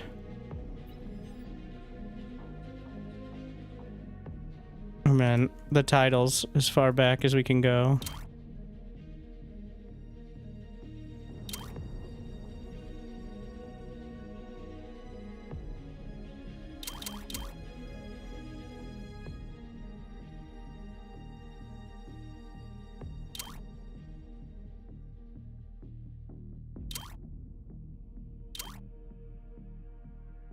What else do we need?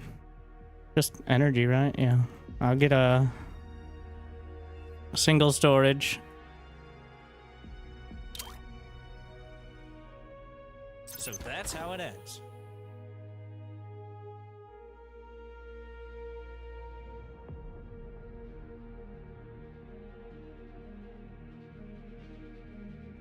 That's a new one.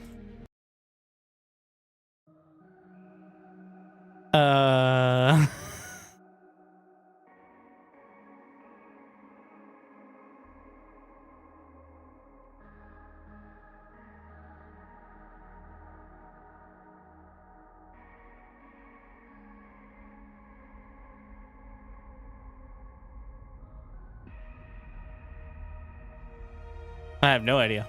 Because it didn't break the lobby, so...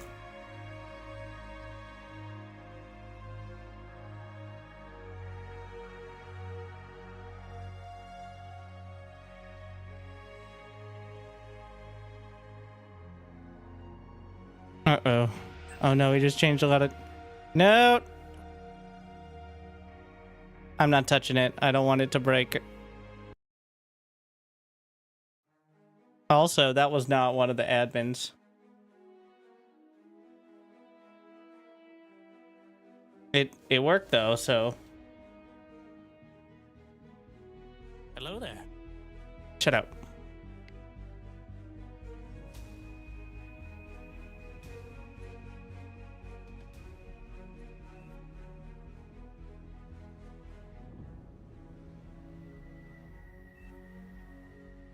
Would you turn off the stream and choose a starting location?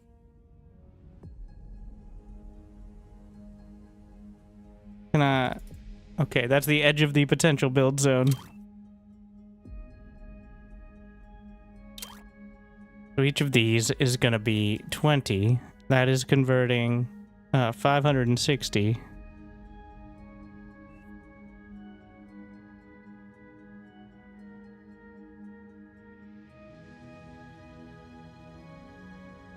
What happens if I put it at the edge of the map? Is that going to make it worse or better for pathing?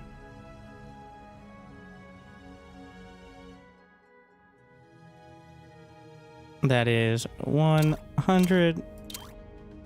So I'm also accounting for my teammates being less than super efficient with their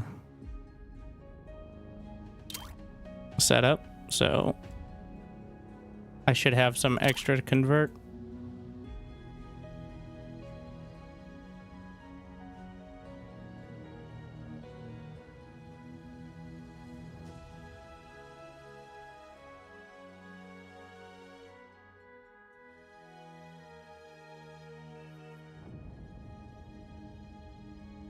My storage.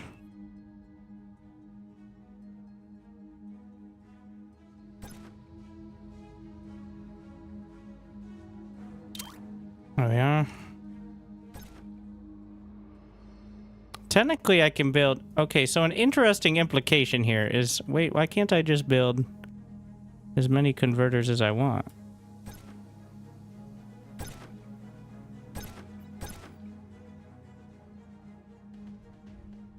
Oh, they have a metal... Ah. They thought of that. They have a metal cost.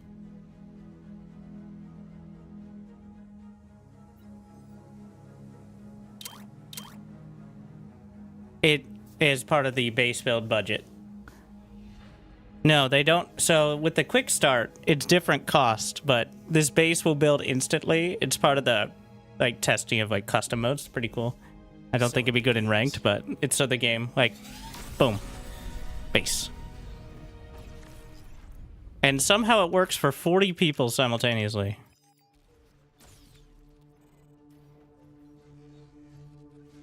What the fuck? Also, apparently I didn't build a shipyard.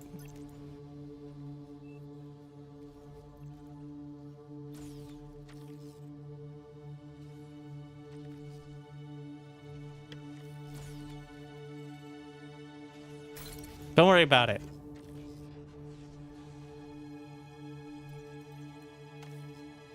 Nobody worry about it. Also, I was gonna put it in the corner, but anyways.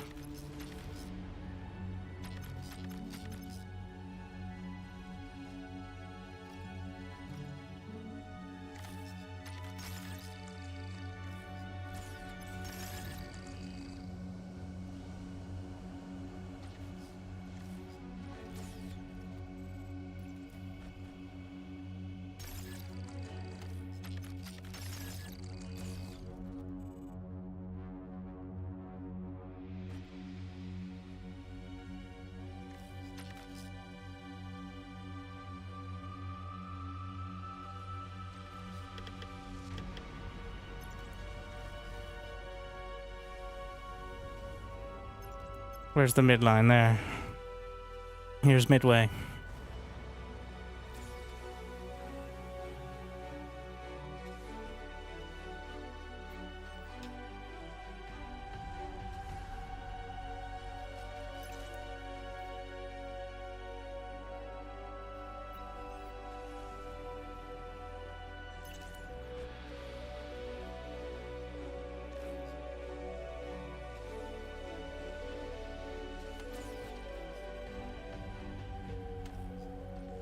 Enemy identified. Early Units are attack. under attack. Unit lost. I'm pretty sure I win most fights here. But we're gonna need to continue production. Commander self-destructed. Oh, he has a destroyer. We definitely win.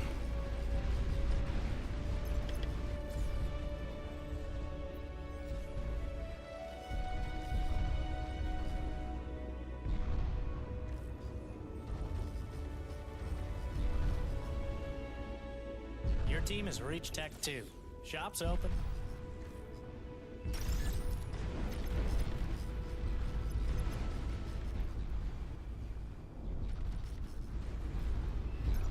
Having a destroyer that quick is actually crazy.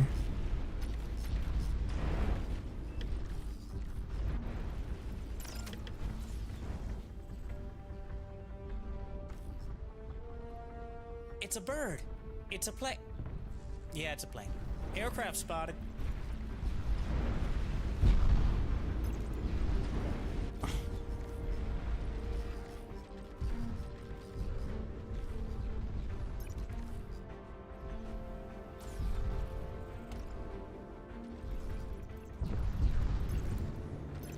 Do I not have any depth charges here? Awkward. I can reclaim their subs with mine.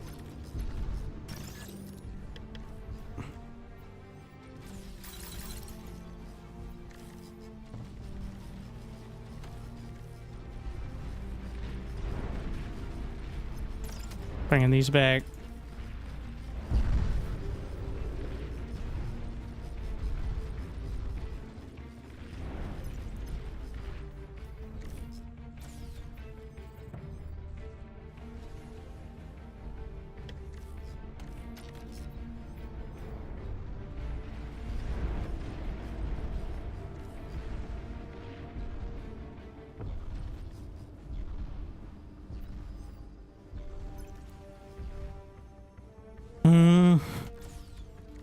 A lot of different directions.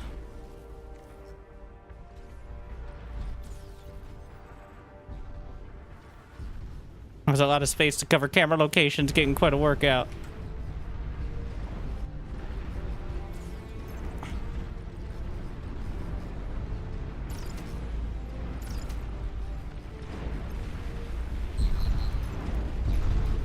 Gotta cover. Don't lose the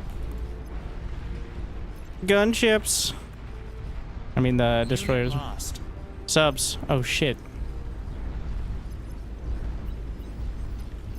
I have no torpedo. I have one torpedo boat.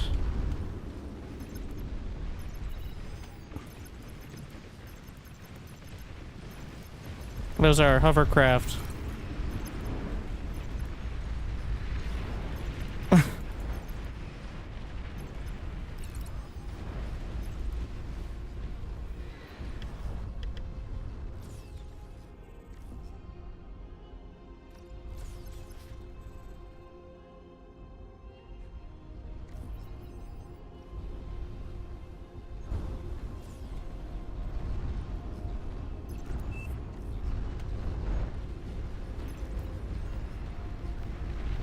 I lost all my res ships.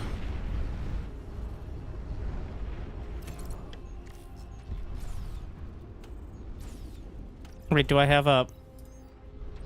What's under there? Did I not get it? Little busy.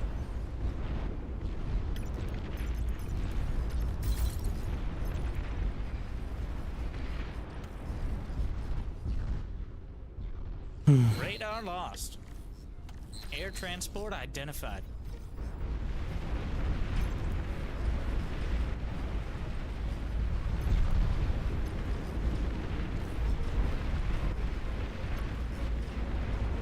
Well, torpedo ships are pretty good, but they need to be supported.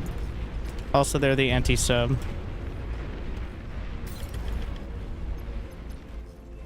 I think we need to move the commander up.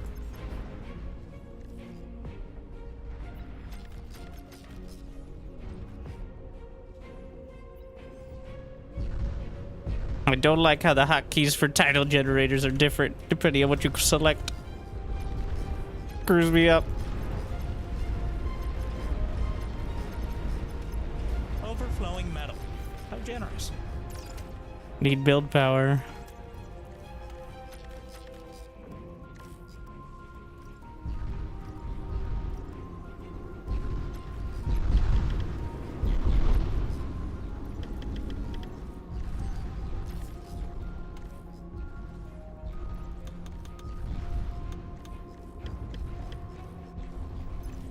Tier 2 unit spotted.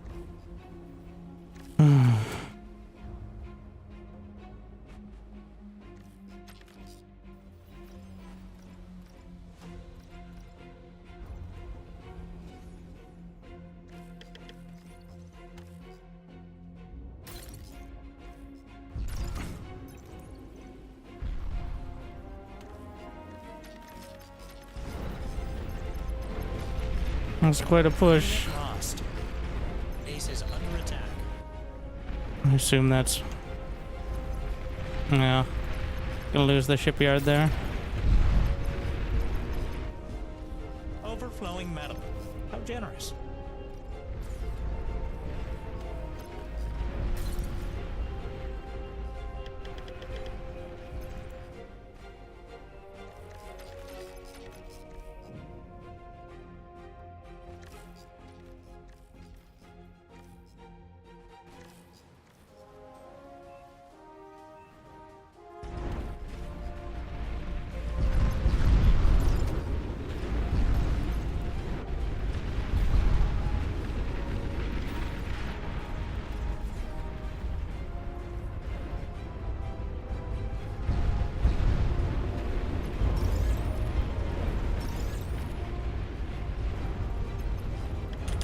I'm gonna get some fast attack subs.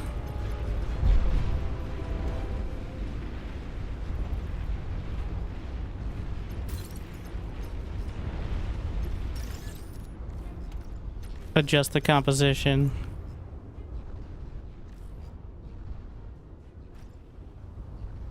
Friendly commander destroyed.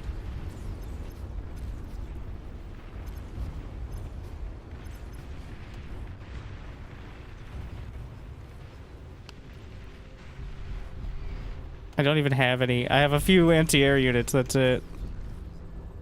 We should really just get the T2. Oh, I can't get underwater fortifiers.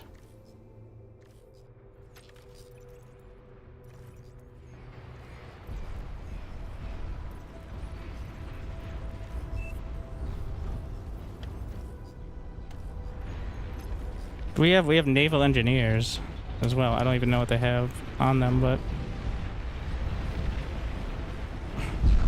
Units under attack. Again. Radar lost.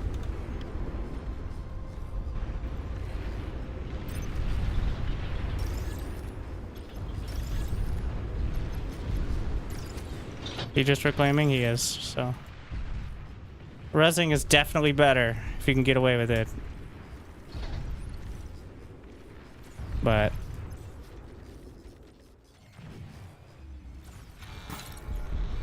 not always realistic. Battles go back and forth pretty quick.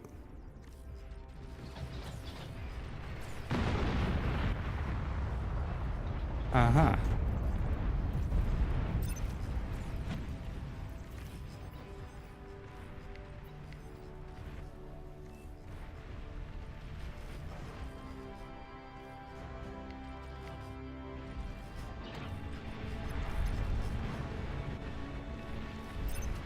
That's quite a push.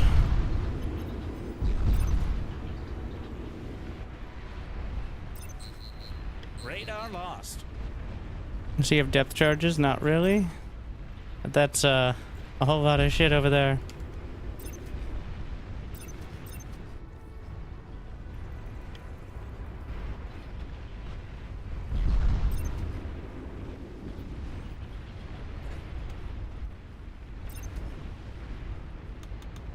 Fast attack subs, please.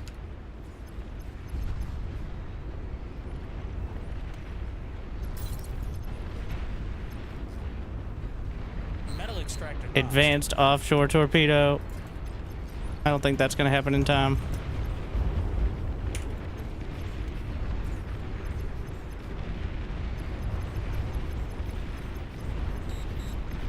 Commander's under attack.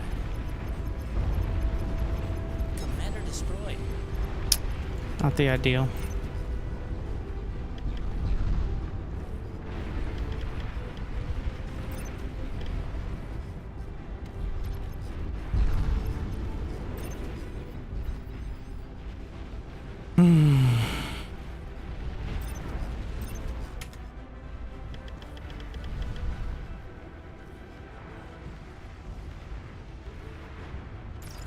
Need to resurrect our way out of the rest of them.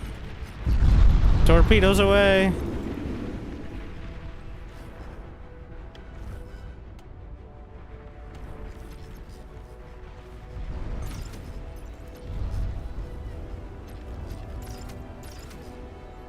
Maybe I can res the commander.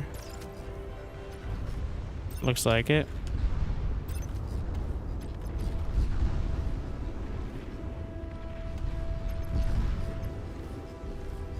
Thing is, I don't sonar / vision is kind of a huge deal. Enemy player finally caught up.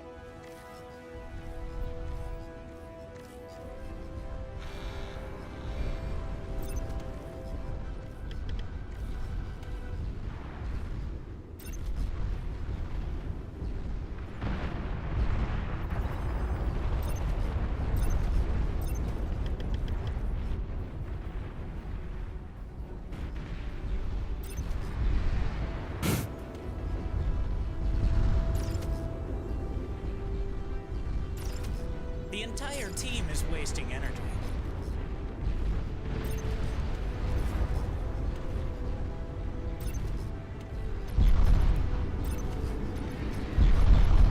Do those missiles hit subs? I doubt it. They have depth charges here, but these are long-range attack subs, so... Flagship detected.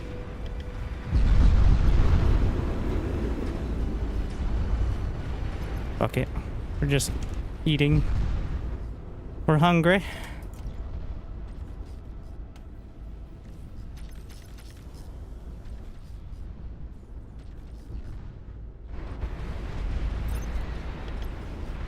Air transport. I gotta stop queuing up units when I can't do anything. It's not worth.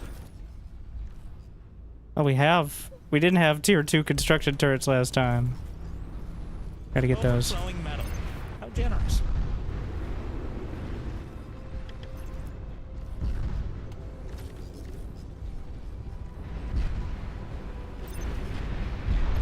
I'm losing some of my subs. The battleship? The battleship doesn't have depth charges, but there's some seaplanes out there. This mine? Yeah. All the reses are kind of confusing.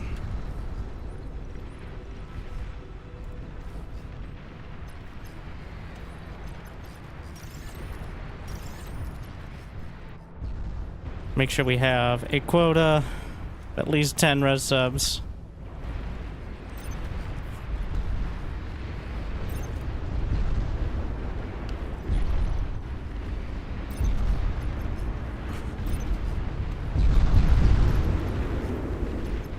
Pull back, pull back, pull back. What are you doing, engineers? I don't need fast attack. I need long range.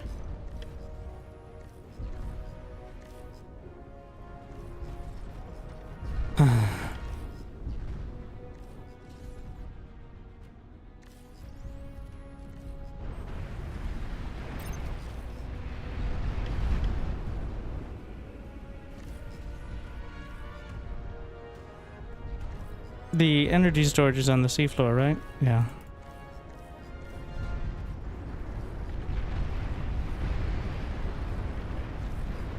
I was gonna get a quota of 5 radar ships.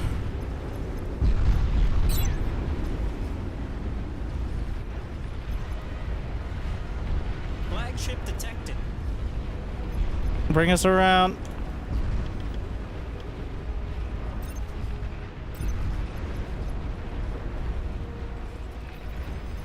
There's a lot of shit.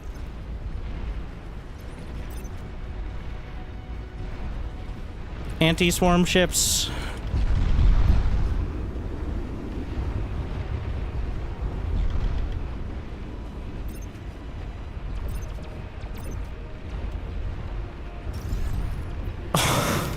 Punching through. I'm targeting the battleships.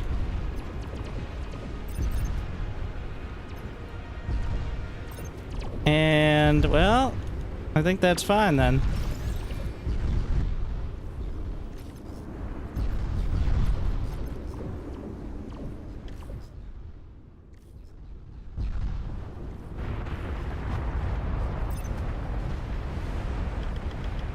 They nuked it, but like it's already way too late. See if I can bring the battle ship back.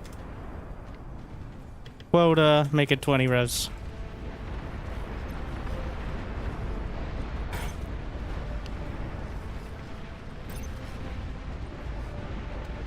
I'm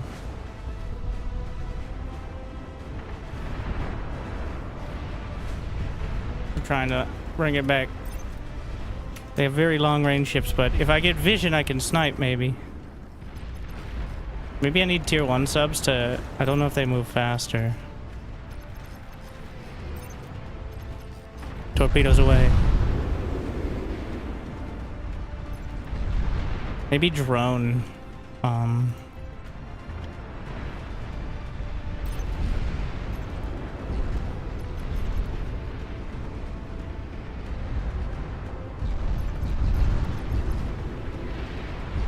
There's almost no depth charges here.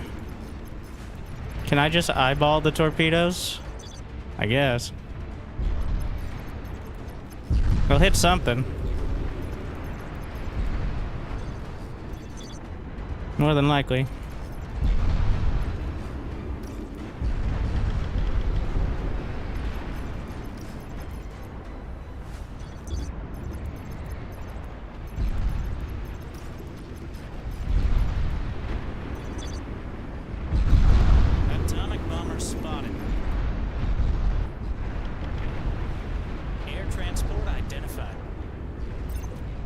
We got subs. Unit lost. Maybe some fast attack.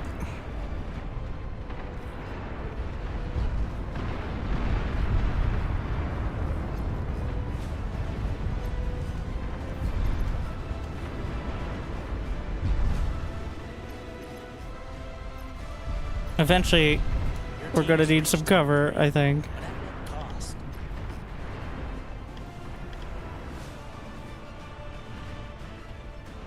Atomic bombers. Yeah, from exactly that. I'm just gonna get drones for coverage. Oh, what the fuck? Your teammate is lagging. Torpedoes! Wait, I can't torpedo something on the surface. But I have a battle line for that. Hold.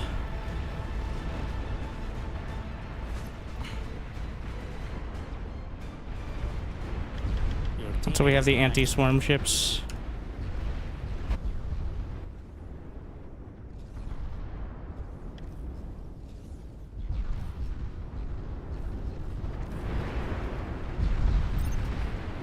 I need vision.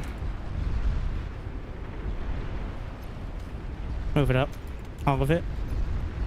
I have way more subs, so...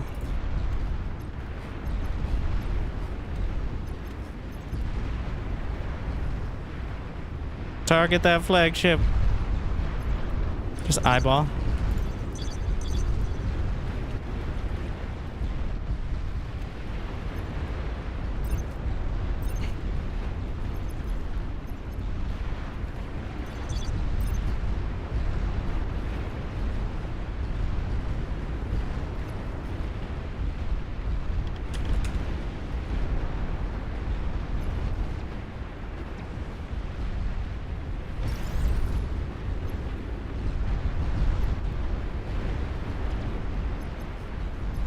Losing too many.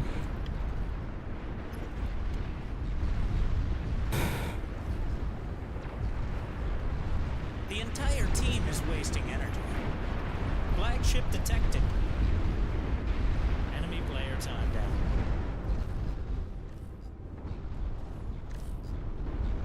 One of their cowards has resigned. Is this a sea lane? I don't think so.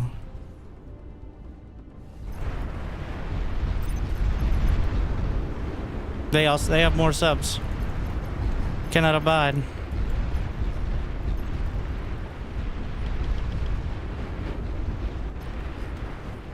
I need to try to cover.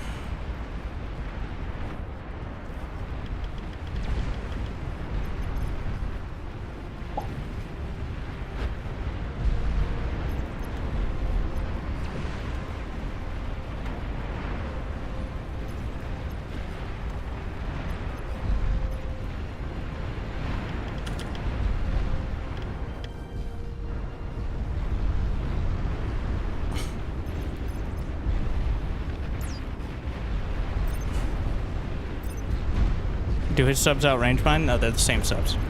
Let's see if I can maybe drag some fire with the res subs and the tier 1s. So my tier 2s can actually get the damage.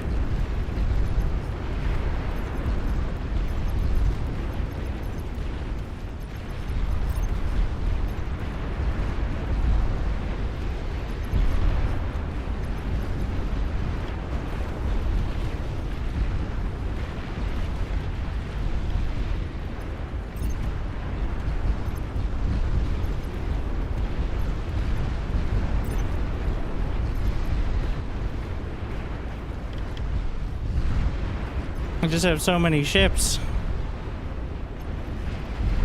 And the subs have a tendency to glide forward, it seems. No matter what. Just troublesome. They've got at least one tier 3 unit.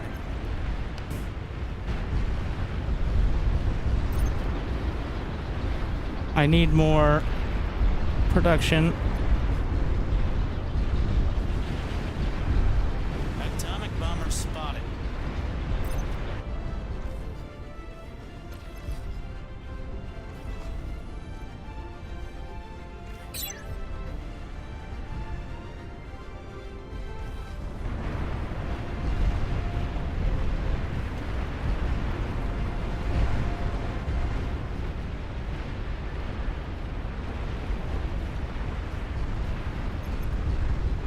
I need to take out these subs. They're continually rallying as well. Spotted. Hard to miss.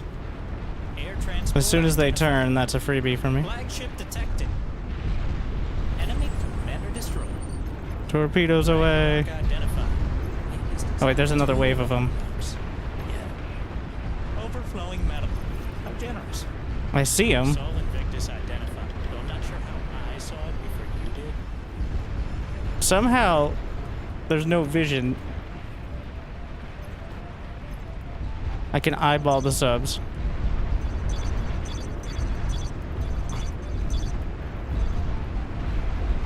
Ah, so this is why they're so good. Enemy player timed out. Do we have enough ships here, guys? This is the real war, alright? The whole team is See, look at the wasted. damage. All these silly surface ships, but under the sea. Whoop. That's where the real action happens. Nuclear launch detected.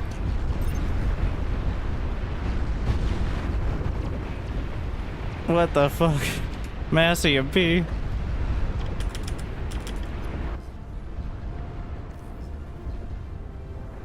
Atomic bomber spotted.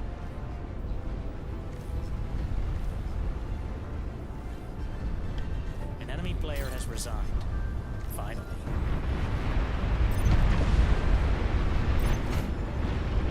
The sub wars. Is it easier if I go underwater and try to see? No, absolutely not. Annihilated. But I do think we have the momentum anyway. This is the real fight. Still happening. There's so many dead. How much is on the ground? 100K just in that zone. And that's just the wreckage.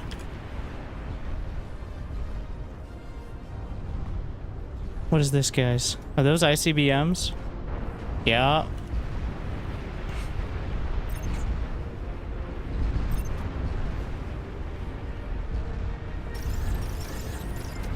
Maybe it's finally time to actually... Enemy player finally caught up.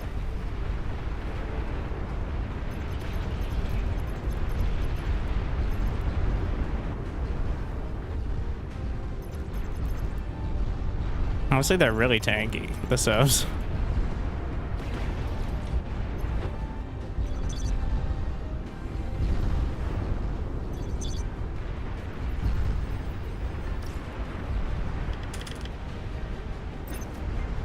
Surprisingly so.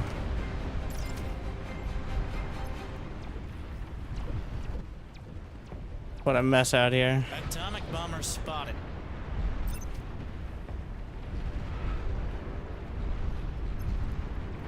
Multiple atomic bombers.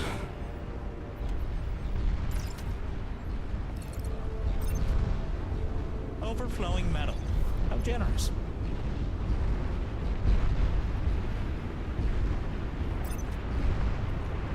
Long-range plasma cannons are targeting your area. Friendly Well, those command are destroyed. aircraft. Kind of hard to tell.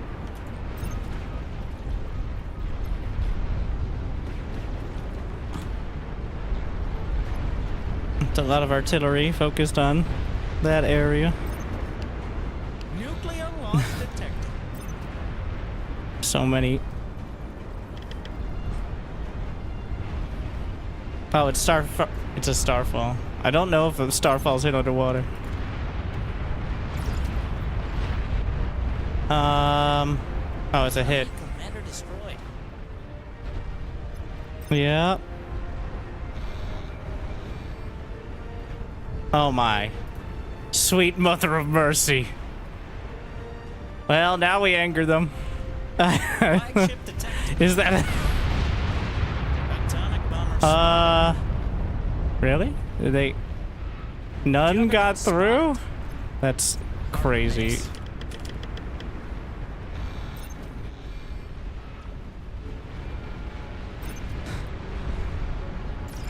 Your teammate is lagging. Typical excuse. I need to... Overflowing metal. How generous. Did I wall in my...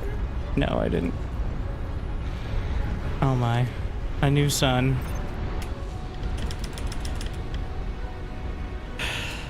I've been banking metal, but like, I'm struggling to... Ready? All it takes is one. Eventually they'll run out of interceptors. Is the idea, at least.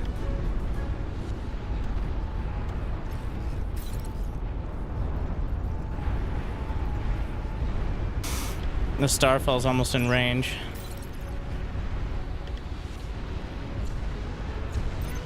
Nuclear launch detected. Oh, come on. Base is under attack. I've owned this shipyard for 4 seconds. Okay. We got some hovercraft. Flagship detected.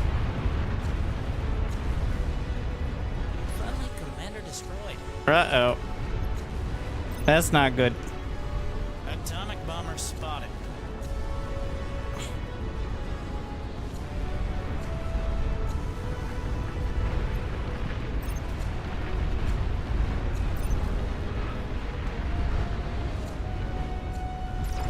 At this point, I just need to get more I don't have enough real estate to really do anything. The subs are still doing incredible amounts of damage. It's just super understated. Which is, you know, I guess how submarines kind of work. They have depth charges. Can I attack the hover tanks? I cannot. That's pretty mean. Overflowing. Does that seem right to you? Generous. Let's see if we can just go right by.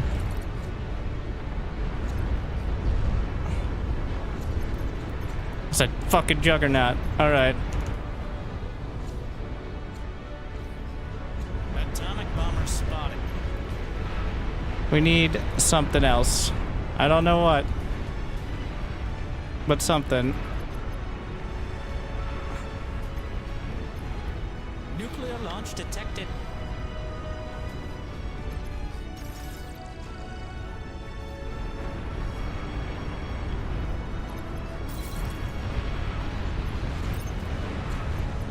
I just rezzed a battleship. Juggernaut spotted. Hard to miss.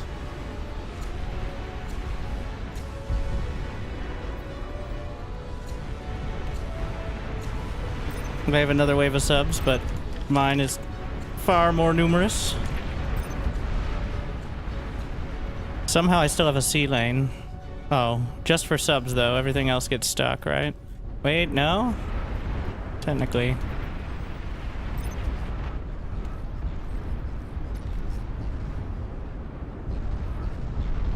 Long-range plasma cannons. The summoning circles. Why do I bother? Everything I res immediately dies again. Well, it holds the line. Atomic bomber spotted. I need some vision. I'm gonna send one of the assault subs.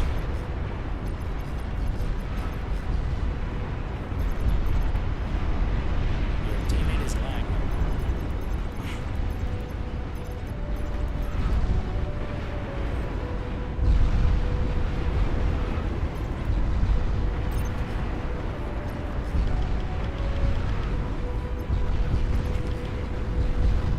Have I finally gotten this?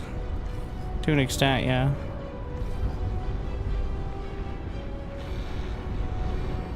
Oh, the sun rises.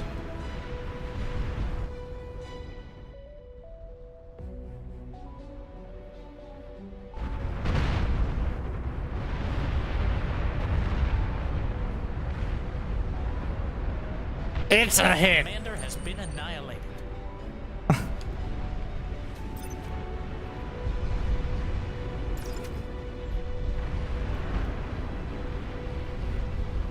Atomic bomber spotted.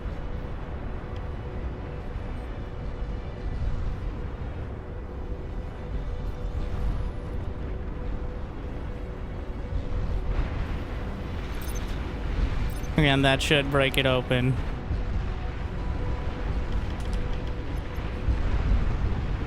I still have so many, but I'm resing my subs here, so. Also, we're resing everything else, but it kind of dies immediately. Again, As long as it lasts a few seconds. Like, is this doing anything? I'm second on damage to what I think is the guy who had mass nuke. So... Or maybe it's flagships. Okay, okay, that's a good thing. That's a good thing. The big light, if it starts here, it's good. If it ends there, it's bad. Alright.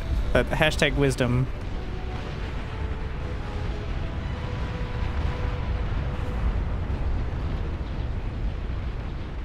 They blocked. It was enough. Overflowing metal. How generous.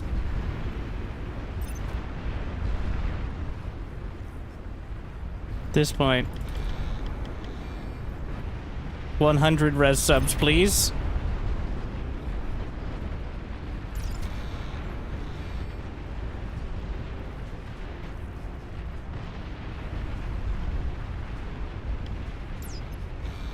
Atomic bomber spotted.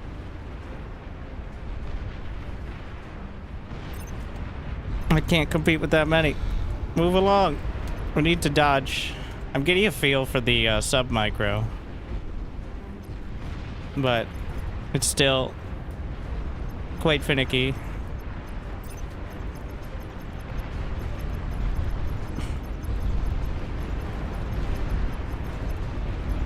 Flagship detected.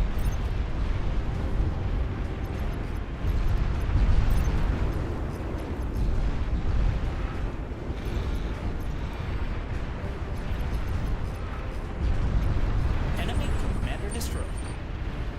Adding my own flagships in now. Let's all concentrate on one thing at a time, guys, when it comes to rezzing, even with 100. Like, look at this. There's just a line of shipwrecks.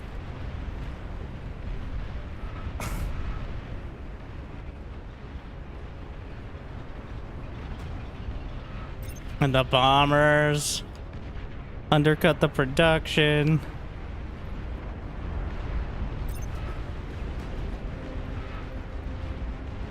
I've got flagships to fill in the gaps on the surface now. They're also okay at anti-air. Another volley. Again?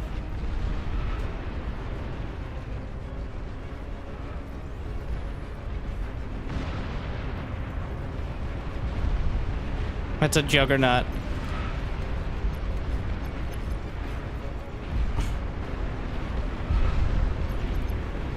No, we need to target the subs.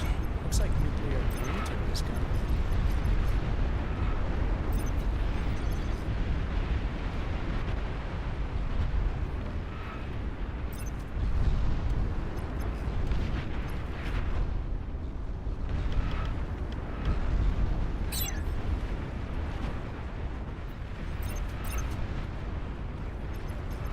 I don't know how long it's gonna take down a juggernaut, but too long.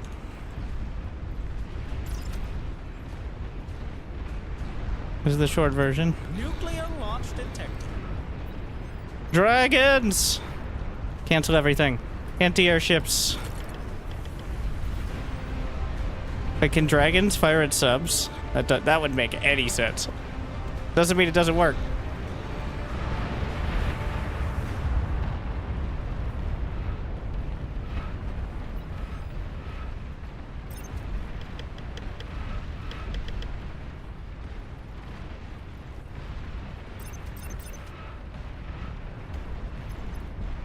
Flagship is ready. Orders, Captain.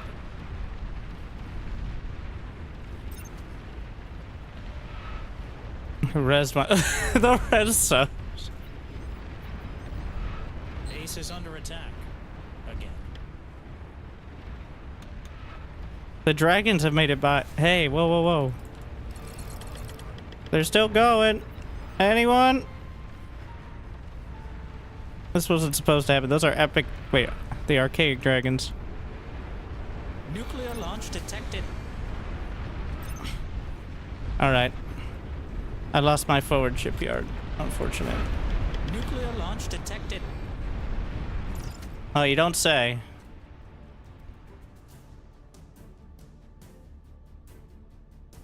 Oh, the anti-nuke. Atomic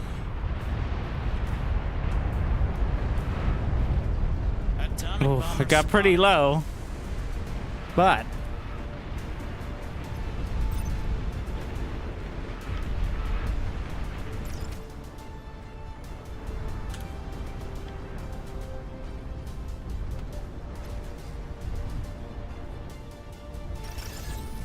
I'm gonna make multiple shipyards just to build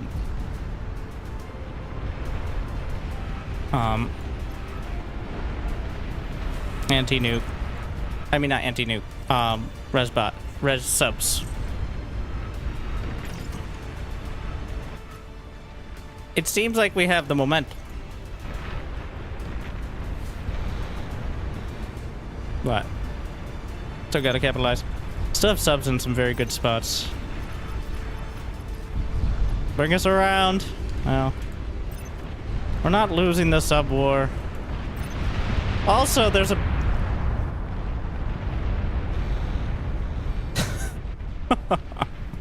Well, they fixed the anti-nuke issue where sometimes it just wouldn't fire in time if you had the interceptors. So, clearly, that was like 100 nukes. New units received. Maybe. Close.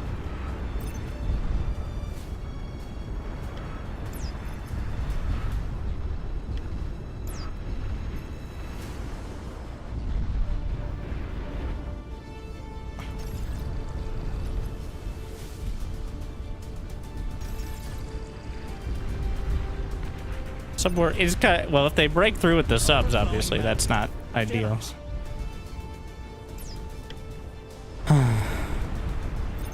Enemy type detected.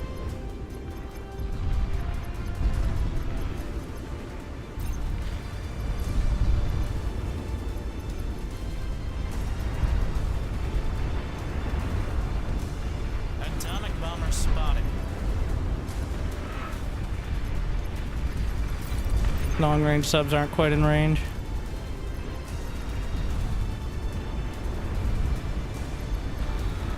It's kind of a vision war, which I guess is pretty lore accurate for subs.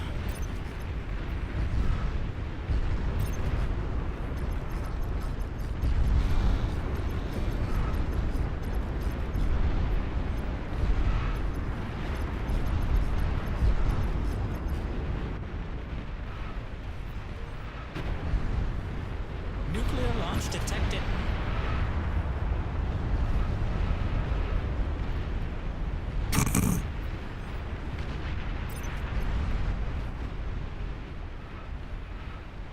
I like how a couple nukes thrown out is just kind of an afterthought. Oh, it's their turn.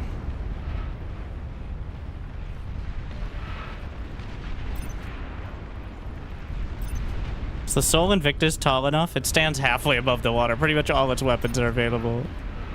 Yeah.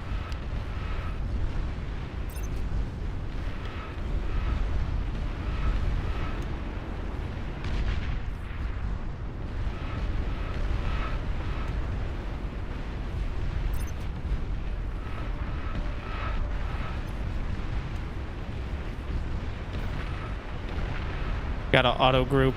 I don't have auto groups for most of well, most of it for the other navies. So we're coming in behind the juggernauts with the subs. I don't think the Tyrannus can do anything about it. Would sonar help? There's no easy way to get sonar that it also isn't going to be vulnerable to subs. My current method is using tier 1 subs to try to get a little vision forward to unleash some more torpedoes. Are targeting your area. Calamity spotted. Don't panic. Okay, maybe a little panic. Or ideally work off my teammates, but that... the juggernauts are getting close. They're getting desperate.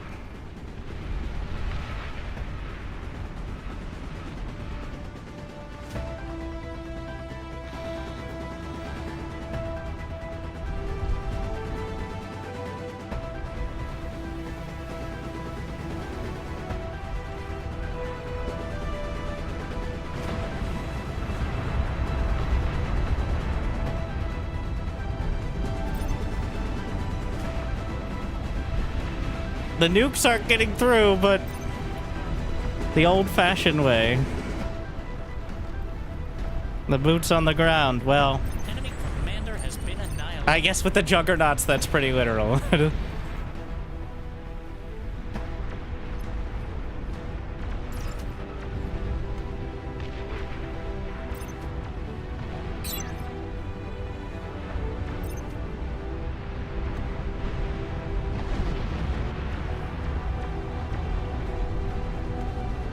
Enemy player resigned.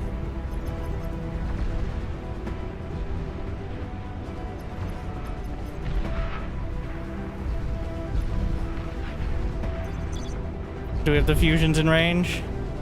Fire the torpedoes!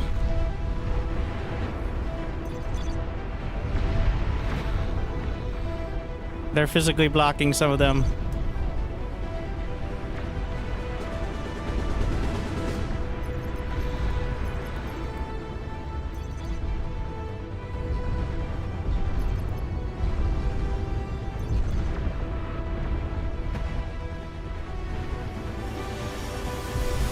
I didn't get enough.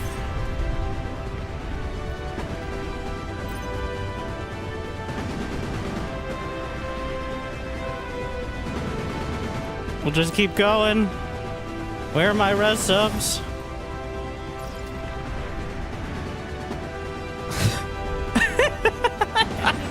How does it even... Wait. It's larger than the transport. So the mod is everything can be transported. Targeting your area. There's a transport in there somewhere. But... ah, yes. The starfalls could be problematic. Air transport identified. Well, you gotta try to dodge the starfall valleys. Uh-oh. Not gonna take much.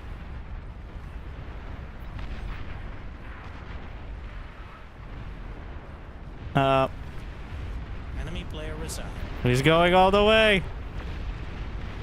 Oh, the transport took a hit. Organic free trade. Uh. Nuclear missile silo detected. Well. Well, Enemy commander has been annihilated. it wasn't 500 nuclear missiles.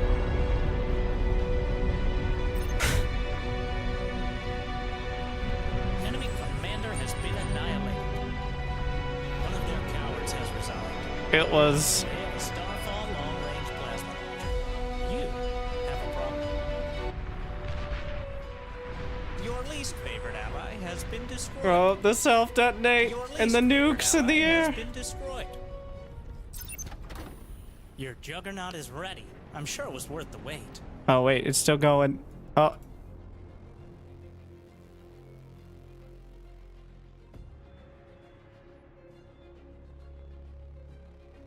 I think that one would have hit.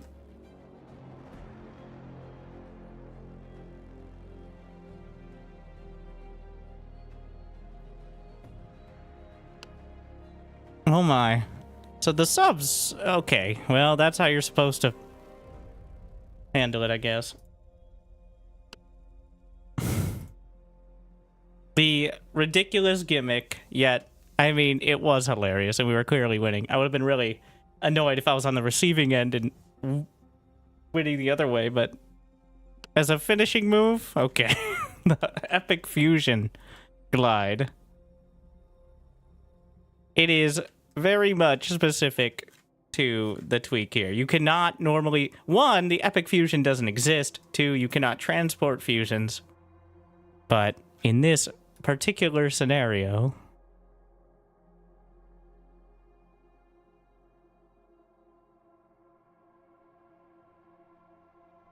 Go into the light.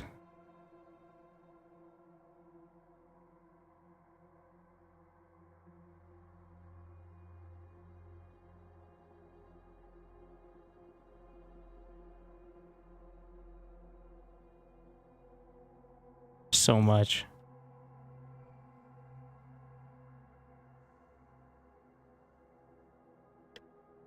I like the subs. Though, it's real finicky micro, but it is rewarding when it works because you can... The torpedoes, I think, have homing. Light homing when you have vision. Otherwise, they don't follow the target. Like, well, you can fire them off, just dumbfire, but... And then you can drag them away with the slower ones, like the vision. It's quite a back and forth.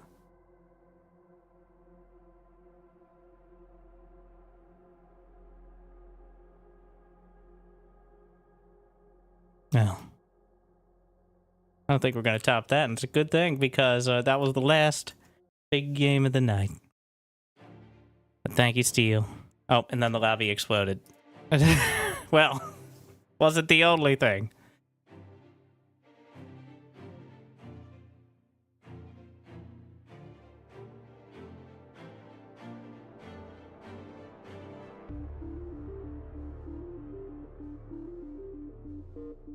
What a game. A literal blast, indeed.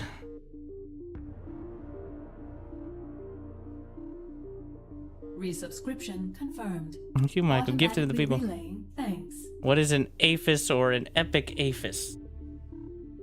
Advanced Fusion and Epic Advanced Fusion Reactor. I think it's just EPHIS, but...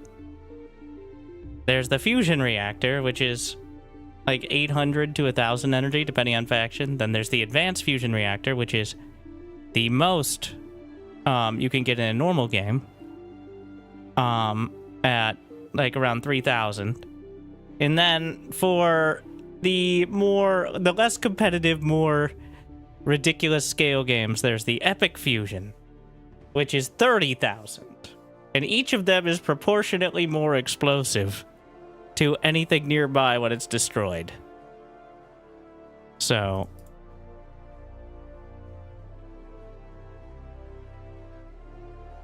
in that case, he essentially flew a... And also usually you can't transport them. He essentially flew a incredibly expensive nuke balloon into the enemy.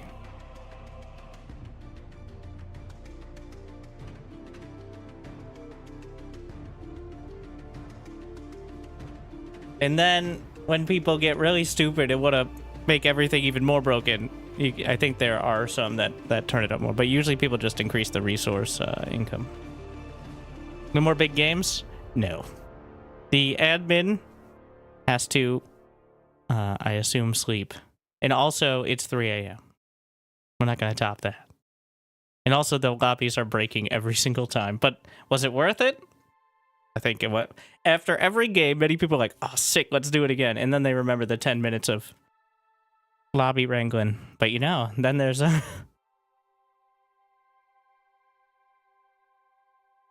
One more? Well, I can't spontaneously bring it together. But I can... maybe do this. Which is... 150 metal nuke... plus T4, plus EvoComs, with a bunch of different AI. I've no... This looks like a smorgasbord of bullshit here, but...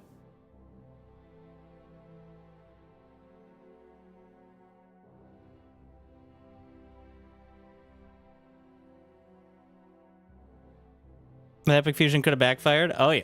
Well, not that hard, because we had air covering up to the front, but...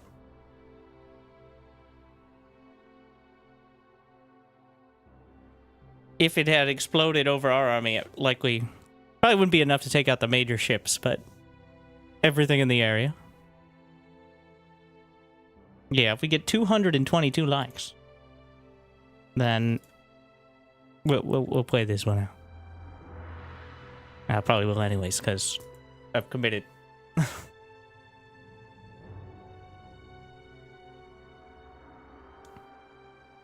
I don't know if there's a count of nukes that would have ever broken through.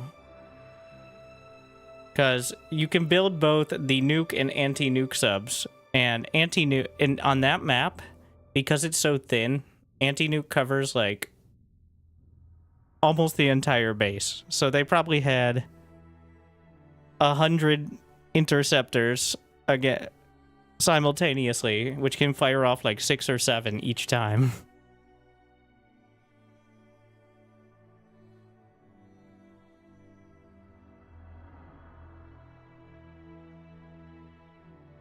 Was it 85? Rookie numbers. Well, because of the ballistic submarines, it's not as hard of a limit, the actual physical space. I'm not sure if the subs, like, I saw, it seems concerning to have 50 subs all sitting right next to each other, firing off nukes, like, almost on top of one another, but it seems to work itself out.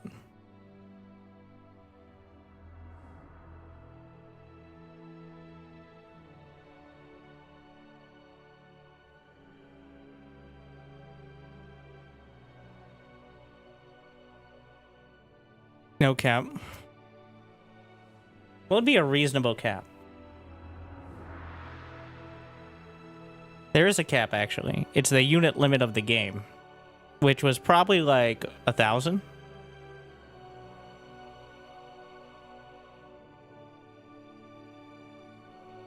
For each player, that is. 30, like 16,000 on the team overall.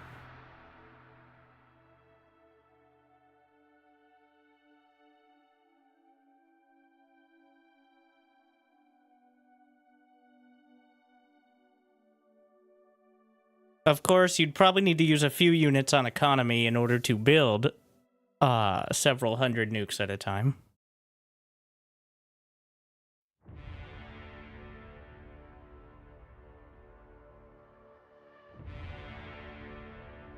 Last game was lag.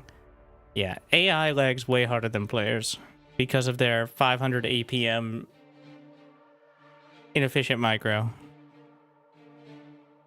Just know that if you're joining, I recommend, now it seems inevitable, every single time there's an AI game that gets mildly popular, then people are like, what if we up the team size to 16?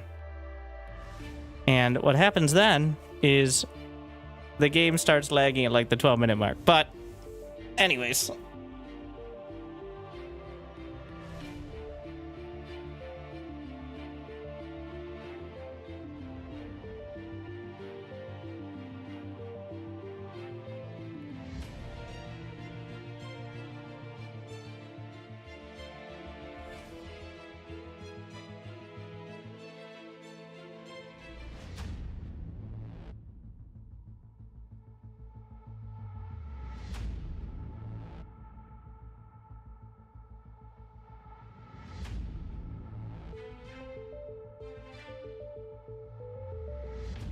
I have no idea. There's so many tweaks. Like, look at this scroll bar on the tweaks. These are all the extra settings. Usually there's like rank game, maybe Legion, occasionally like extra units, a tweak or two, but no.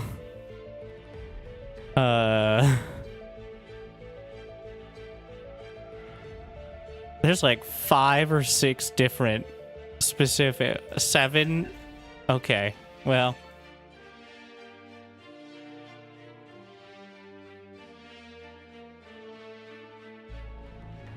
We'll see.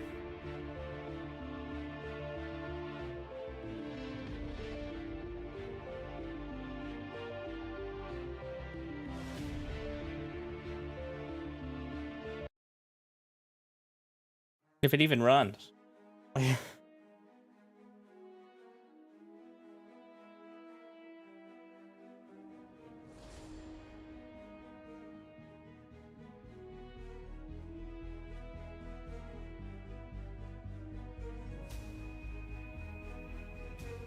We've got the quick start again.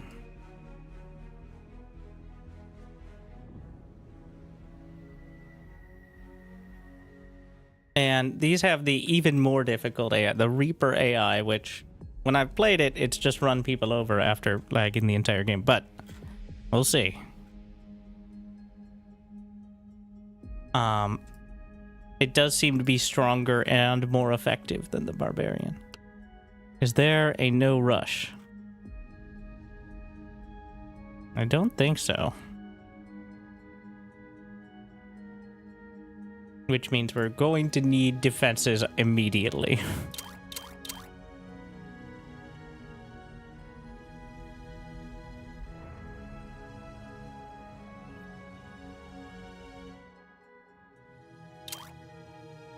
Okay, that's a 3.0. So if I move here...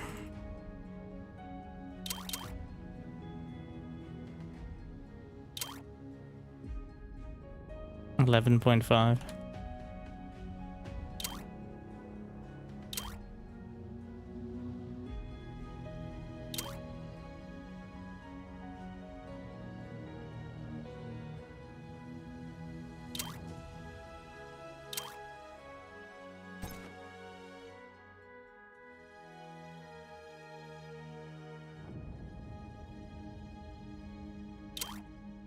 I don't want to spend any time building turrets later, so...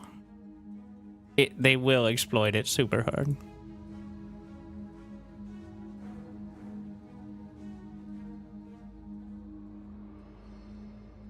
Is this... Ah. We turned to... The way the map changes when you just set the starting locations to vertical instead of horizontal. AFK? What? Hopefully less than 30 seconds.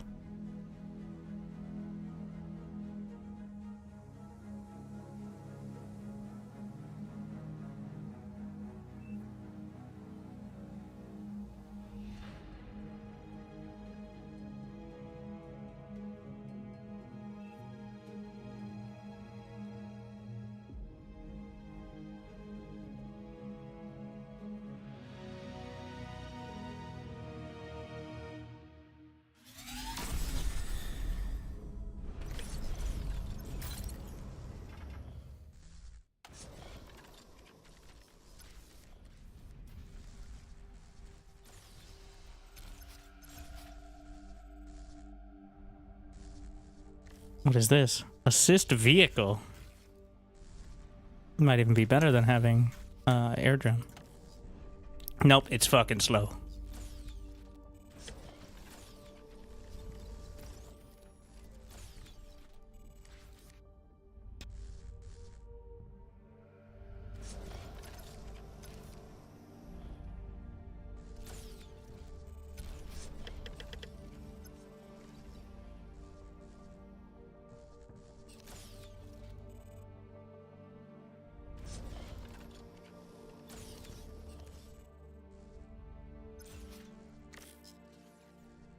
The respawn. The assist... I've not seen the ground-based assist vehicle before. That's interesting. Actually, no, we're not going to have commander. Usually against the AI, commander on the front line is not nearly as important. They're so distributed usually.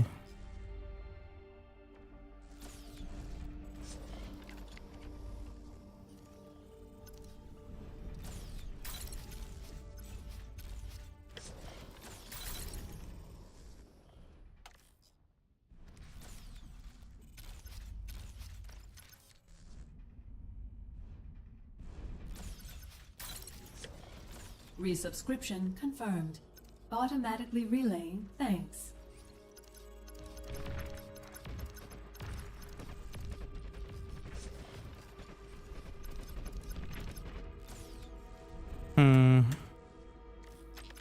That was optimistic.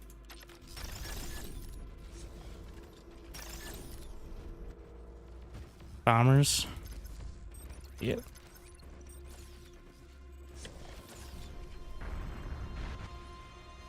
Self-destruct. No panic yet. Soon.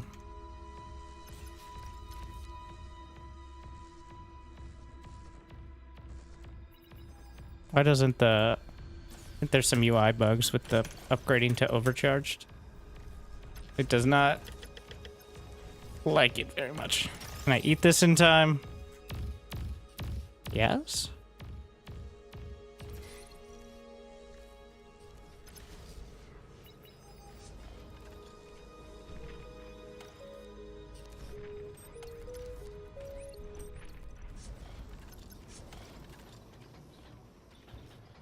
I'm just gonna get some drones here.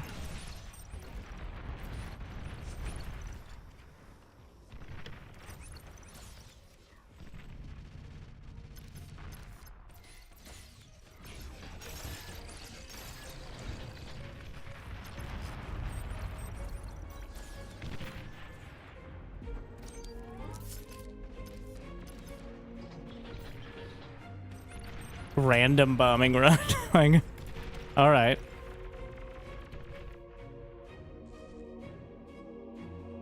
Just putting on the edge of build turret range is not some random location.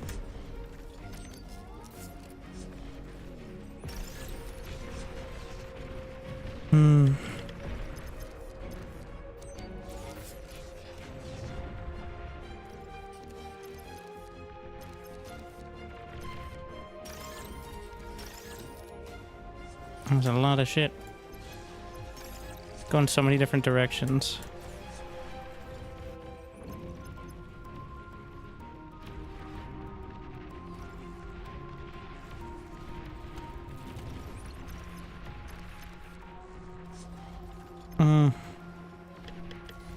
Think a few Carquinos.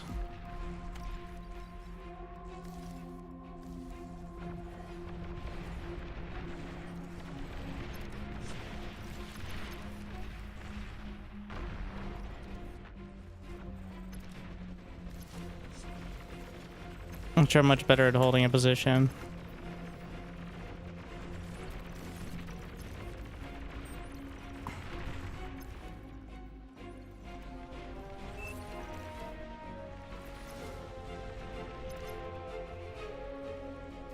Thank you.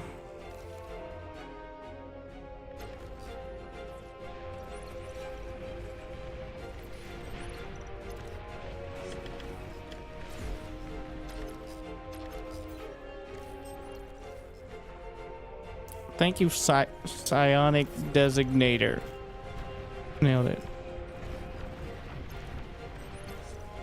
For the sum.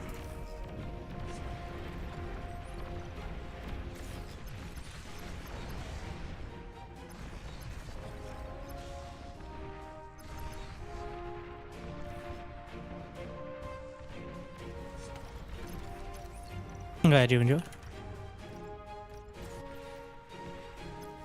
Made a lot of progress there, but I couldn't move out any further, especially with this happening.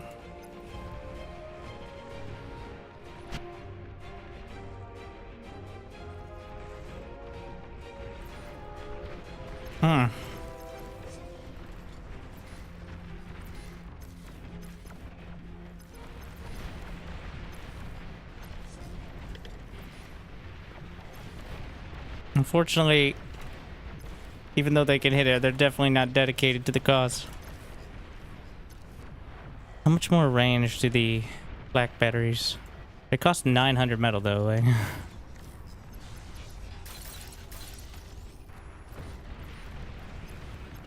He's gonna get slammed momentarily.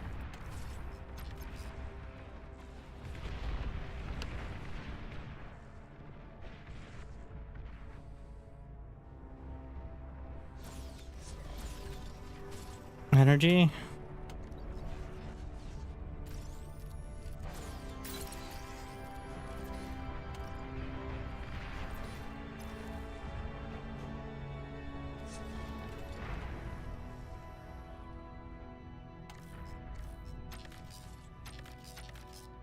Get a little storage.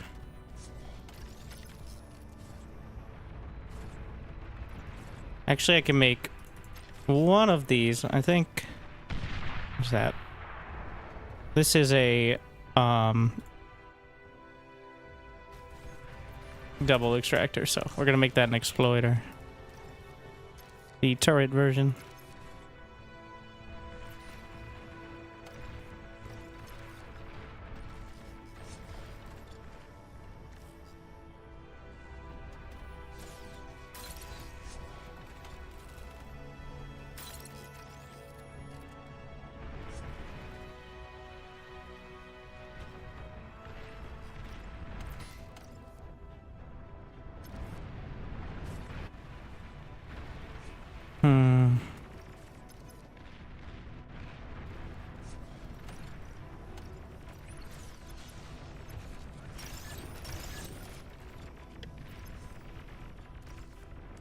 I assume we have two construction turrets as well, but what is this?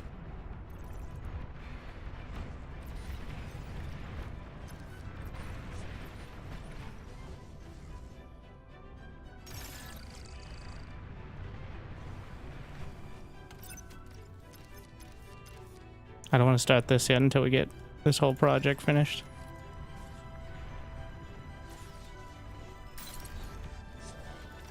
Alright, fine.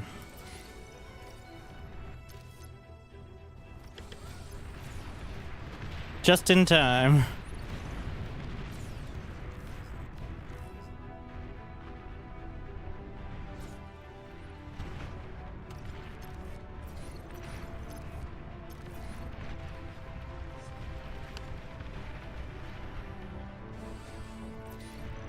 Holding the front line.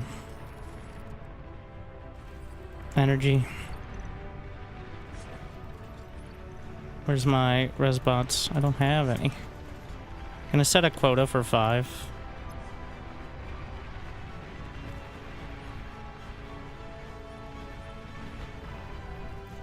As you can see, he's pumping units at front. Wait, is that a tier 3 metal extractor? The fuck? 500 energy a second.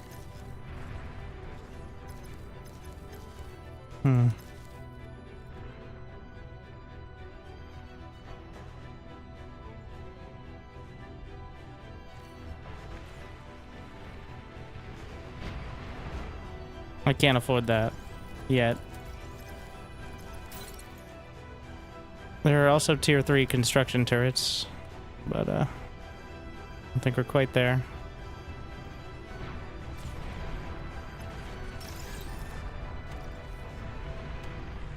Still a few energy crystals. Clearly not pushing forward though. Alright. Now plus 100 metal.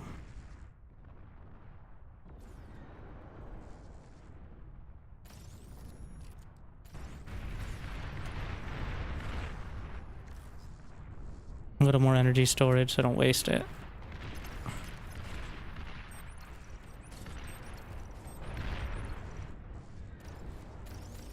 I'm getting towards the event. I'm just going to reposition.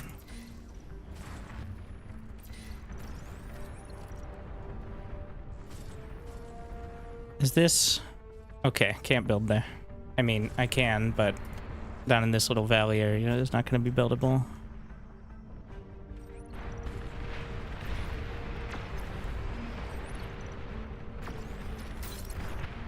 Is there any armada? I'd like pulsars. I guess bastions can work for the similar purpose.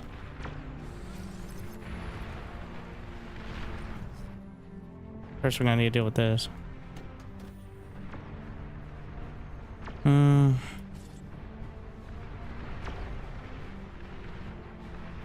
didn't upgrade this. But there's not much else to be doing right now. The longer I take to finish. You know what? Just get rid of the bot lab for a moment.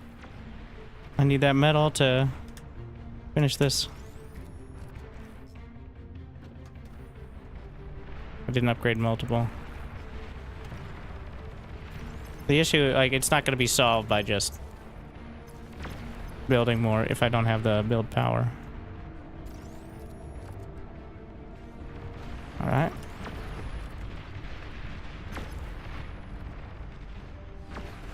So this is a valley. A bastion on one side would be very helpful.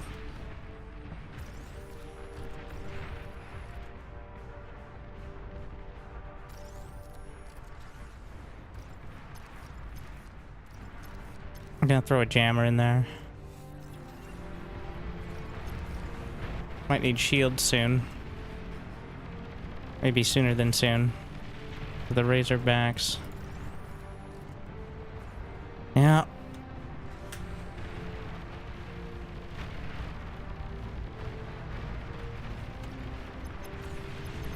Hold back. The second fusion is greedy, as we're actively dying.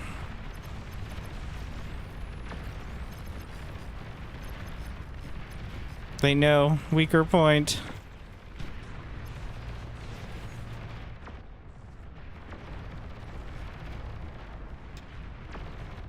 Burning. There's also some phoenixes in there.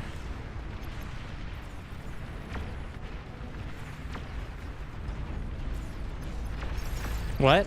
I'm building a Decurion. What are these? What? Oh, evolving commanders. So I need to take out razors. And hoplites are still probably it. Okay.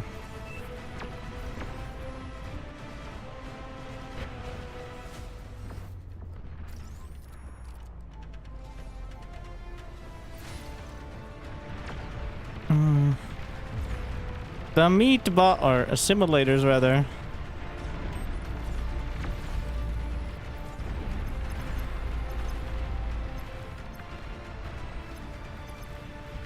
I'm just using the commander to build hoplites because apparently I can.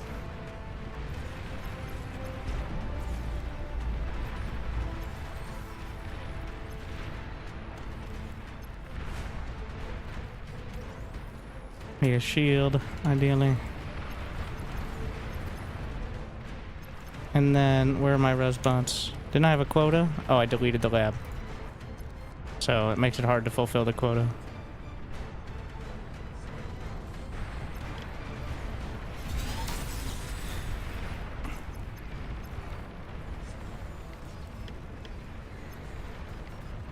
Typical management.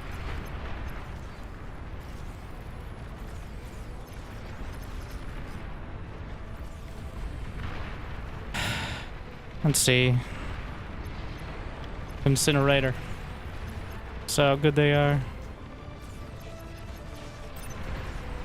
Hoplites aren't good enough here.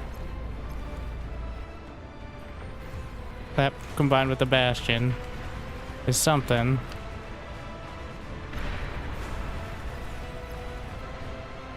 Actually, it's more of a secondary line. Just gonna eat.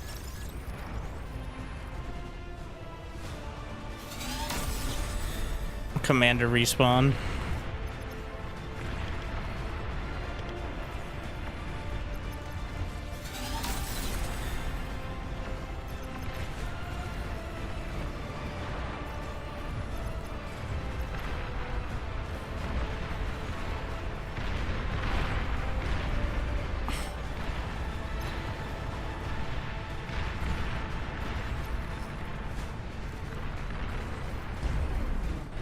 I think Cortex has better, like, smaller turrets.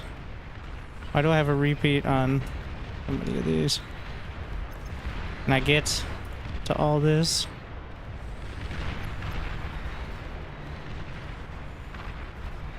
I guess phalanxes try to punch through. That's a lot of hits. But I took out most of the missiles.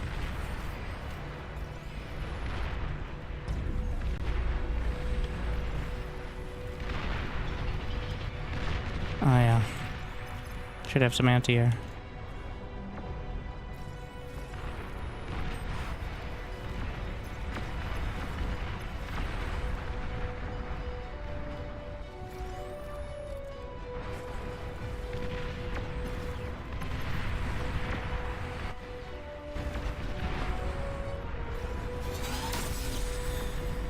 Hey, why am I building things?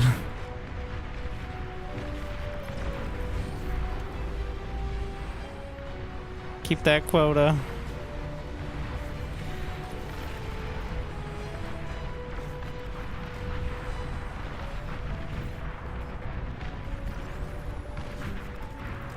Exploiter.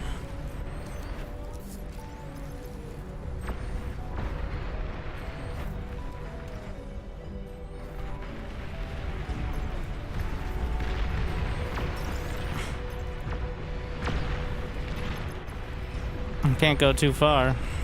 I'll just get picked apart.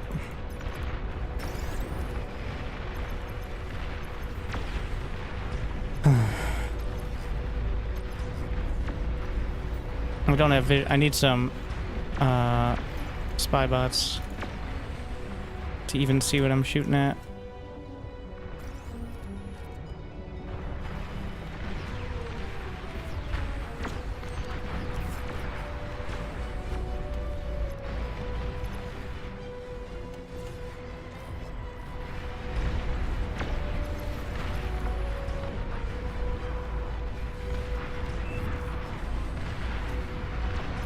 Oh yeah, they're T3 metal extractors. Well, I'm a little busy though.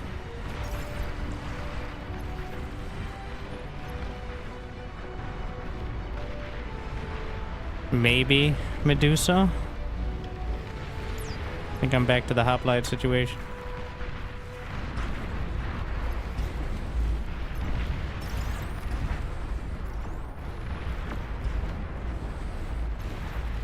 Nothing else is fast enough.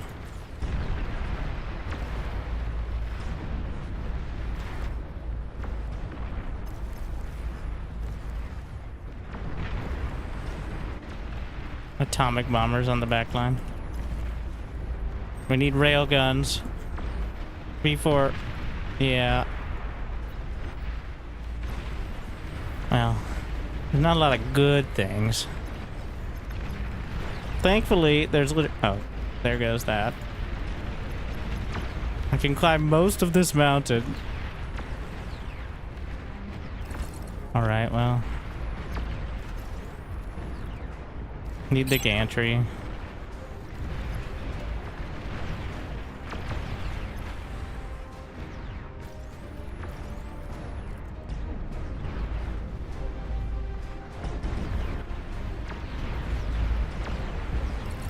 Stop building, spamming the advanced.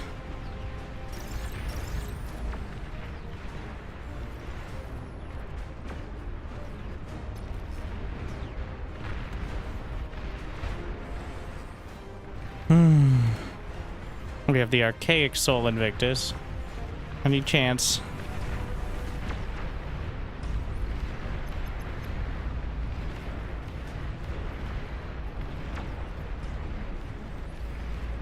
$110,000, $28,000, $16,000. I'm kind of looking for HP as much as I'm looking for DPS.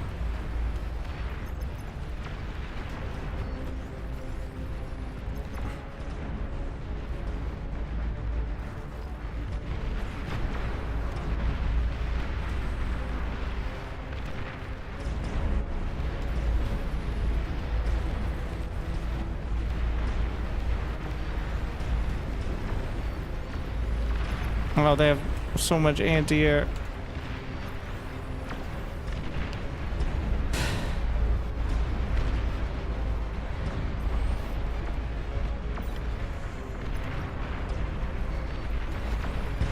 I mean, so much air, rather.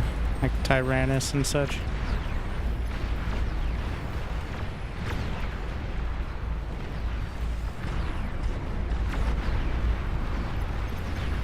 Trying to take down the Titans. Target the Titan. Alright, well.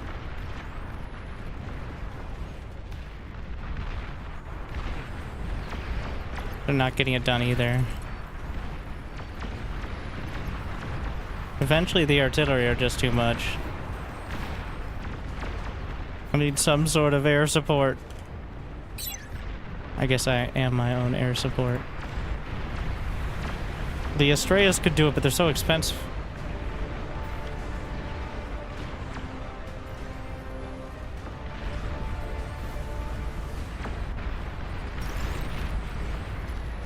Need shields.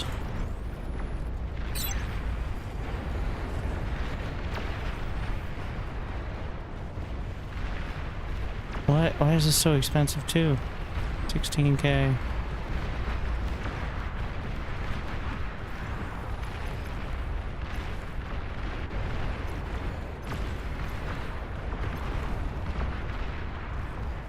Is that just a drain shield? Yep.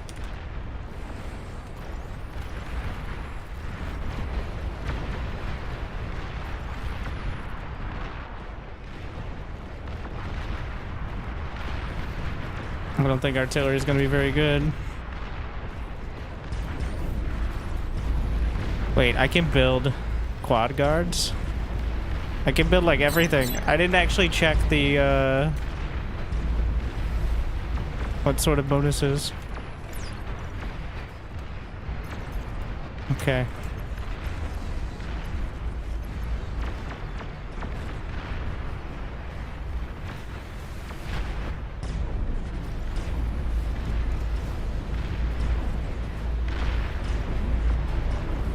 don't think drones are it.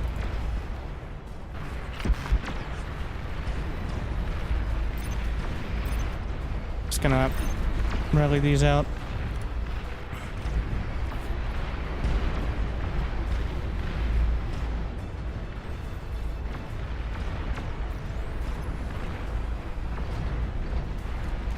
Try to get the tier 3 metal extractors while I have an opportunity.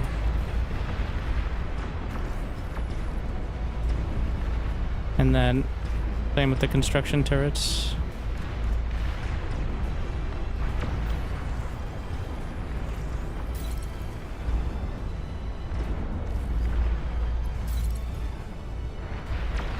The bastions are holding.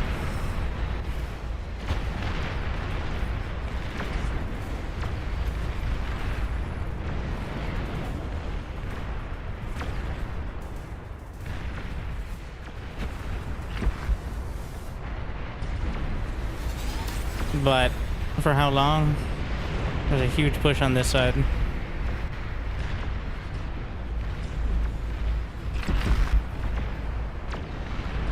I need to afford these. I have no idea. Like,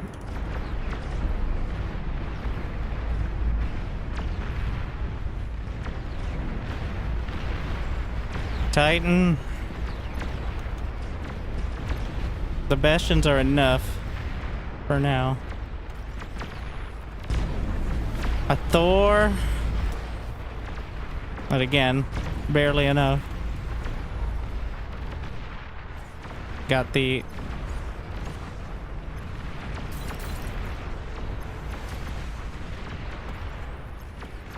but it's getting closer each time.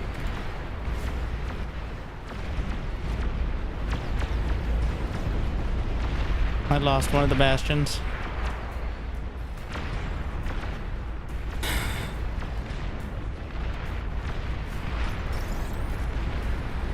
Eat.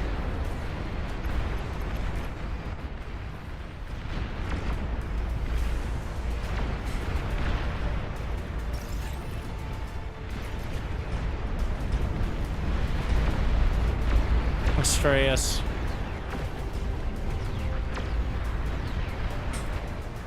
The shields are failing. Another Titan. I don't even know why I'm building that over there. Honestly, let's just get rid of it. I need to finish the Sol Invictus. I'm putting all my hopes on that. Yes, this is just a slow death otherwise.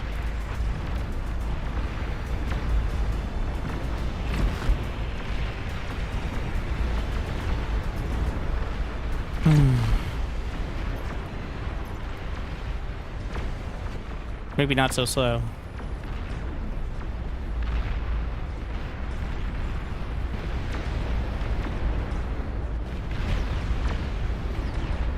Physically body block the Titan. Get off my lawn!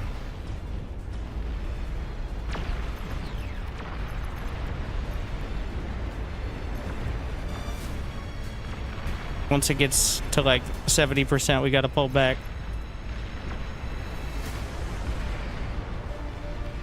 If micro is something that still can be done at that stage. With everything melting. Alright. Cannot actually let it die, obviously.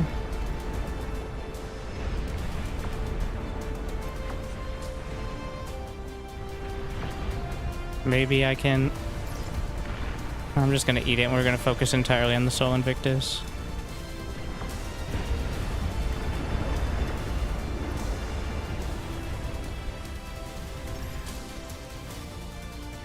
Sweet Jesus. This is bad.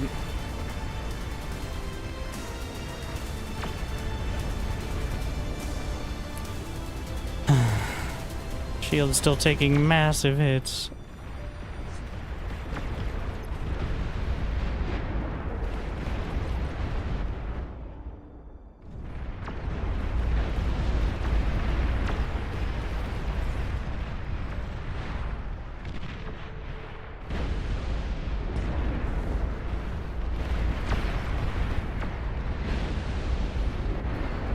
All right. Let's go.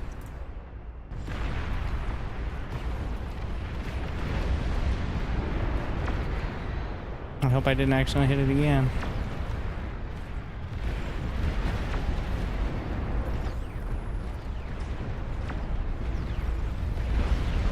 The problem is if it gets too laggy, then some of the commands don't register, which is obviously not ideal.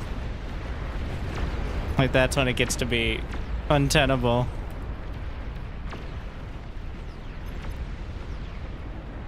Oh no. Yeah, they agree it's a good idea.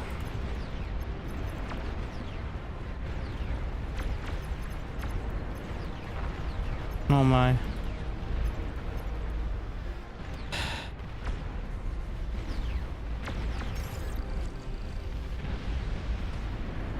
I need healing. Not even close.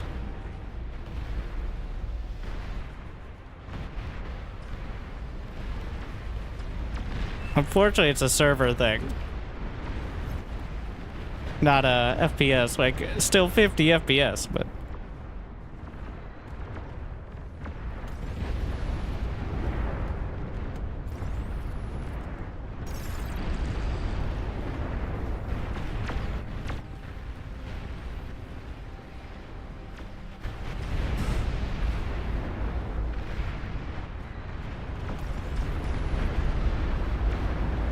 Well, look here, handle our problems. I'm trying, but I'm gonna need like 8 more Sol Invictus to make any progress. And even then...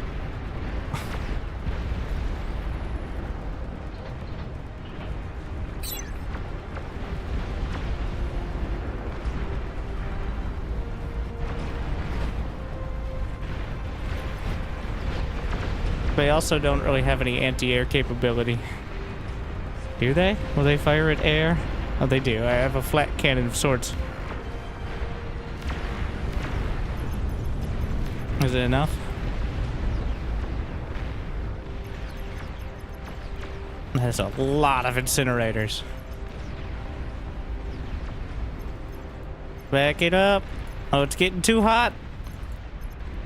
Also gotta be careful not to go down in the wrong spot either.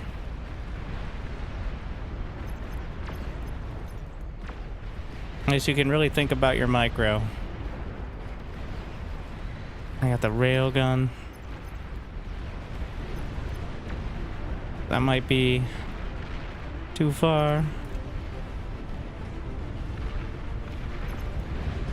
I need repair.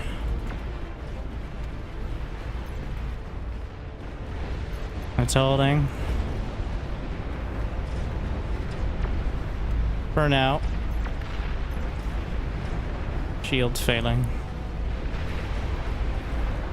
Probably should get the larger shield. I felt too poor. Need more railguns.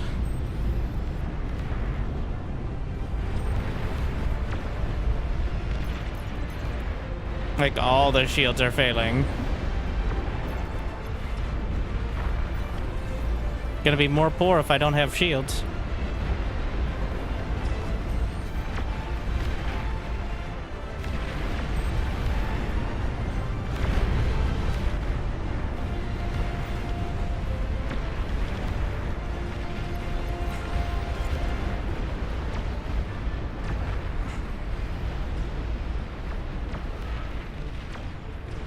Oh no, they have a Sol Invictus. We gotta bring it down before it gets too close. Physically block, Billy. Get in there.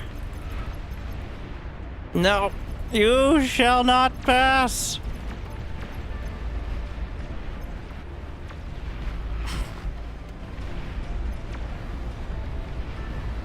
Oh, Juggernaut. Oh, shit. All right, team effort. Oh, that's gonna be real close. Holds.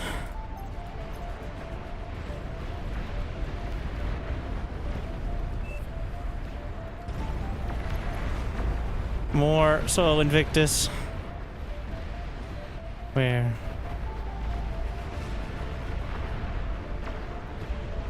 I like the archaic version with just the...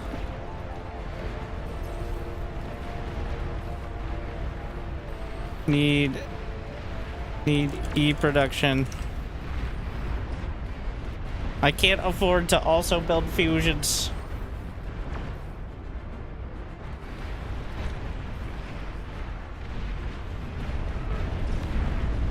Can they still get out here? It looks like it. Another Sol Invictus.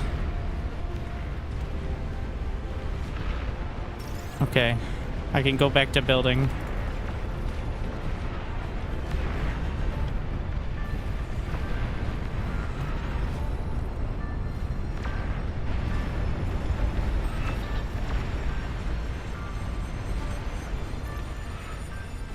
We have enough.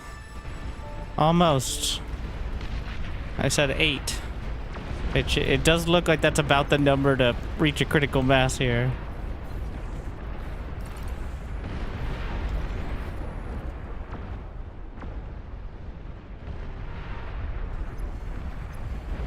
Okay, I think we can get rid of... Oh no. The wind turbines.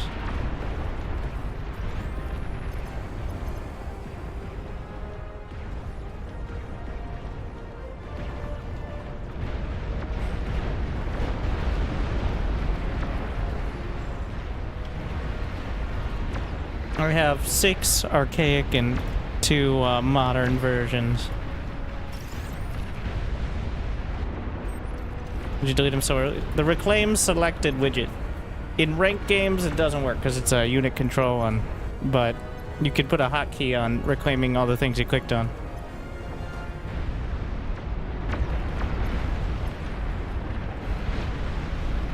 So ever do this often? When you have 10 AI with a massive research boot or resource boost and 12 players with all units enabled and stupid economies, yes, every time it will lag like this.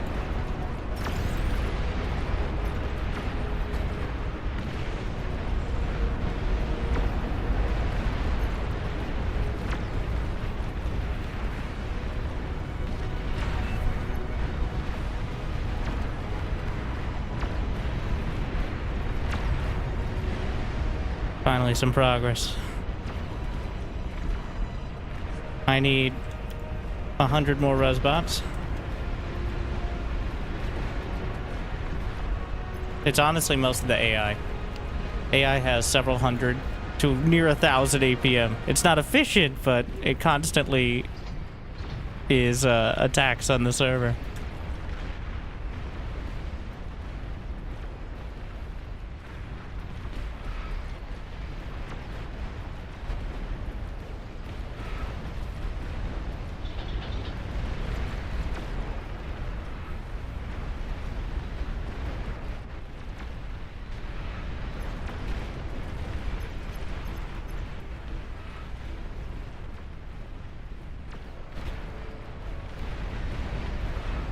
Is it enough to just keep going? They're at half HP. Engaging juggernauts. I managed to give a lot of them extra HP because of... the bonuses. Could have a repair yard of sorts. We're actually staying alive here. We're backing off with some.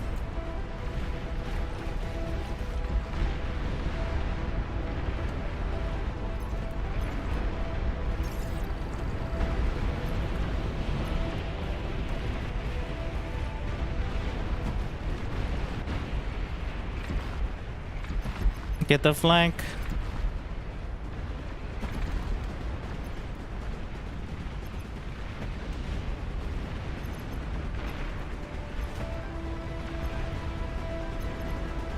That's too many now. You've done good work out there.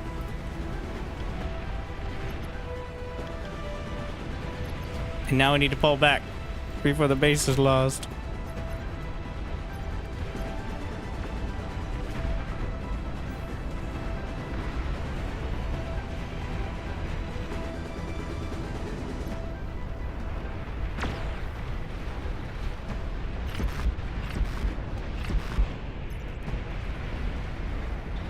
Gotta be careful not to commit all the res bots, otherwise they're just gonna die, so.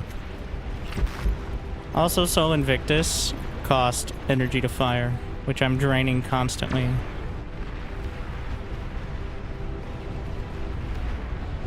Yeah, I should probably stop building them. We can fill in with... Honestly?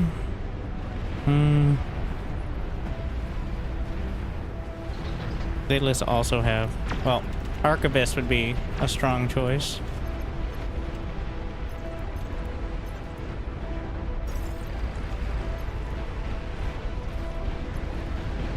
It's getting too hot. Especially to get to this high ground. Those also cost a fucking massive amount of energy. But... Oh, now I have energy, apparently. Well. Too much. This one's dead. Get out of there.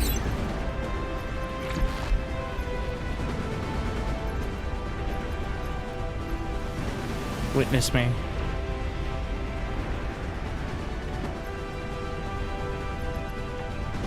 Oh, I'm just getting a stimulus check, but that doesn't solve it permanently.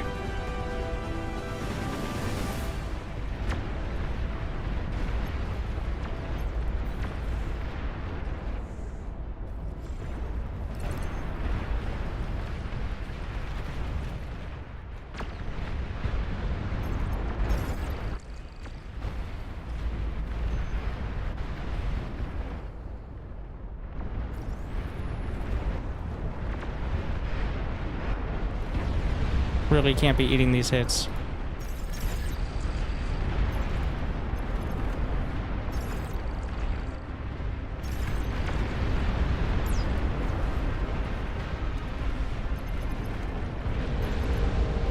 They have multiple Astraeus as well.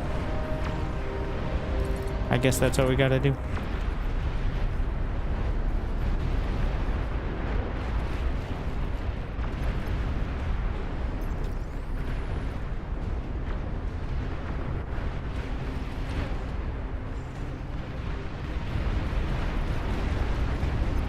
Witness me.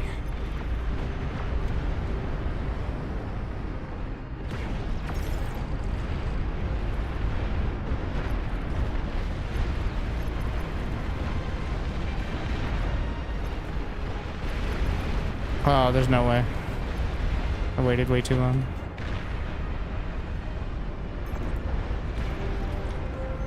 Get up to this.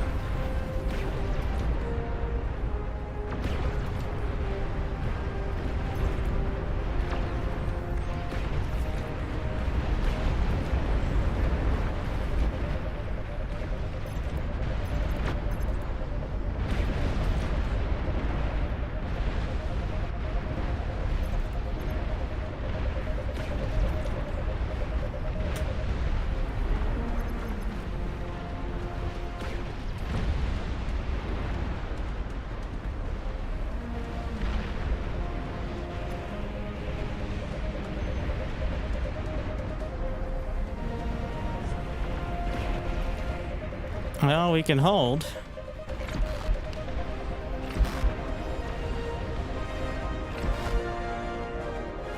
Still don't have the economy because just the energy and metal for building and repairing. Do we have tier 3? We do have tier 3 energy converters. Okay. I can probably get some more tier 3 metal extractors, but... Back to the repair yard. Give me another 100 res bots. Oh, it's still not done building, but whatever.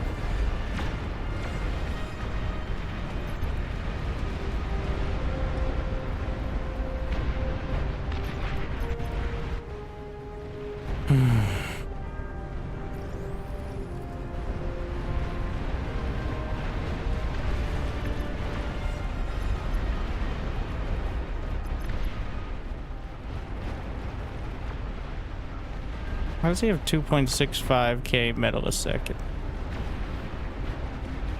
I want that. I need to, well, we need to get the tier 3s.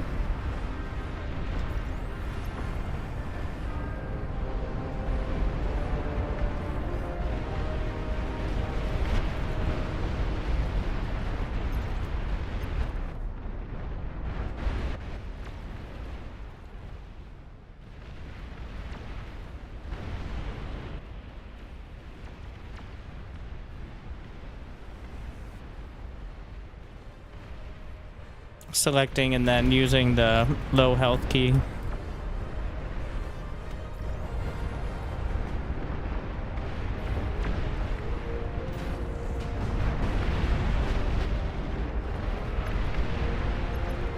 Back to the repair yards. Oh my. That's a lot of damage.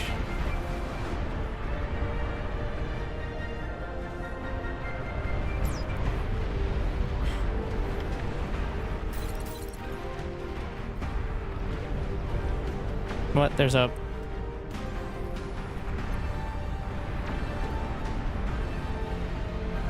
There's still a lot of these still available.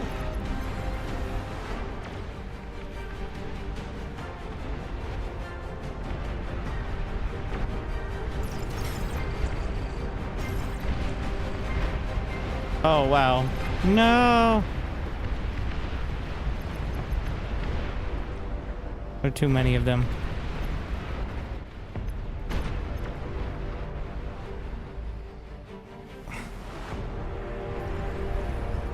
All falling apart. Oh, he also just has all out of the tier 3.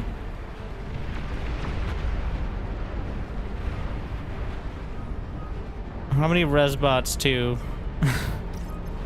repair one of these in less than a minute? Oh my.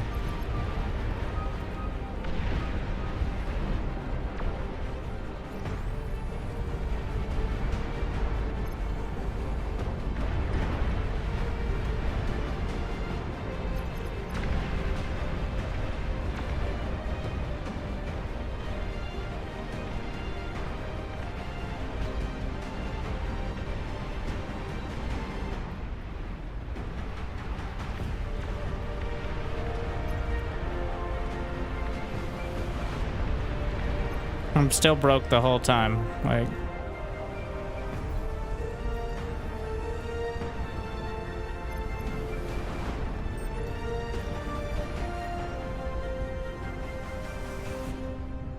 there's no way I can go for the super fusion.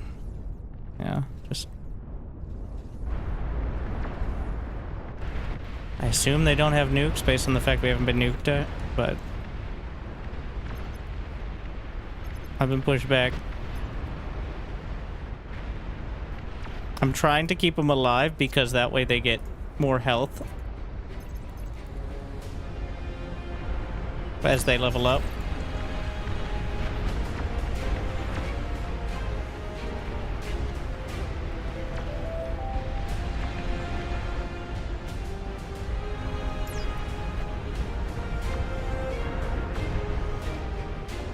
I'm starting to think those tier 3 extractors are kind of important.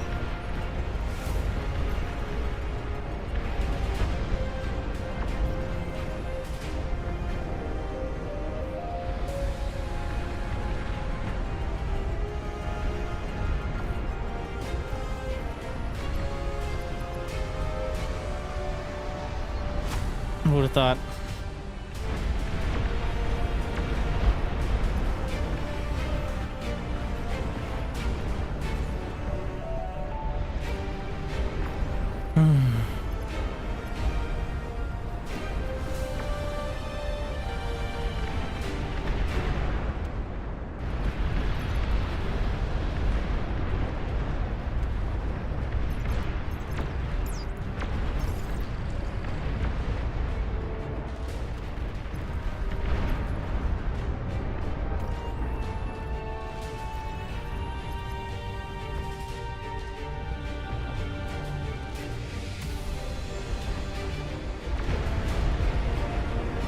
Trying to bring these around the corner.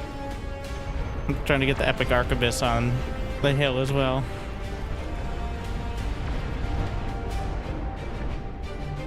Alright, next. Stand still.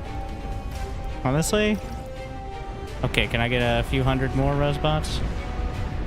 I need a quota of 300 resbots. This is surely realistic. Half of my entire unit count.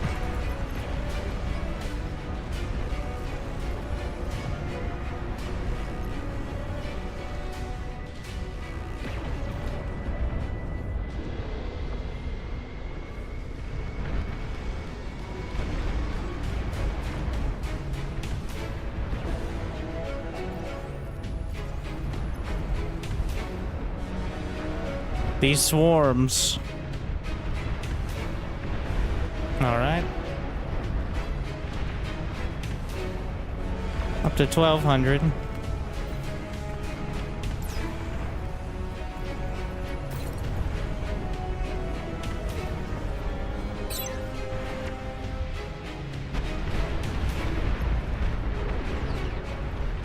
I push it. How's the damage? We could do better.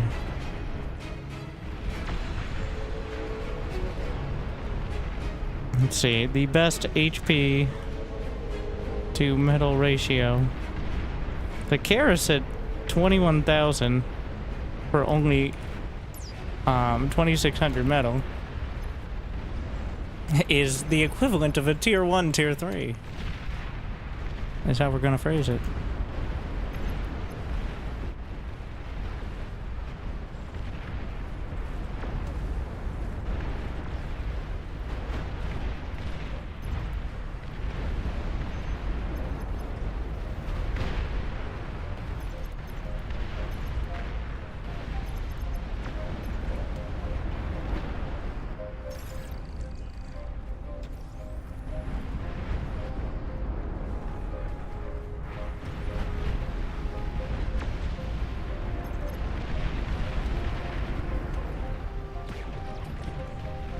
Give them the repair.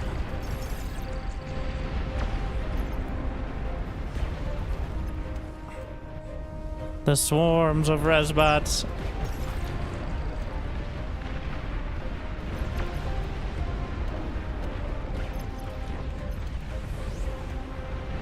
I need to actually clear the field so I can move as well.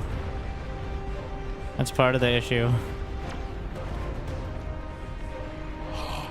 Your dedication will be rewarded. Try. Thank you.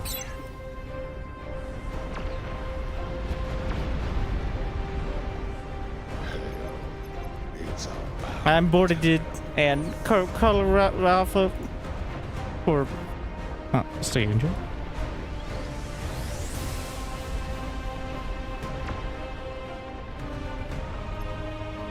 Putting the epic arquebus on the high ground. I haven't carved out quite enough space yet. We're sending them back to the resbots.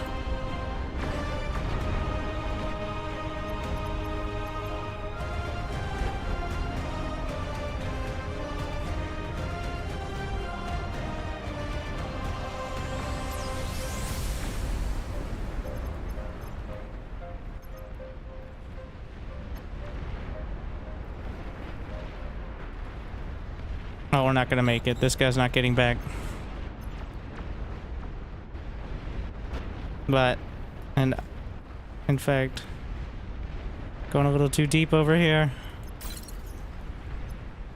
Let the Karis handle it.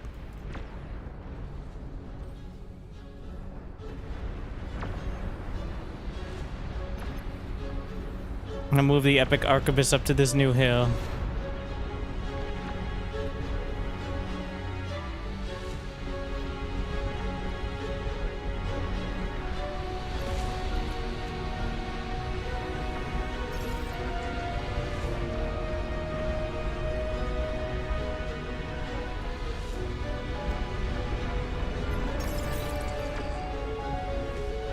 That tiny little hill.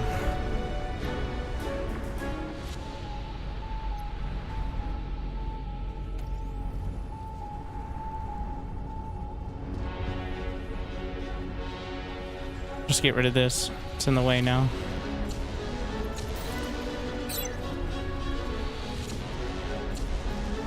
make chains.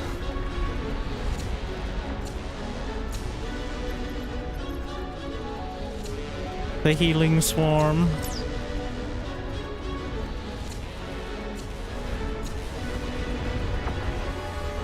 Need more metal storage. Is there a way through here?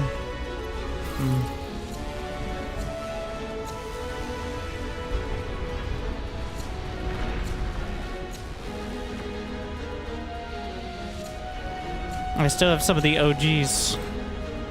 Was 12%, was 10. Have to be more. Yeah, between them 600 something kills, which actually seems kind of low. Okay, I think it might be time to just res my way across the field now, instead of relying entirely. I should have enough to do so.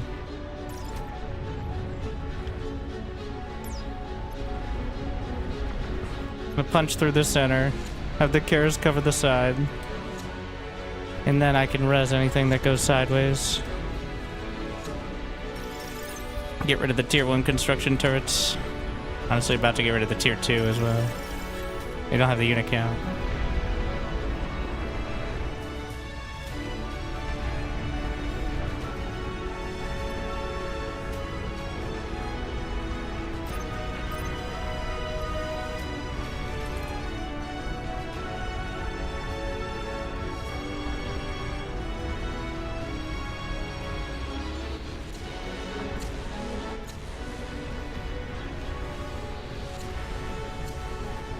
Do I not have a Soul Invictus there? I have a rat now. Very helpful.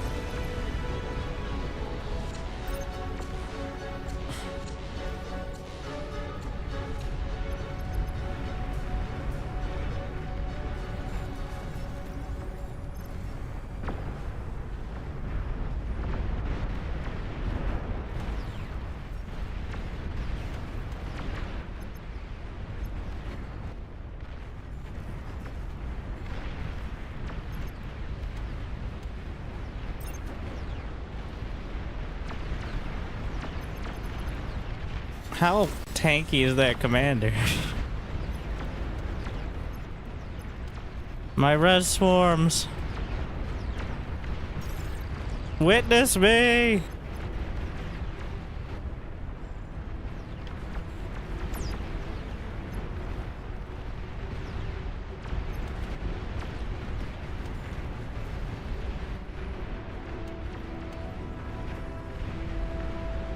Oh, I have some Astraeus in there too. Because I rezzed it.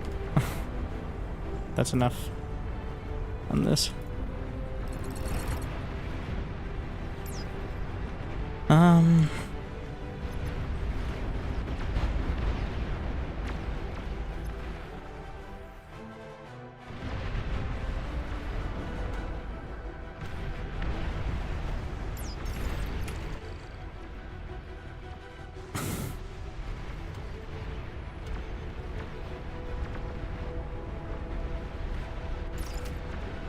We have so many Soul Invictus. Oh my. Holy shit. Like 10 of them.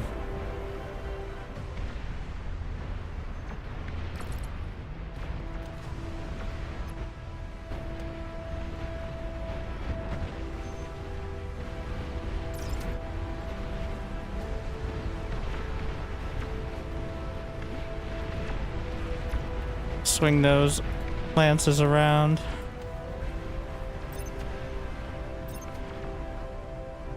Oh, that looks uncomfortable. I don't like that. But oh god. No, I need to be so close to actually build.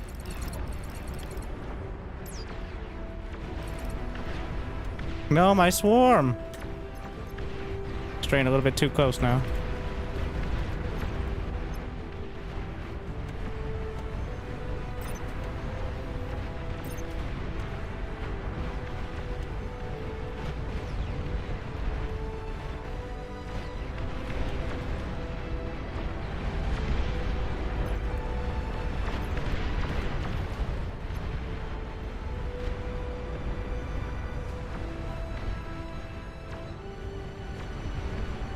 Masters player immediately. I played Masters. So what was their MMR and what was your MMR?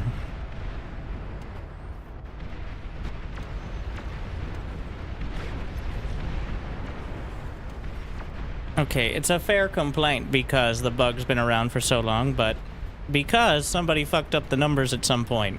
Now players in bronze and silver get placed into Masters because someone misplaced a 1. Literally. So, notice, so here's the beauty of being in Masters, is you can see your opponent's MMR. You can see it's about 3,000, which is actually about 2,000 less than Masters should be. So, if you're matched with someone of 3,000, I don't know what MMR means right now, but my MMR was 3.2k. I would assume that your opponent also had a similar MMR.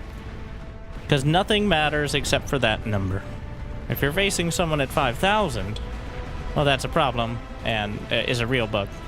Everything else is a bug with how it looks. And yes, it's pretty fucked up and it's super annoying. But it doesn't mean you're facing Masters players. It means you're just getting dunked on by people who are as good as you were, but are now significantly better than you because you haven't played in a long time.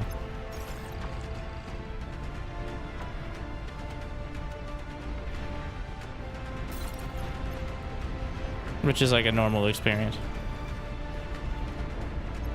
And if you work really hard and you just continue to put the effort in, you can win maybe half of those games. System works pretty well for that.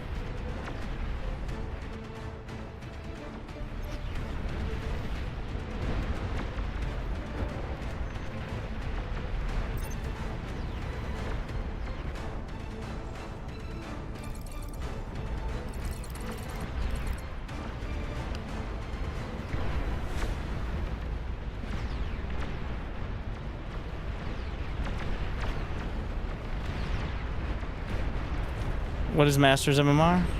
It's 42.3 it starts. Something like that. Somewhat amusingly, the bug is less likely to happen the closer you are to Masters. Because it seems to be related to people not playing for a while in the season. So the people who play later in the season are more likely to get it for reasons that are unclear. And you know who's more likely to play later in the season? Lower level players. Because they're not paying attention to what season it is or what it rolls over, but they're just tuning in eventually. And somehow, for some reason, MMR is not tied directly to a percentile or anything. It's tied to some sort of spaghetti monster of code that nobody in the last 10 years has figured out how to fix. Nor has it even really been acknowledged besides saying, yeah, it's kind of, it sometimes is wrong.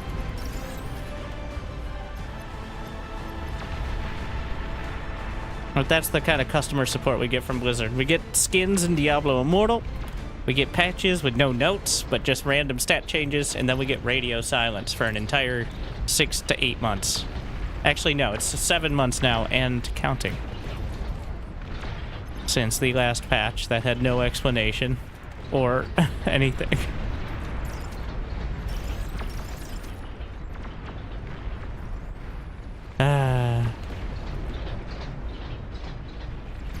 Assume I got stomped by a gold player. You likely did.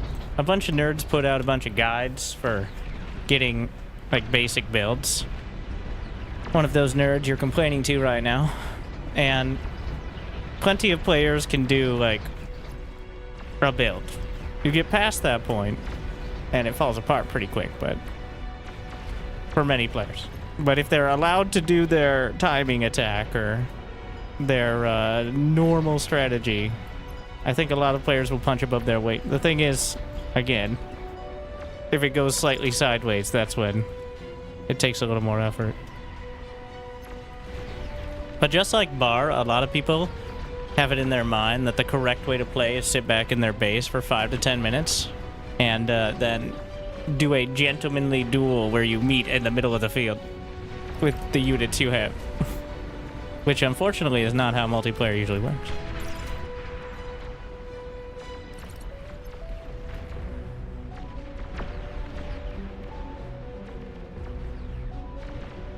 But that's why we're playing this mode. Well, actually, no, I've been getting bullied the whole game, and I only got a real economy once I realized there were completely broken super extractors. That had, like, 10... I don't think they're 3 or 4 times. I think they're 10 times or something. What are they? Plus the... Yeah, they're 10 times. Yeah, that would have been a good priority to have. I just didn't even know they existed because, obviously, not in the regular... That's how I used to play Wings of Liberty. You mean it's not the same? Well, if you're Terran, you can probably do the same build. But, because Terrans, essentially have the same things they...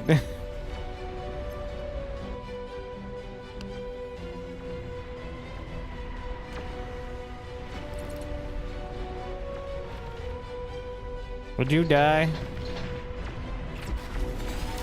Well, but we can get version 2. No. I have 300 res bots and still I'm not able to push forward in a timely fashion. Well, I think it's less because of the res bots and more because the game is at like 1/3 speed.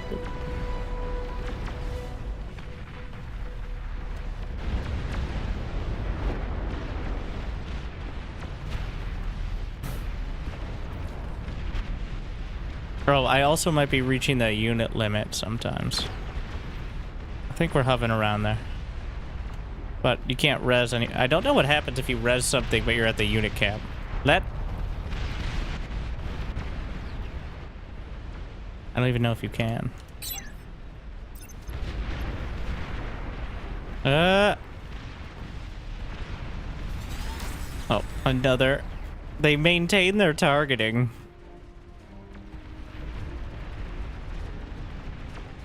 Because the resurrect was right there.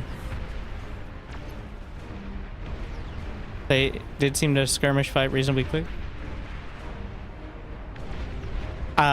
In bar, because your economy is made out of tissue paper and tiers, in multiplayer, like, 1 tick could be at your base. I maintain that bar is actually way more stressful than StarCraft 2. And at... I guess we'll be generous and say the highest level. Because usually your metal extractors are surrounded by a bunch of open space that if you don't cover, a tick will slip through and potentially kill multiple. Like a single, like it's like a single Zergling getting in and destroying 1/3 of your economy at the 2-minute mark.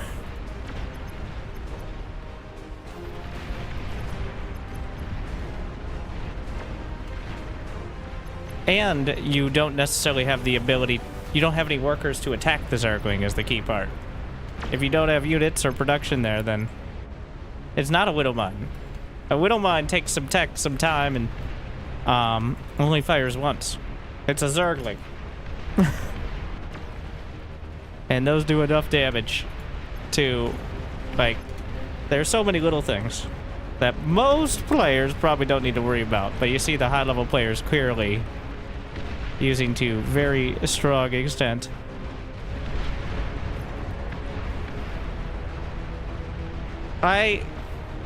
Honestly, I kind of... I know, there's a casual mode, but I wouldn't mind testing having... I know Cortex has some sort of version, but I wouldn't mind testing metal extractors that cost like 20% more. And maybe take like 20% longer to build, but just have a laser turret on top that has enough range to destroy a pawn or a grunt. Because you can build them next to it, and they're not that expensive. They don't take that long, but it's just like another whole deal.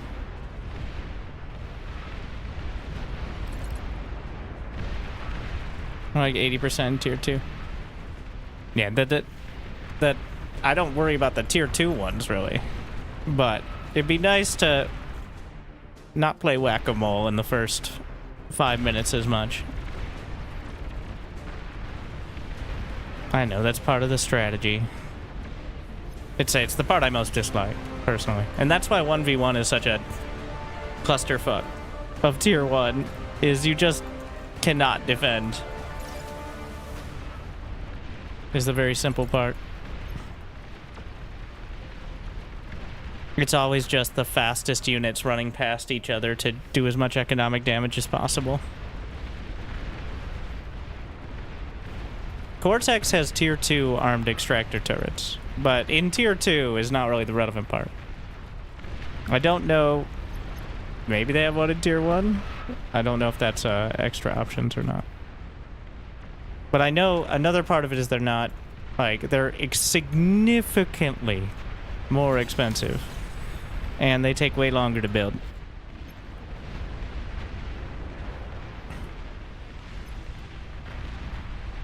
Like, 2-3 times more expensive.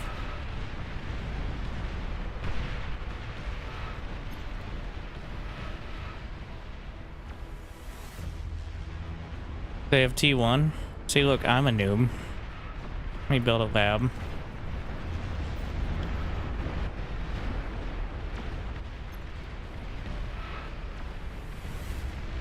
But then it's a question of, like, the actual build power cost.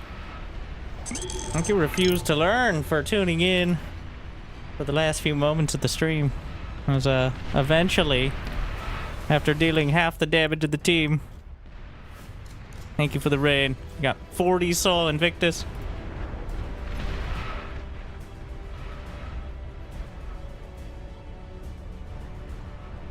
Where did I put that? Here we are. Oh yeah, there you go.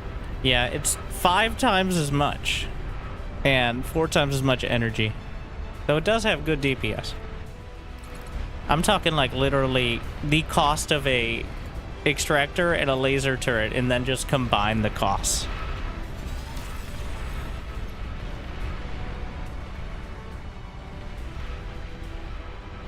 For each faction, that is. And maybe Cortex has a better one in some ways.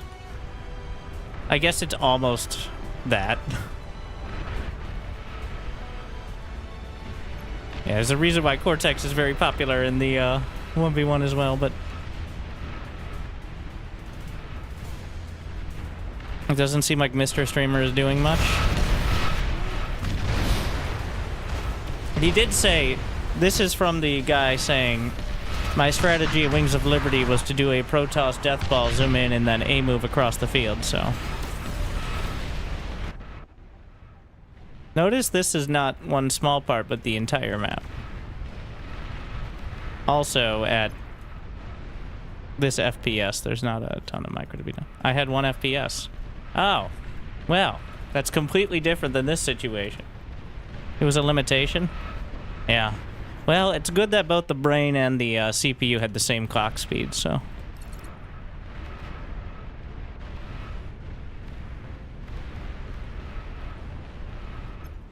Oh, they die, alright.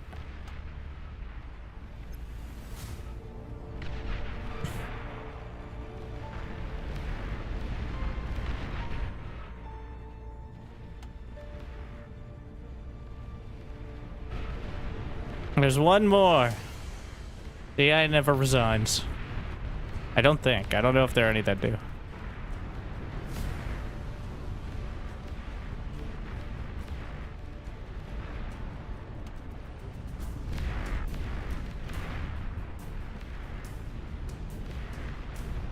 Let's see. I want to know what the defining part is the build time, or yeah, 1870 versus.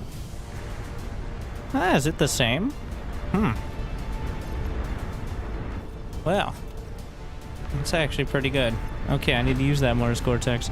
I mean, 240 metal early is a lot, but a metal extractor plus a laser turret is already 140, so that's not too far off my proposal. But, well, the other factions don't have shit, but need to use that more.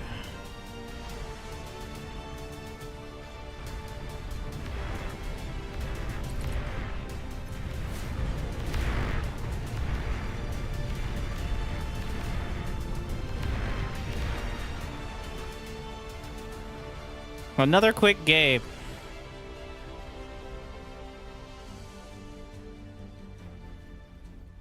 Well, Out of 26 million, did 12 million damage. Look at that resource efficiency. Yeah, because I was flat broke for 3/4 of the entire game. That 4.59. I don't even know what that like is measuring, but the next was 0.18. So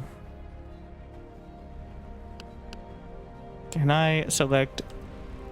Well, unfortunately, none of the original Sol Invictus that I was so desperately microing survived, and now we're building 20 at a time, but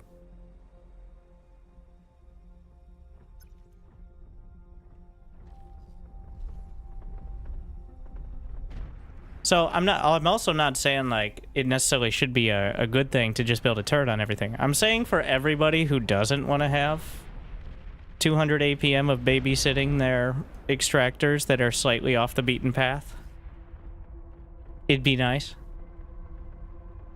Like, it shouldn't be better than just having your workers for free, but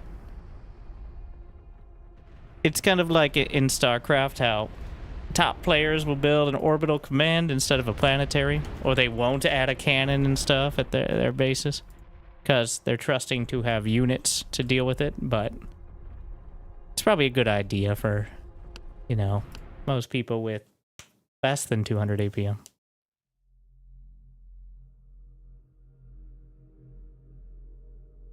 GG. Another quick game. It's not an hour. I think it may have taken a little long, but overall,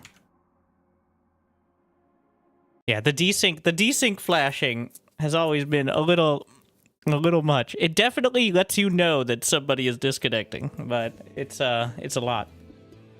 All right. Hopefully you enjoyed a lot of gameplay today. Thank you for watching. Hope you enjoyed. Otherwise, why were you?